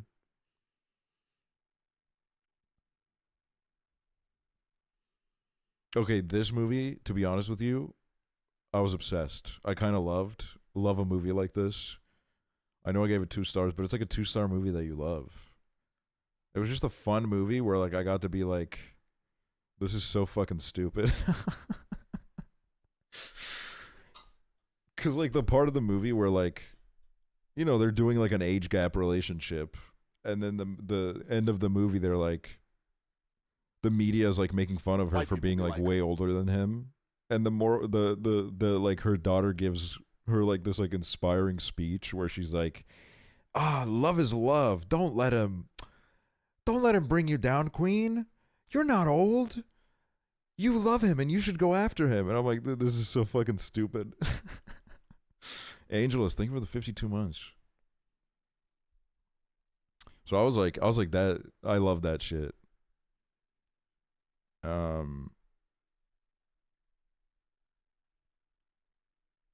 you seen Materialist? No, not yet. But I won't lie, dude. This like Dakota Johnson press tour for it is kind of killing it. Like, I see clips of her and I'm fucking laughing, dude. She's really fucking funny on this press tour. She's saying like a bunch of shit where I'm like, dude, she's locked in, man. She wants me to see this movie, and I will. How the fuck did she even mistake that damn trailer as a bathroom? No, literally. I kind of want to watch that movie on stream at one point because it would be such a fun one to watch. It's just such a stupid movie, bro. Oh my god. When they're on vacation and all the other bandmates are there with their girlfriends, and the girlfriends like make fun of her because she's older than them, and she has to like go in the house and cry, and then the fucking the whatever his fucking name is has to go in and console her and be like, duh, fuck them, who cares what they think, I'm obsessed with you. It's just so dumb, man. It's the dumbest fucking movie.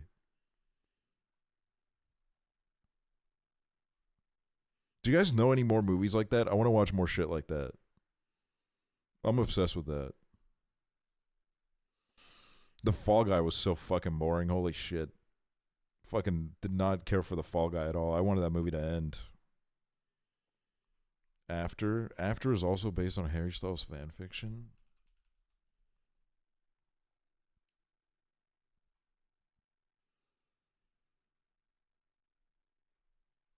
Tessa Young is a dedicated student, dutiful daughter, and a loyal girlfriend to her high school sweetheart. Entering her first semester of college, Tessa's guarded world opens up when she meets Hardin Scott. Hardin Scott? What the hell kind of a name is Hardin Scott? A mysterious and brooding rebel who makes her question all she thought she knew about herself.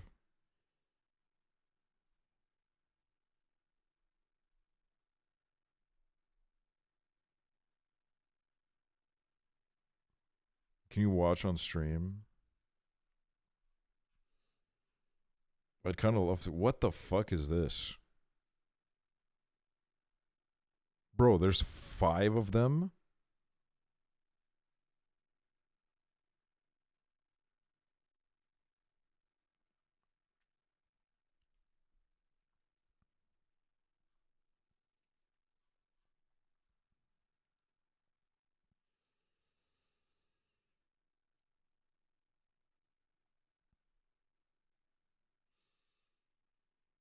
Also, did you guys like read all the shit about fucking Glenn Powell and the Anyone But You?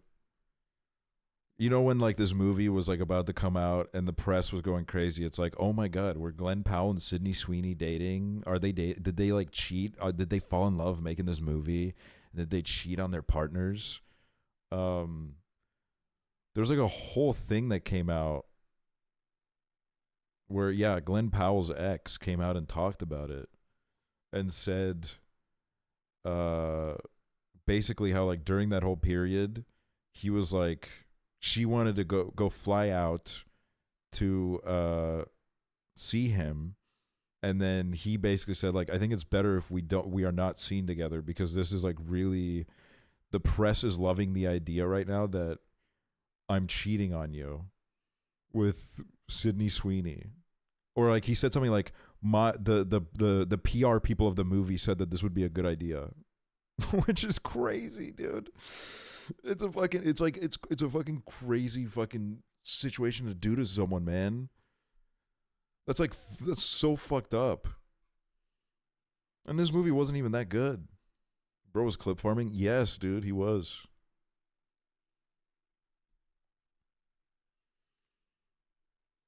Just very odd. Very, very odd.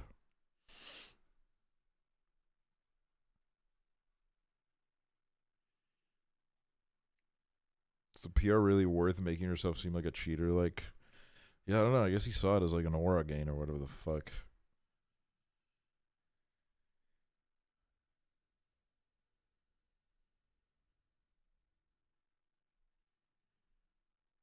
Civil War.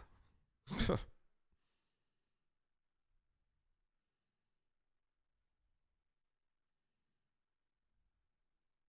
you want to watch really bad, cheesy movies, just watch Lifetime movies. They're so ass. We should do a Lifetime movie night. I've been meaning to do that for a while.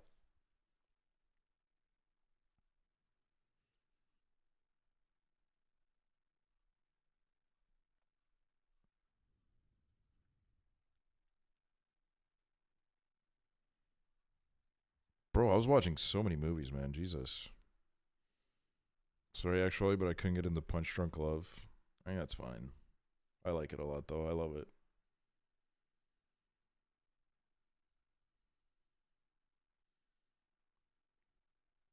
I made a letterbox for my mom, and she likes so many Lifetime and Hallmark movies.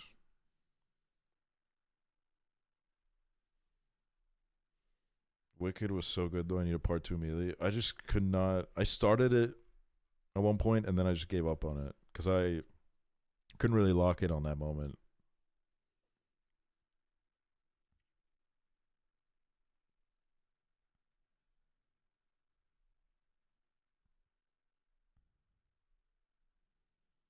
May December was another movie where, like, I think there were parts about it that were like pretty good conversation, pretty good to talk about shit like this. And then there were other parts where I was just like, oh my God, everybody fucking take a lap, man. You watch Bewitched? It's a rom-com with Will Ferrell and Nicole Kidman. It's so hilariously bad. Bewitched. Wait, that sounds familiar. The Camp Discourse. What the fuck is this?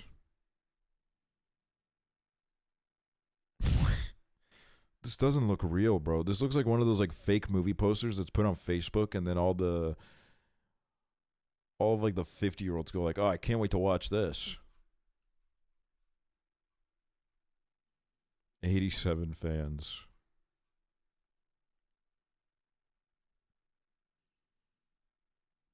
It's so fucking funny, dude.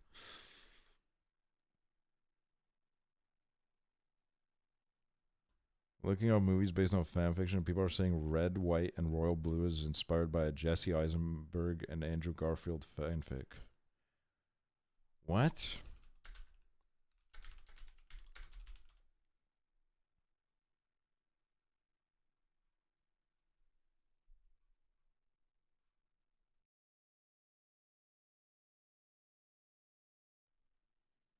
After an altercation between Alex, the president's son, and Britain's Prince Henry at a royal event becomes tabloid fodder.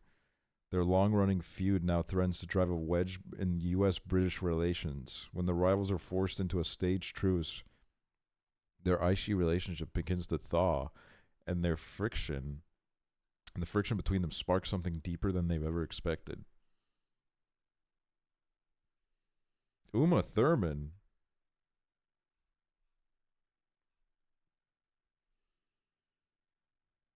Why did JHB watch this?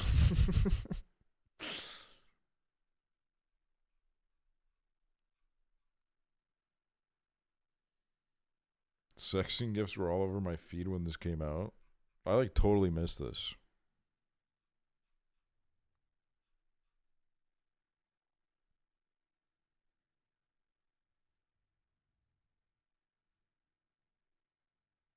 Love Simon.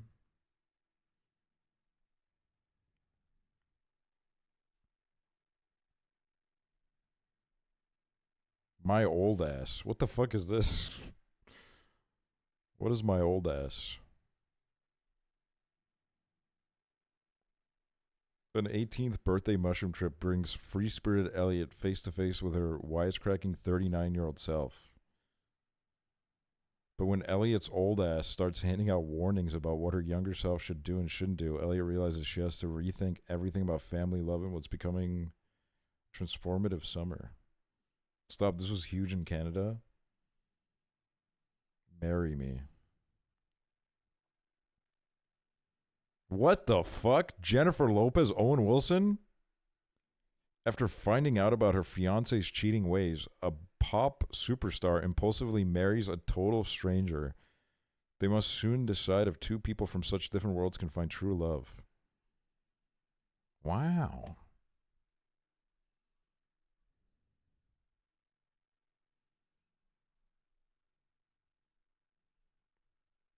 Next stream movie. I do kind of want to just like start watching shit like this. I want to watch like a bunch of fucking garbage like this.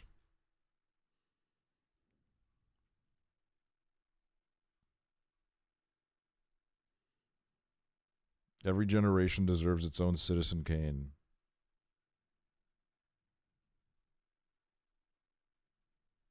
Uglies was so peak. Oh my god, I forgot we did that. Okay, this is what we're doing right now. We're farming, or we're collecting movies, and then later this week, probably not tomorrow, maybe the day after, we'll do a bad movie night.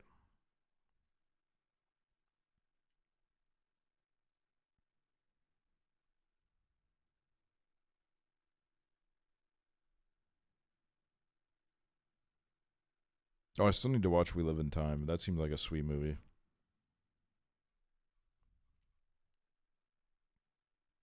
The Hating Game. How is this a real movie? What is this? Some of these posters just don't look real.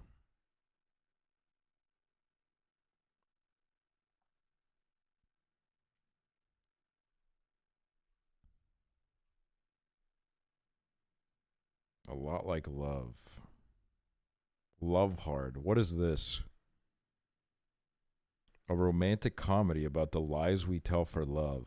An LA girl unlucky in love falls for an East Coast guy on a dating app and decides to surprise him for Christmas, only to discover that she's been catfished. But the object of her affection actually lives in the same town, and the guy who duped her offers to set them up if she pretends to be his own girlfriend for the holidays. Banger Christmas movie.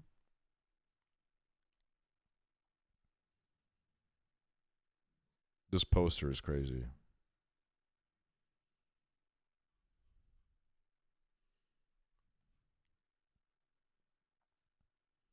Our Little Secret.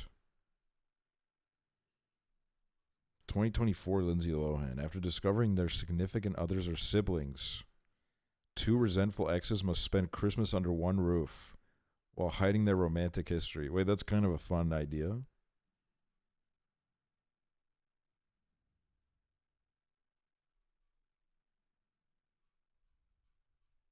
There's too many Christmas movies. Xmas.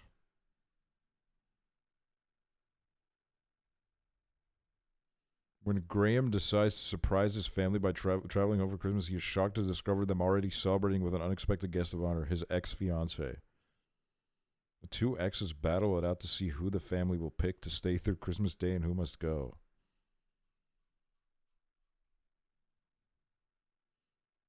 Bro, now we're stuck in like a fucking...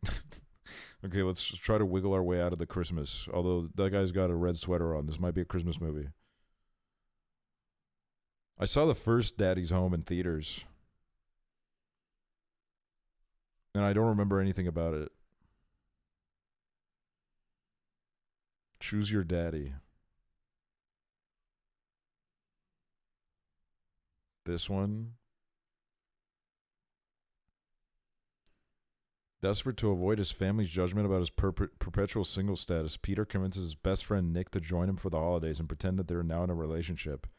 But when Peter's mother sets him up on a blind date with her handsome trainer James, the plan goes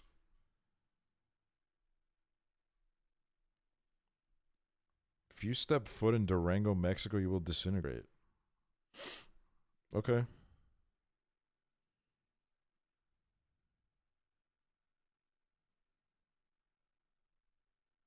The Merry Gentleman. What the fuck? To save her parents' small town nightclub, a Broadway dancer stages an all-male Christmas-themed revue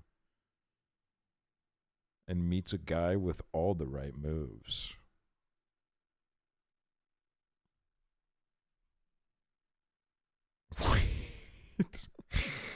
Bro, what the fuck? That's Chad Michael Murray? Bro. No, wait, that's like... Oh my god, man, that's crazy. See Prom with James Corden? Prom with James Corden?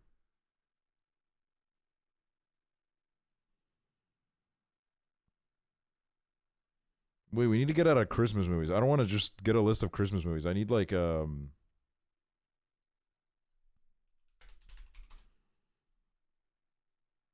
need like after the PTA of a conservative high school in Indiana bans same-sex couples from attending the annual prom, a gang of flamboyant Broadway stars try to boost their image by showing up to support two lesbian students.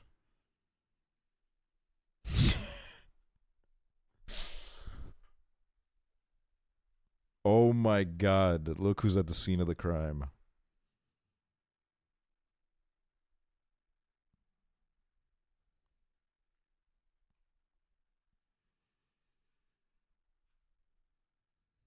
Every fucking review I've ever seen of anything that Ryan Murphy's ever done always has someone that says exactly this. Ryan Murphy, your days are numbered. Every single time.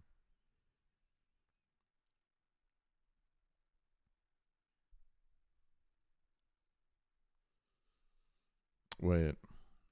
There's this Andrew Garfield movie that I've been wanting to watch for a while. Just because I heard it's like really bad. Where is it? The hell? This guy hasn't been in shit. It's like 4 movies, bro. Get to work. What the fuck are you doing? This movie. Made by another Coppola that spawned in.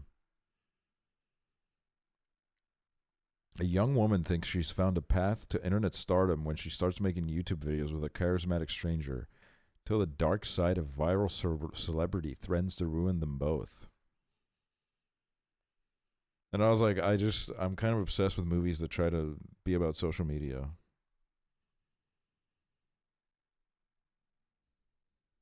Little Italy.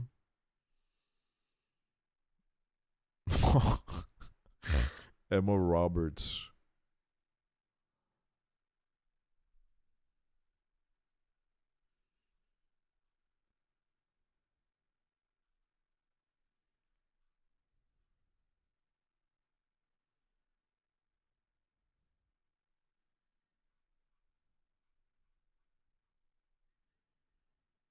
Have you watched Remember Me with Robert Pattinson?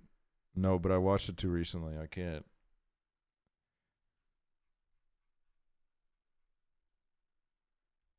Can't do it again right now.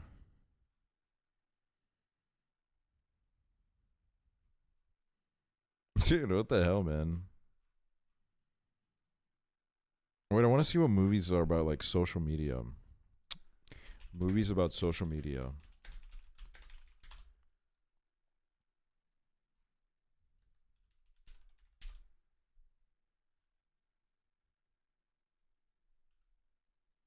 Expelled. Oh my god, I remember Expelled.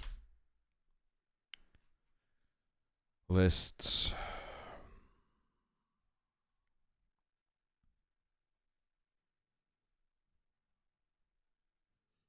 Bro, these social media lists suck ass, bro. Nobody's locked in and made a good social media list.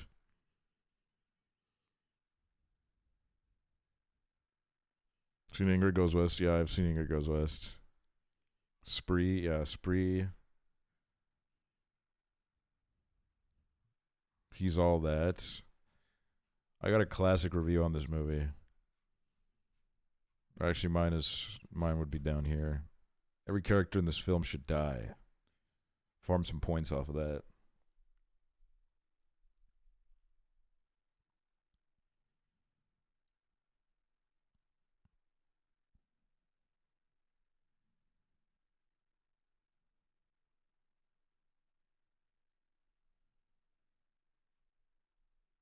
The Kissing Booth. This is a movie that I've just heard a lot about it. Wait, oh my god, Joey King is the thumbs up. Just take a peek through here. The anti-Letterbox 250, the worst of the worst. Movies that are unbelievably bad and find a way to dig themselves further and further down in quality. An exercise in misery to complete, have fun. I've seen 9% of this.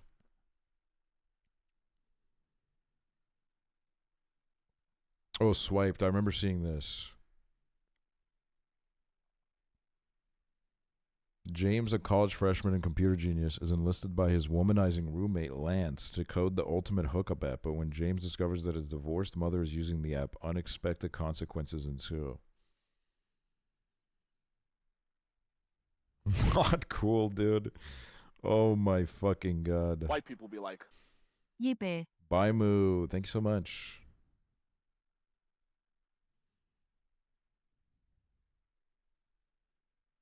Tall girl. All right, what the fuck is this?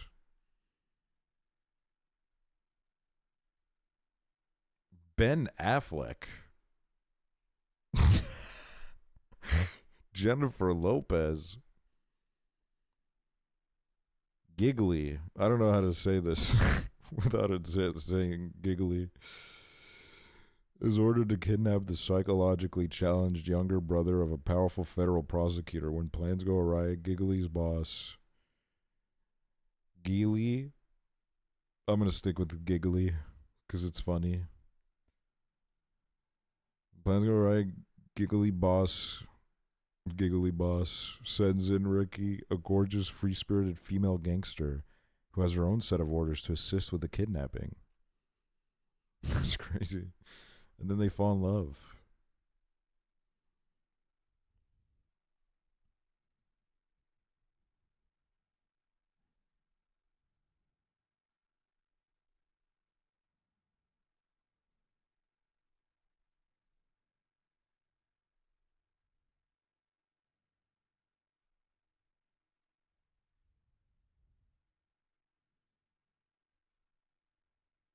Student of the Year 2.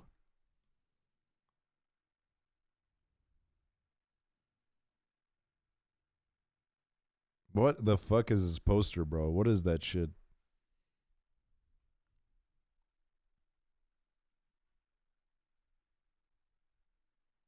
Choose love.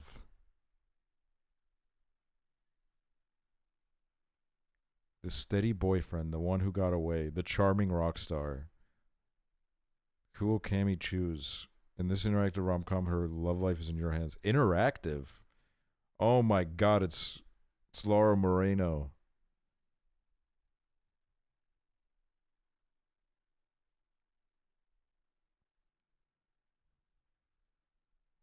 She had her own app. She was kind of like Jeremy Renner. She did like an emoji app for herself.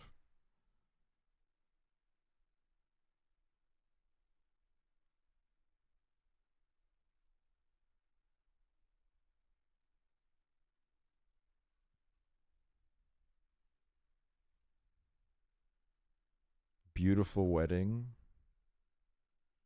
What? Disaster strikes again. Abby and Travis wake after a crazy night in Vegas as accidental newlyweds. Okay, so this is like Hangover. Except it's like about them getting married. With the mob on their heels, they flee to Mexico for a wild, weird honeymoon. But are they in for another disaster? This is a sequel?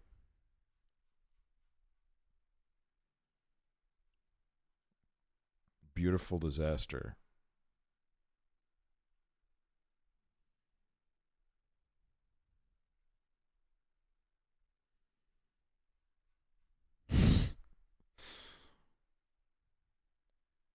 Bro, I cannot. This is what blows my mind is I can't believe there's like 5 of these movies.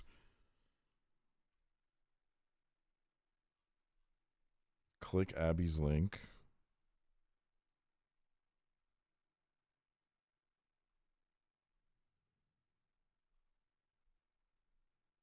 The bitter fight for supremacy between the three most popular girls in North Gateway High takes an unexpected turn when their classmate Tanner is outed and becomes the school's first openly gay student. The trio races to bag the big trend in fashion accessories, the gay best friend, while Tanner must decide whether his skyrocketing popularity is more important than the friendship he is leaving behind.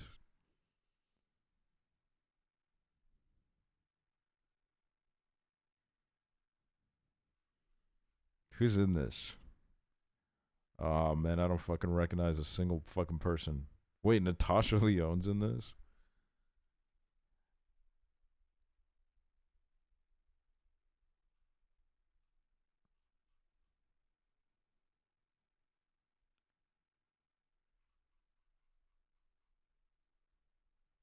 Look up The Ugly Truth.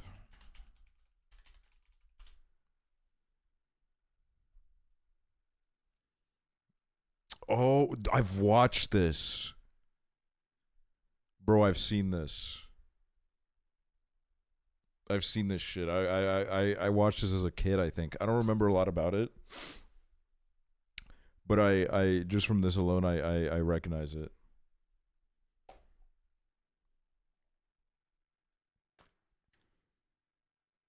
I think I just really love watching bad movies like this.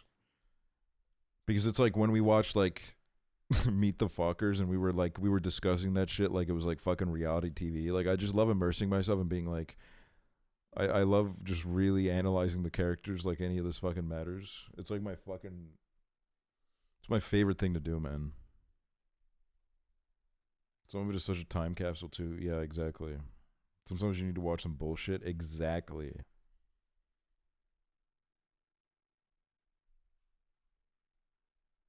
Exactly, man. You gotta watch some fucking ass. Bro, this, to this day, this is the creepiest fucking poster I've ever seen, man. This is just so... I don't like it, dude.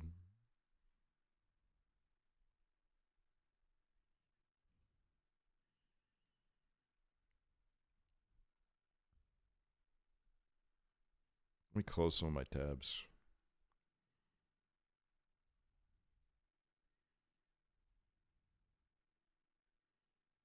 Runaway Bride. Wait, I've seen this. Oh my god, marking is watched. I watched this as a child. I don't remember anything in it, but I remember watching it.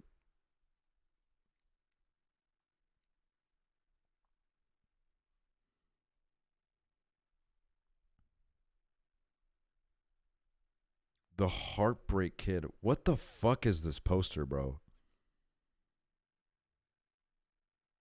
Bro, you can barely fucking recognize Ben Stiller. That's how much they've softened his face.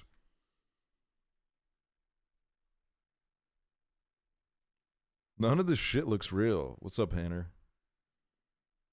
We gotta set up the we gotta figure out when we're gonna do the peak. Can you please watch this? What is this?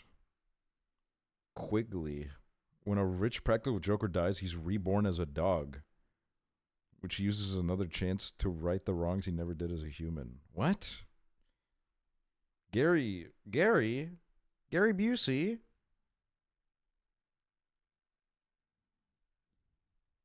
Dude, I won't even lie. I had to stutter because I was about to say Gary Bussy. That shit was literally about to fucking fly out of my mouth. Watch list. Maid of Honor. Bro, my bisexual ass loved Patrick Dempsey back in the day, bro. Holy fucking shit. Patrick Dempsey, bro. Holy fuck. Won't even lie, man.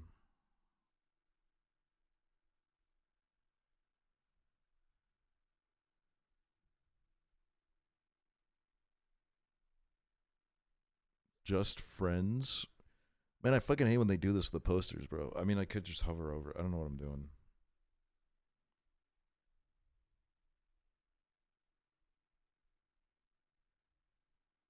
There's something about Mary is so bad. I'm kind of obsessed with this because of the way that Matthew McConaughey looks in it.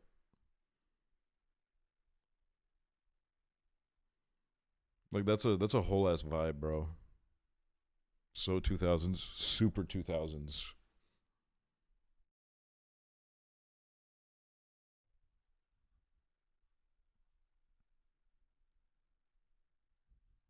As an Italian American, I think this is the closest I've ever come to experiencing anything resembling racism. Dude, I gotta watch this. I gotta watch this, dude. That sounds fucking lit.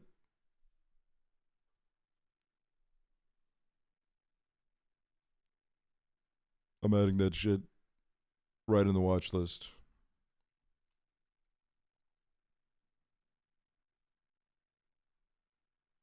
Bro, they were fucking cranking these out, man. And they all had the same poster too. Just married.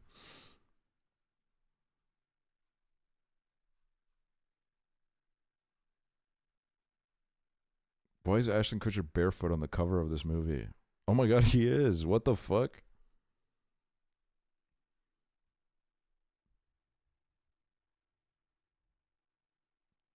Dude, this poster, every time I see it makes me laugh because this pose is like what is this fucking pose? Like, can you believe her? Can you believe she would say that?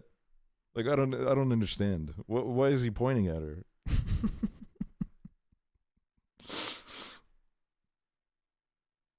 Like, it's just so fucking ridiculous. Frat boy profile pic pose, way to kind of is. What are you gonna do? Exactly. It's like, what are you gonna do? No, this is like you're killing me. You know what I mean? It's like it's too much, man.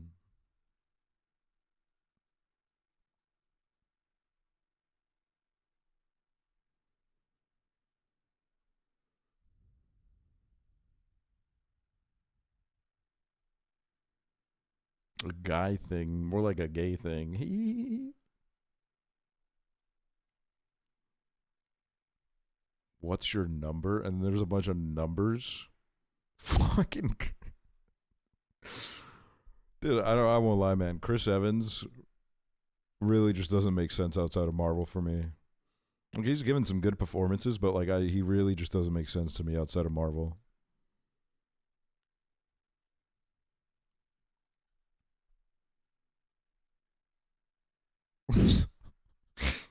Bro, the fact that the fucking movie poster and then the cover are the same picture except they're just mirrored.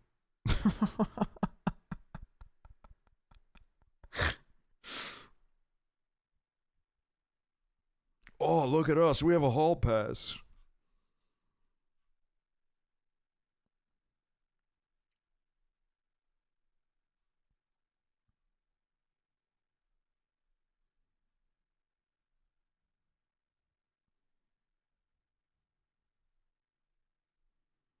They used to love the white background on a poster. I think I love my wife. I think I love. There's not even a cover for this.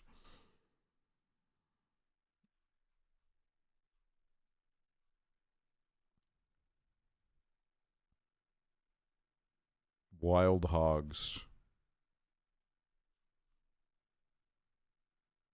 The Ugly Truth. Oh, this is the one we already clicked on. Have you seen any of the Medea movies? I haven't. Those are like, I always just hear about them, but I don't know a single fucking thing about them.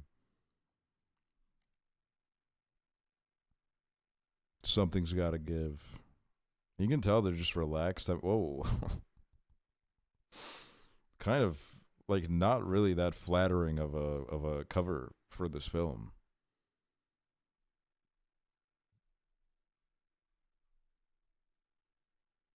Have you watched this one? No, but this I think we've like talked about this a while ago, I think. Oh yeah, and then there's 3 of them. Marmaduke. Oh my god, yeah, we should watch Marmaduke at some point.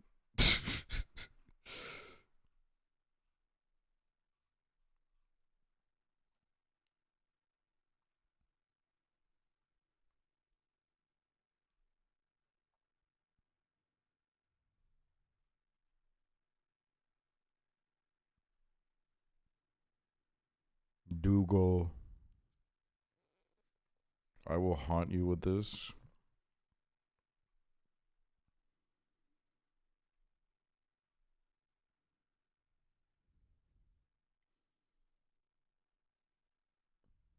Peak.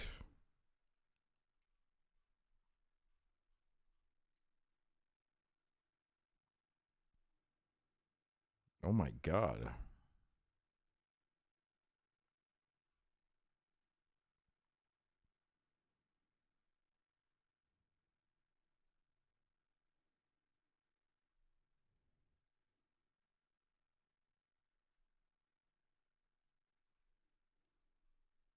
Do you guys know the movie where like the princess, there's a princess and then she enters like the real world and she falls in love with this guy, like she Enchanted. That's right. That's why I thought about it. We've like had this conversation before. Yes, it's Enchanted.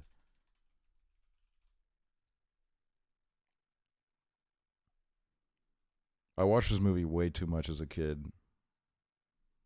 It was just on all the time for some reason. Yes, Patrick Dempsey was in it. That explains so much. Amy Adams and Patrick Dempsey, dude. Oh my god.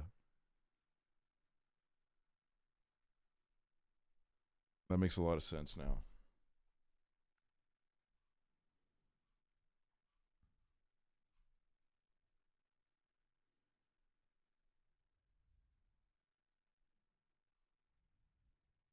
Mirror, mirror.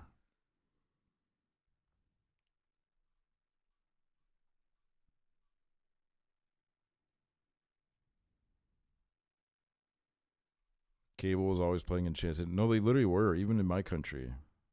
I can't get fucking over this shit. What the fuck?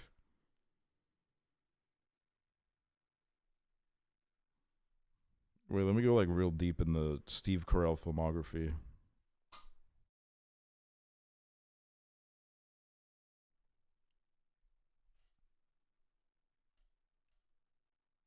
What the fuck is this?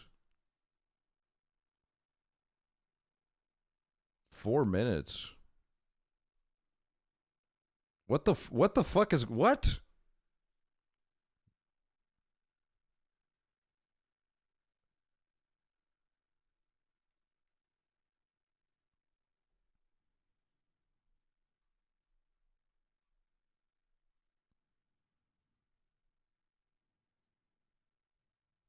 What?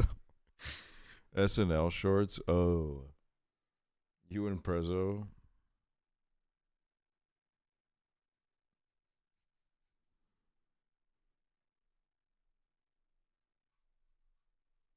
This is also on my watch list because like I don't know what the fuck this is. I don't know why it exists. Very random lineup of characters. You got fucking Paul Walker. You got Paris Hilton. You got Steve Carell. You got James Gandolfini, dude. Like, what the fuck is this shit? This looks like AI. No, it literally does. Like I said earlier, this is another one where it's like you could put, like they would post this on Facebook and be like, "Can you believe they're making this?"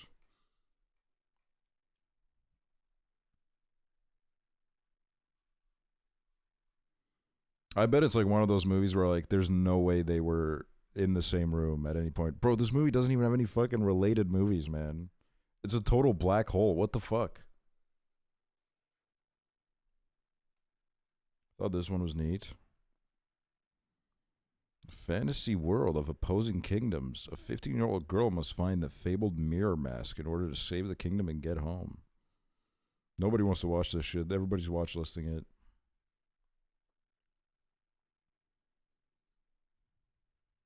Wait, where did I fucking put it? Yeah, no, this shit doesn't have any... 47 ratings, bro. 47 1.5-star ratings.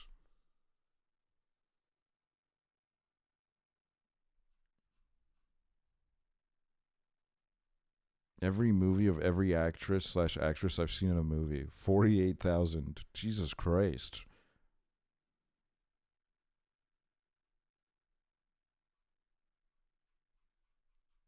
Wait, I wonder how much I've seen of this. 1%. 800. I've seen 800 of these.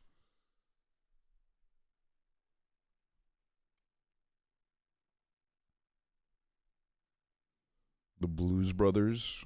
Well, this is a movie I've been meaning to watch for a while. I think it was like I went onto my watch list pretty quickly after I made. What's the point of even making this list? I think some people just fuck with making lists. They love making lists for the love of the game.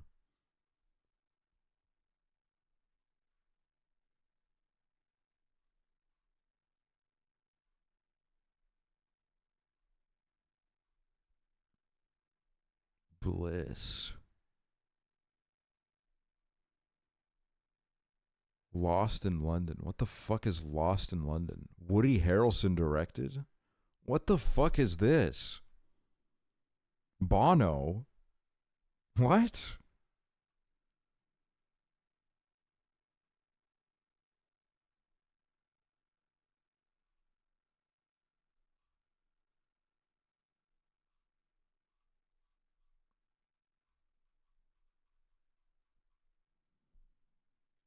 How are these movies real, bro?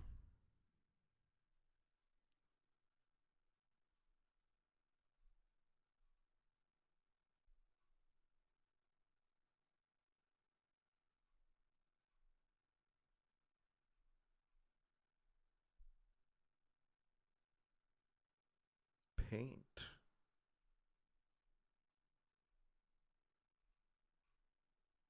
This must be like, it must be weird to be an actor and like look at all the list of movies you've ever done in your life. Like, I'd probably forget I did some of these, to be honest with you. Watch Holes.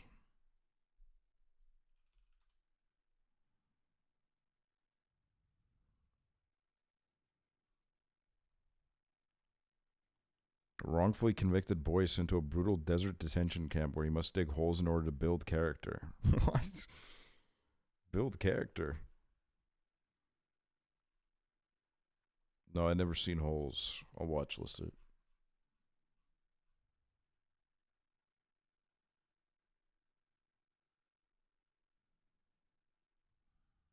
How much is it? 2.6? Oh, I gotta see what Jennifer Coolidge has been in. Epic movie, dude. A fucking Cinetoo Nerdle classic.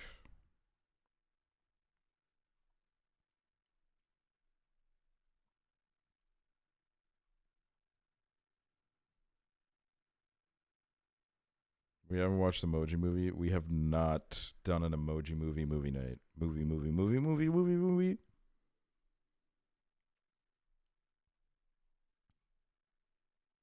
Restaurant.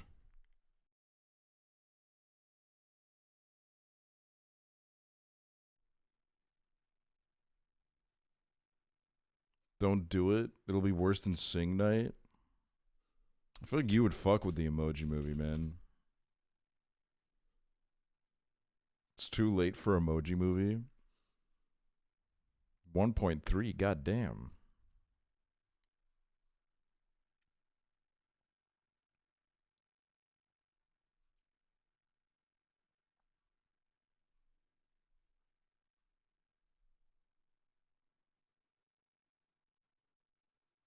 I have the Emoji Movie Blu-ray. Dude, you better hold on to that, man. That's just gonna be worth thousands in the future.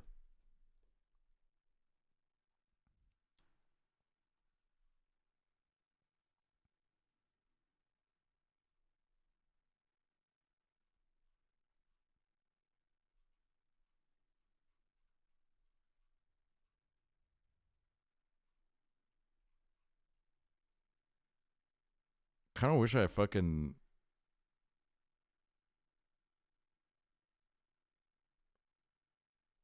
I can't get over this fucking poster, bro. This is terrifying.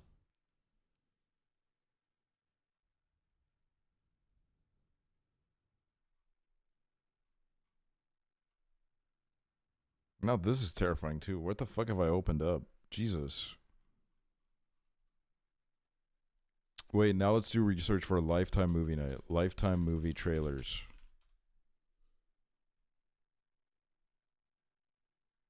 My Father Must Die trailer.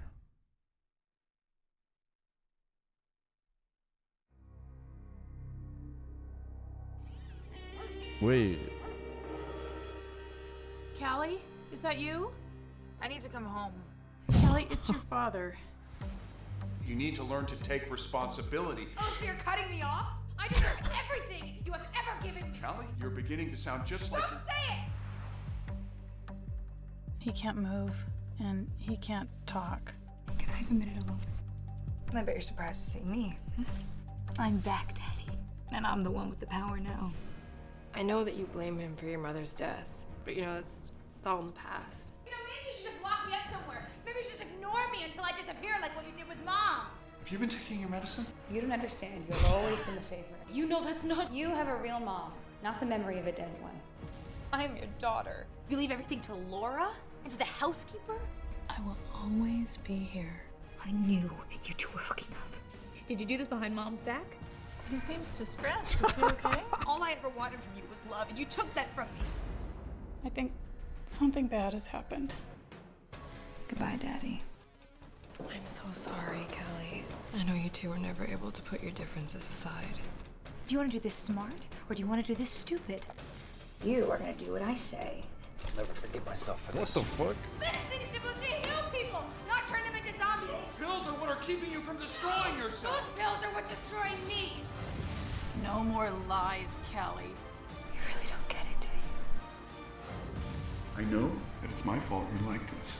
I hate you. It's like a parody trailer. No, this is just Lifetime movies, man. This is what they're like. They just kept the beast inside you at bay.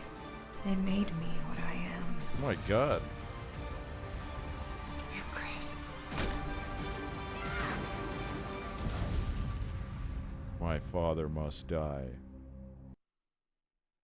Her husband's betrayal. A woman betrayed. What? The girl he met online.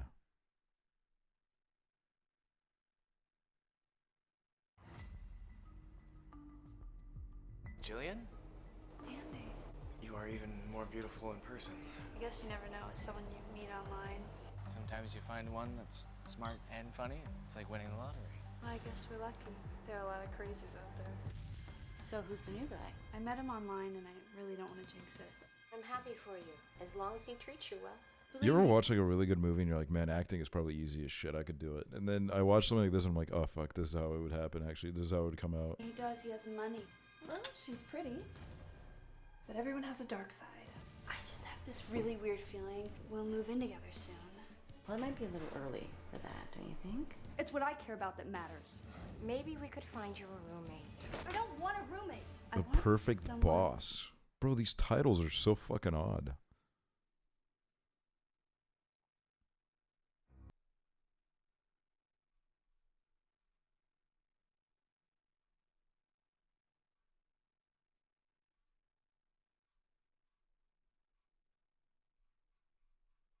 This is when me and my teammates found our water polo coaches acting real on YouTube. I would love to do one of these movies, honestly. I would give up everything for it.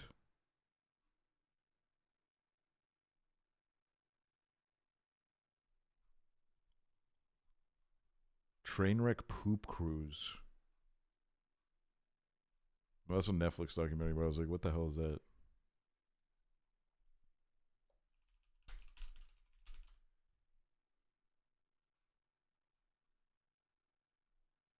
Bro, what the fuck? What the hell kind of bullshit is this, bro? What the fuck kind of bullshit is this gonna be? Oh my god, dude, it's slop.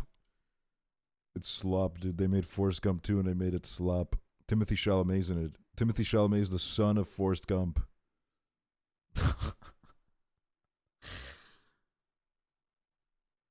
Oh my god, Paramount. No way.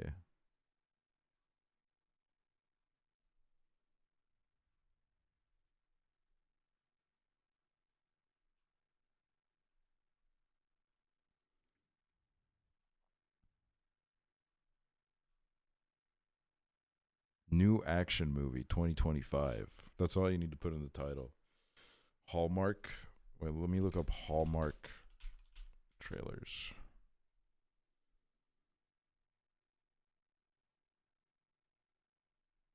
The Makeover. From the Hallmark Hall of Fame collection. The outcome has not been what we hoped. She's never been wrong. I can't get elected. He's never been anything.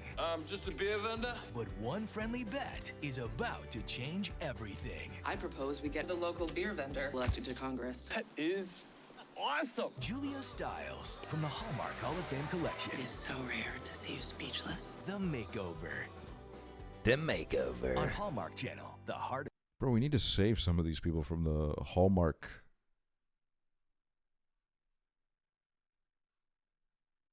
The Hallmark prison.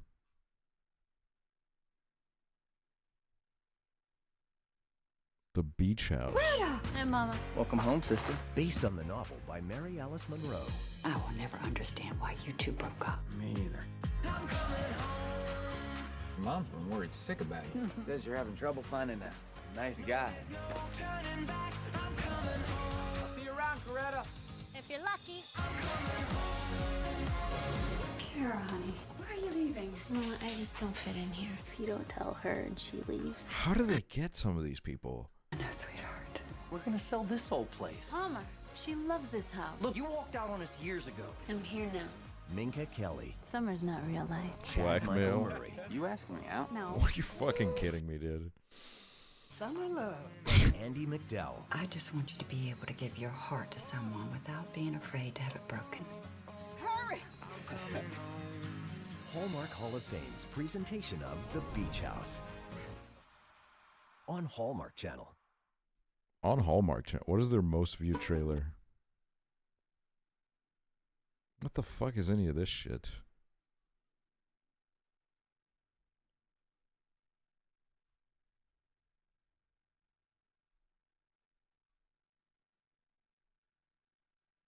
All of My Heart.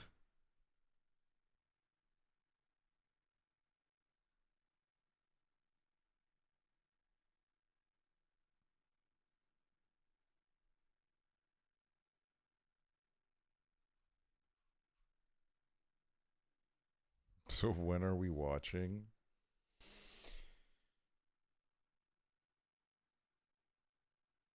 What the fuck was that, dude? What are you sending me?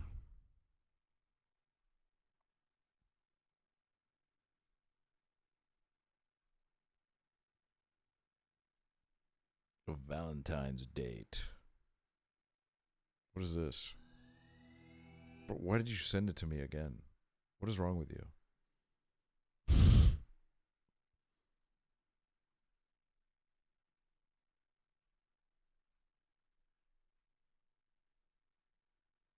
I miss my daughter Kelsey more than anything in the whole world. They've been apart for 6 years. I didn't think that my husband was capable of raising a little girl. But they'll have until Valentine's Day Do you love him? Of course I loved him. to make things right. Well, nobody ever said that marriage was supposed to be easy. Maybe we both made a Why's that guy like kind of trying to be Owen Wilson? You know what I mean? The Hallmark Channel original movie, A Valentine's Date. Part of Countdown to Valentine's Day on Hallmark Channel. Not Hallmark, but my favorite Owen Wilson role. You're fucked. You're fucked, Carol. You're fucked. Look, it's sticking more down. Wait, he skateboards in this? I want to see him do a trick. Does he do a trick? Oop. At the courthouse in like '93. Oh, I remember that. Yeah, and I've never really. Thanks. Do a trick. Let's see it. Oh my god, he's gonna do it. Let's see this thing. You really want to see this? Yeah, what do you got? Let me see it. Bullshit. No warm up, first try, bitch.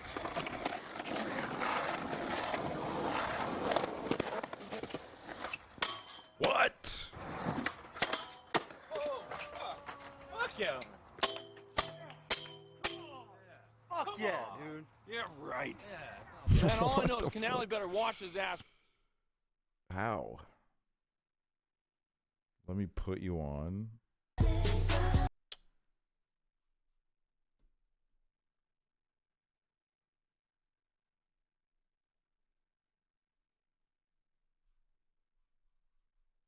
See, this is why we can't do link time, man.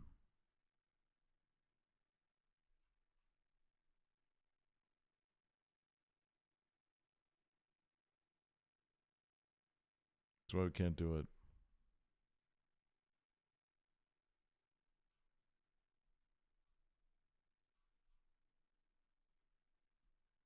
Bro, now my fucking whole YouTube is like the wolves and shit, man. You try doing a handstand?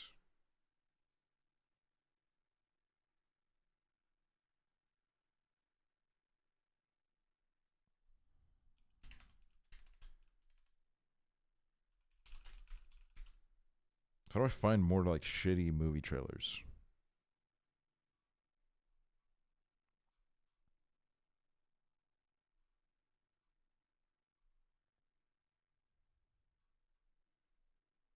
Yo, this shit's, look at this shit. This is about to be fucking hype, dude. 26 million views in 2 days. We gotta tap in, bro. This could be the next fucking, this could take over the fucking world.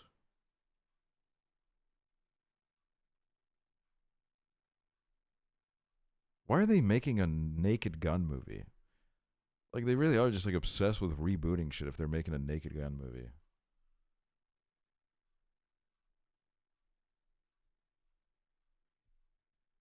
Now I'm getting a bunch of Lonely Island shit too. I don't speak on it, looks good. I did watch the trailer and I thought the OJ joke was funny.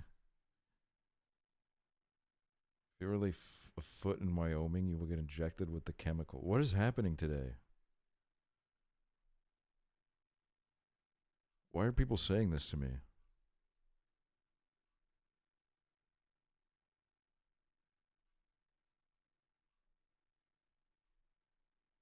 Bro, why is the fucking...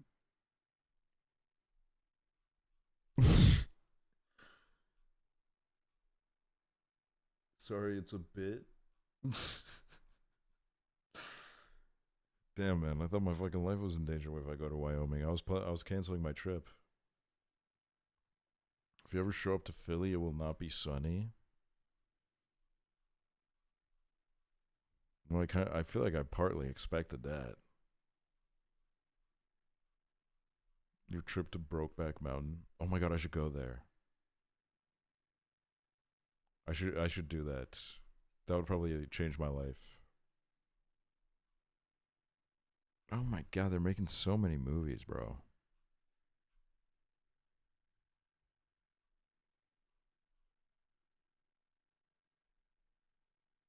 I know what you did last summer. 35k views. What the fuck is this? Good. Hold on, I gotta find the original. Let's find this. 97.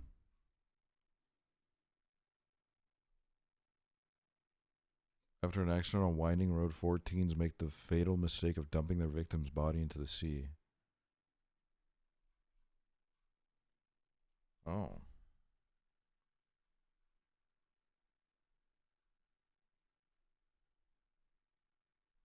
And then they're rebooting it? God, they're rebooting, like I said, they're rebooting everything.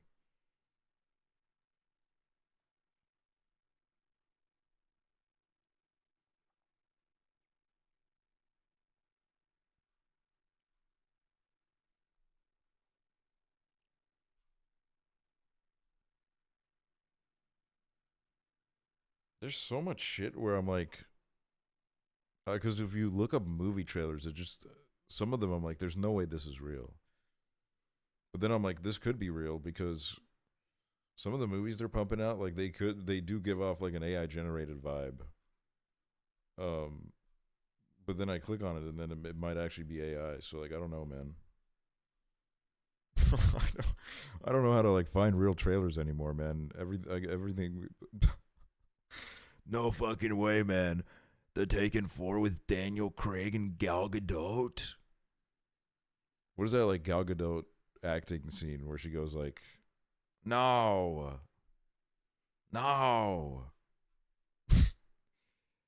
Kal-El, no.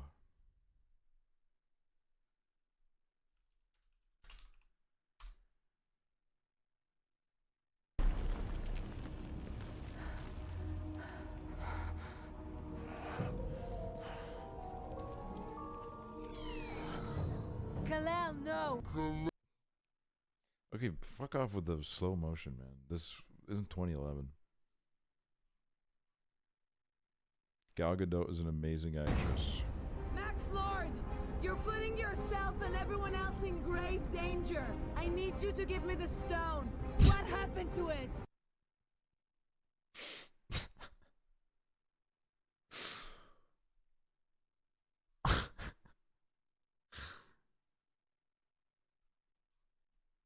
Kalal, no.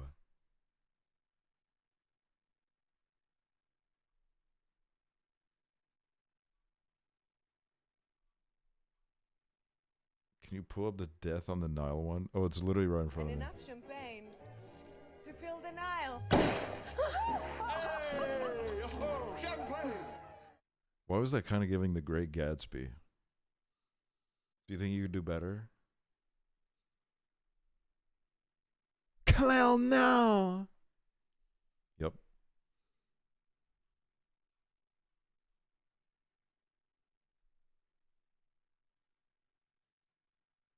Ratio did. Just as easy as that.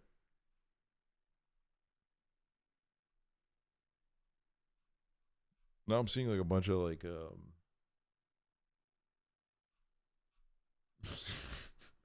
seeing like a bunch of these videos where they like clip a line of someone's acting and they're like, this shit is ass, dude. Your Oscar campaign begins now. They don't want me there. They couldn't handle me.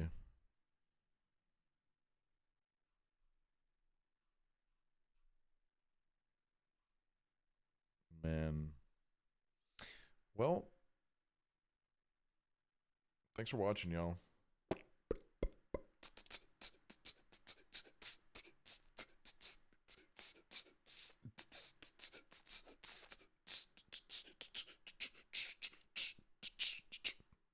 You haven't changed my life, don't go. I said I was going to change the world, not your life. You're the center of this universe. Thanks for the subs and stuff. Appreciate it.